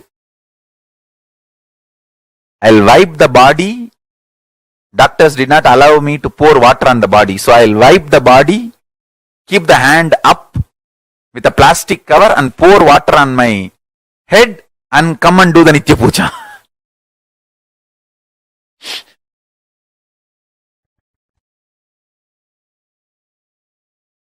I may miss eating, I may miss sleeping, I may miss drinking water. I may miss anything but not Nitya Puja. I may miss food, I may miss eating, I may miss sleeping, I may miss drinking water, I may miss anything, but I will not miss Nitya Puja. And I strongly recommend all my disciples to develop this as your lifestyle. Nitya Puja is the ultimate lifestyle. Puja is the time to connect with Paramashiva. Actually, puja is the personal, intimate time with Paramashiva.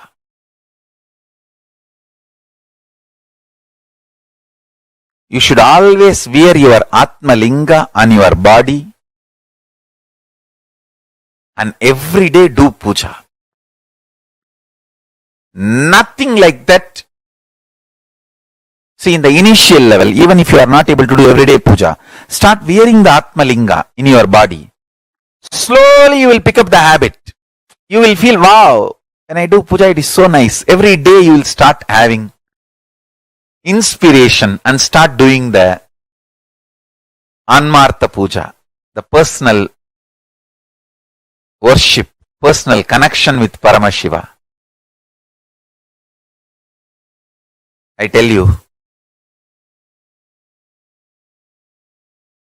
if at all we need to write in one line in my autobiography or biography, because there will be thousands of biographies. There will be one autobiography by me, but there will be thousands of biographies. If I have to reduce the whole thing to one line, what is the one thing Swamiji never missed in his life? You can't even say breathing, because many times in Samadhi I stopped breathing. The only thing I never missed in my life is Nitya Puja. Many times I have stopped eating. Many times I have stopped sleeping. Many times I have stopped drinking water. Many times I have even stopped breathing. The only thing I have not stopped in my life is Nitya Puja.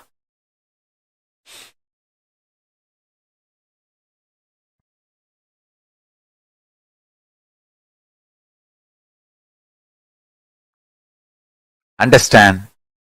It is that important. It is that important.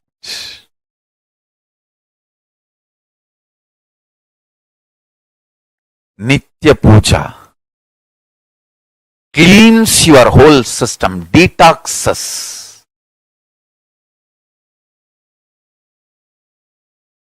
Ripes your consciousness, makes your consciousness open up in your system.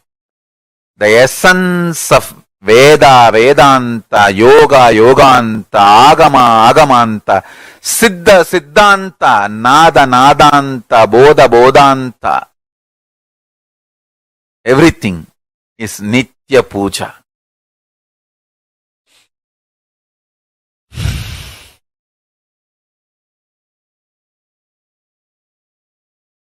A deep feeling connection with Paramashiva.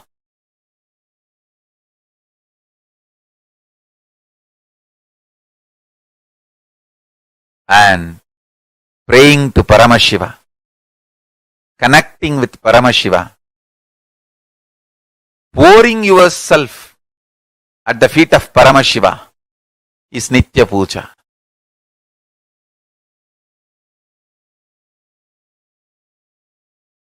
All I am trying to tell you is Nitya Puja, the best way to detox yourself, to remove all the stress, connect with KAILASA, personal, intimate time with Paramashiva. Nothing like Nitya Puja. To achieve the ultimate enlightenment and living enlightenment and to manifest the powers of Paramashiva. To manifest the state, space, powers of Paramashiva, Nitya Puja is the best. essence of Veda, Vedanta is Tattvamasi. Essence of Agama, Agamanta is Shivoham. Essence of what I am teaching, Veda, Vedanta, Agama, Agamanta, Yoga, Yoganta, Tantra, Tantranta, Bodha, Bodhanta, Nada, Nadanta, everything is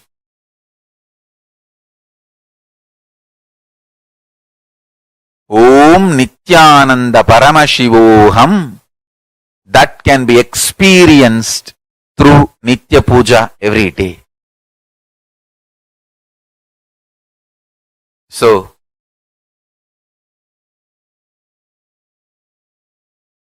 today's powerful cognition for all of you,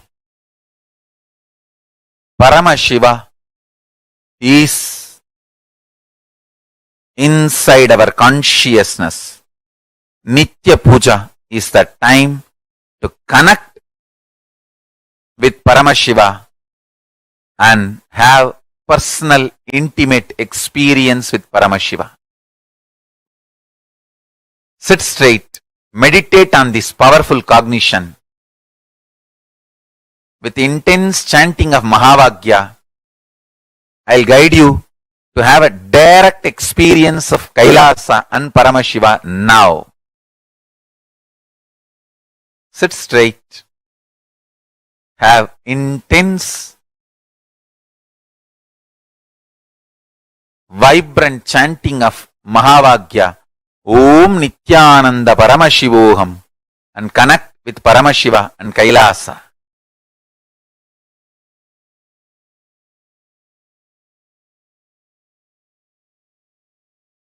Upasana is literally Samipya Mukti and Sarupya Mukti merges into Sayujya Mukti. Understand? Intense prayer may start as Visishtadvaita, will evolve as Dvaita and raise to Advaita and manifest as Shuddhadvaita. Whatever level it is, prayer is the most powerful, ultimate way of connecting with Paramashiva.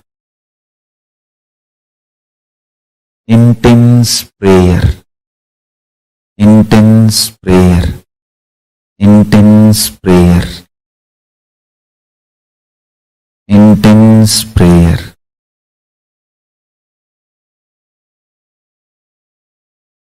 People ask me, when thousands worship you, why do you bow down so much in front of the deities? And understand, this is the secret.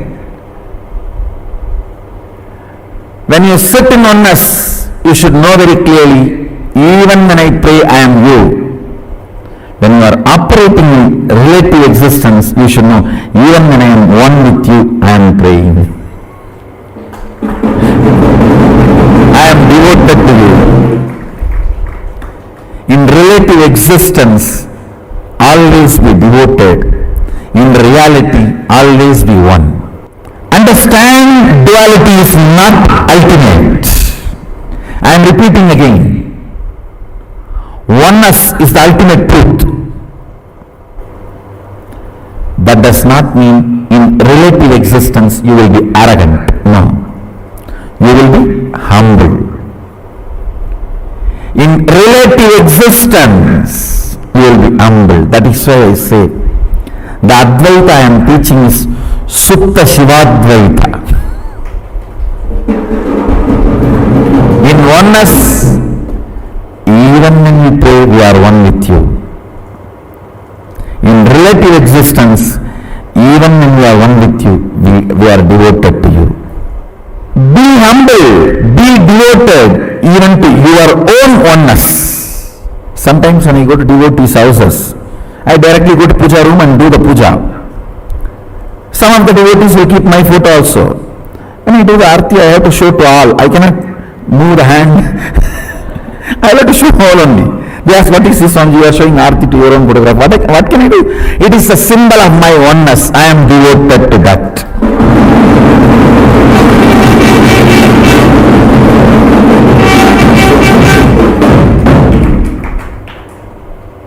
Even I bow down to. See, you have both component. Your oneness, Shuddhadvaita, and your relative existence, to which you are going to be devoted, that is going to manifest in you more and more. That is going to be strengthened in you more and more.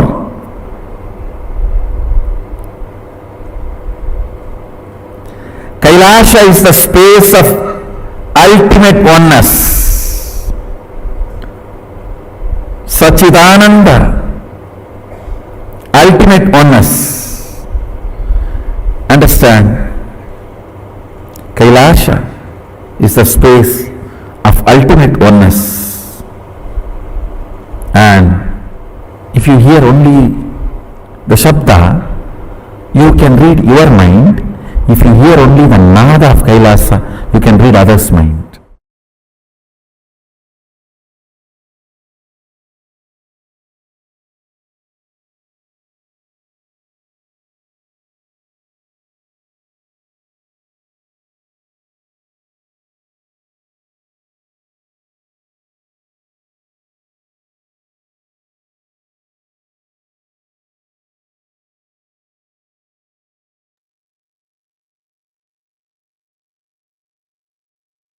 Vishesha Dīkṣā is an initiation where you are officially initiated to be able to connect to Paramashiva.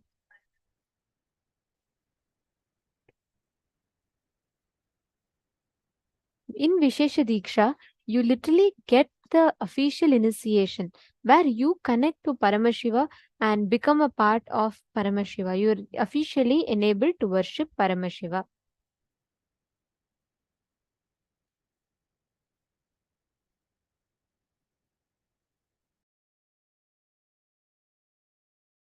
Today, all of us, all the participants, today we are all going to be receiving the Vishesha Dīkṣā as part of the initiations today, the special initiation, to be able to live through death. See, this Vishesha Dīkṣā Swamiji started officially on the November of 2015.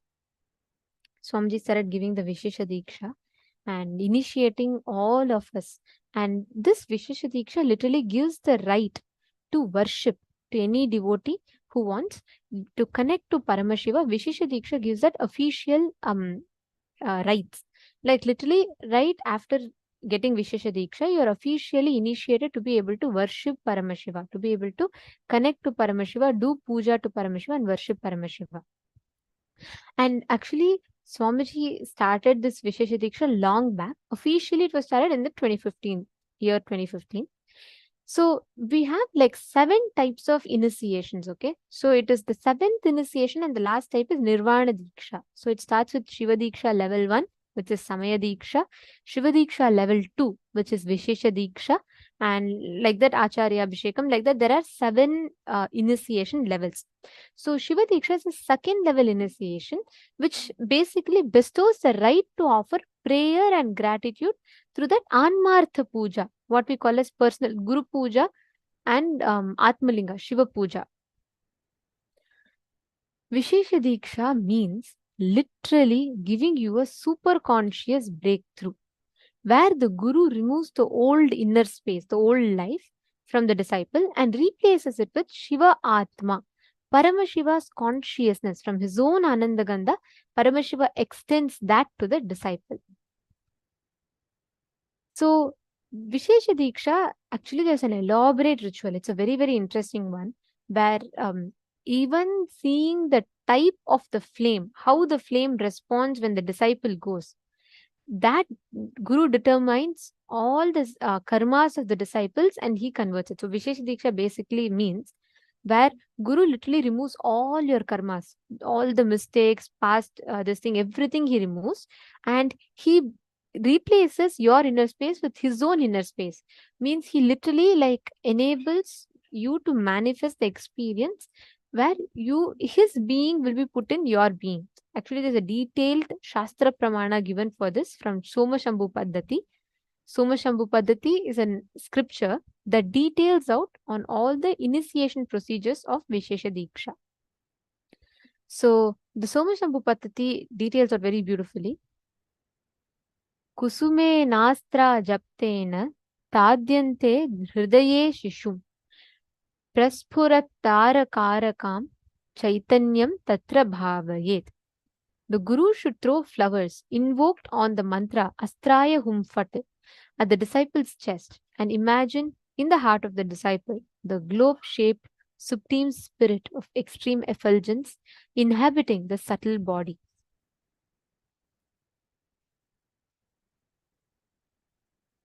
This is from the Shiva Dīkṣā Vidhi Patalam in the Somashambhu Paddhati. As per the Kamika Agama, the source scripture Agama is directly given by Paramashiva himself. Invocation of Vagishwari, Parashakti, Vagishwara, Paramashiva is done in the heart of the fire, in which Bhagavan Paramashiva has been invoked. And what the process is a very elaborate process that happens and a very powerful process which is elaborately detailed out in the scriptures. The Guru knocks out the consciousness, all the karmas the disciple has done. So the Guru literally knocks the heart of the disciple with the flower, visualizes the consciousness sparkling as a star in the heart of the disciple. The Guru enters the lotus of the heart of the disciple and puts the consciousness of the disciple into the self, into Guru's, and keeps the Guru's consciousness in the disciple. It's a very, very powerful process. This literally means your life is removed, which means all your karmas, your sins, everything is removed from you. Guru takes it all that onto himself and keeps his being into your being. He fulfills your whole being. He literally initiates you with that. And there's a very powerful way. The Guru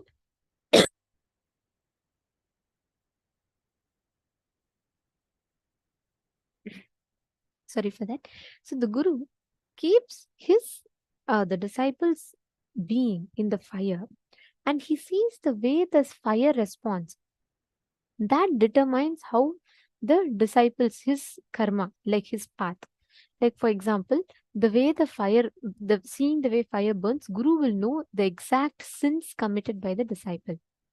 For example, if the fire smells like filth, and then the Somashambhu Paddhati, see, each of the statement I'm reading out to you all is directly from Somashambhu Paddhati.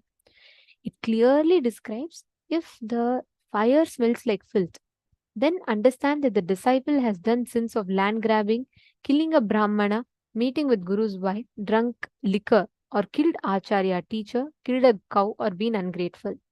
If the fire is black in color and smells like a burning dead body, then know that he has killed a pregnant woman. If the fire is burning in rotation and circle, then the disciple has killed a woman. If the fire shakes, then the disciple has stolen gold. If the fire blasts, then the disciple has killed a child.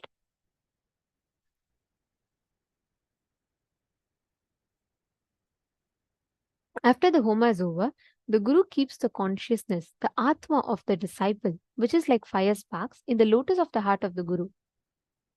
And Guru takes his own being and reinstalls that consciousness to the disciple. So this process like literally shows us all the different ways in which you can experience the ultimate removal of sins. Of course, what I read to you all is the extreme sins that would have been committed.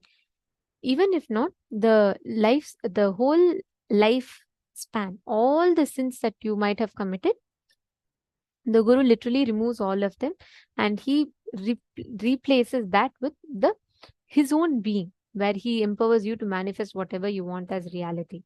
So the Vishesha Dīkṣā is a very, very beautiful experience in itself to just have it. And lifestyle after Vishesha Dīkṣā. There are several lifestyle changes that we need to make. first and foremost important principle to follow is right after receiving Vishesha Dīkṣā, you will perform Nitya Puja daily to Guru Padukas and Shiva Puja to Atmalinga every day. After Vishesha Dīkṣā, you will not eat meat, fish, eggs, no non-veg. Even yeast is considered as non-veg. You will not be eating any meat, fish, eggs. You will not be eating any of this. If you are taking Vishesha Dīkṣā today, you should not partake any non-vegetarian food. So these are all given in the Agamas itself. So if anyone is getting initiated in Vishesha Dīkṣā, you will not be consuming any meat, and you will not be having alcohol. Understanding? Okay. Now, the receiver shall not engage in any activities of himsa, violence of any jiva, including the self. You are not going to be performing any act of violence. You cannot harm yourself or you can't harm anyone else. Understanding? Next is every day doing Pada Puja, Guru Puja. Like if you miss one day puja, next day you should do 2 times. The Shiva Puja should be done 2 times. And anyone who wants Atmalinga, now you all can go to the nearest KAILASA and pick up from there.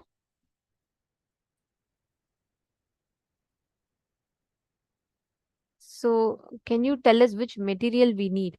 You don't need any particular material for today's initiation, because today's initiation, the Homa is going to happen and you're going to be initiated.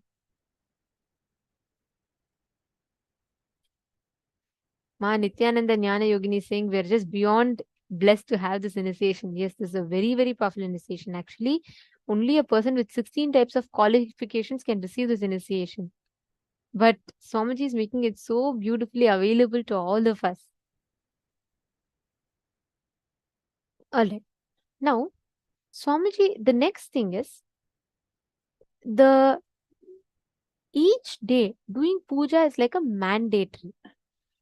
And you should not eat animal meat, no fish, no egg, no mushroom. You can have vegetarian food. There are no restrictions on onion, garlic, or dairy products in agamas. You can have them. But Swamiji recommends that it should be non-violence based dairy products. And also, even if by mistake you eat without realizing something which contains egg or mushroom, immediately take Haritaki and detox your body. And all of you should have received Shiva Dīkṣā level 1. Only then you can receive Shiva Dīkṣā level 2. So if you are receiving Shiva Dīkṣā level 1, if you have received Shiva Dīkṣā level 1, only then you can take Shiva Dīkṣā level 2. Without that, you can't take Shiva Dīkṣā level 2, Vishesha Dīkṣā. Are all of you clear? All right. Wonderful. Now, I request all of you, whoever wants to apply for the initiation, whoever wants to get initiated into Shiva Dīkṣā today, you all can sign up. We'll be projecting the link. If you have not yet received level 1, you can wait, because the level 1 initiation will again happen next time in the next Paramashivoham. Now, if you have received level 1,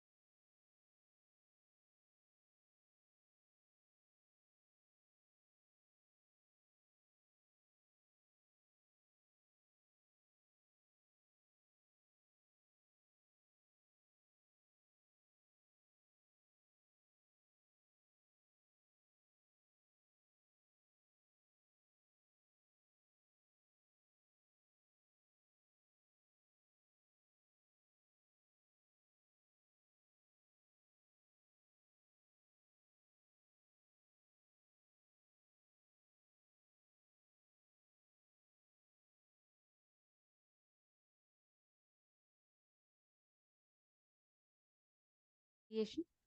Hope all of you who have want to receive the initiation have signed up. I'll take all of your questions. But now we're all going to be entering into the death meditation process. So all the viewers watching us on social media, all the viewers that are watching us on YouTube, Facebook, and various other social media platforms, we will now be ending the live stream on all the social media platforms.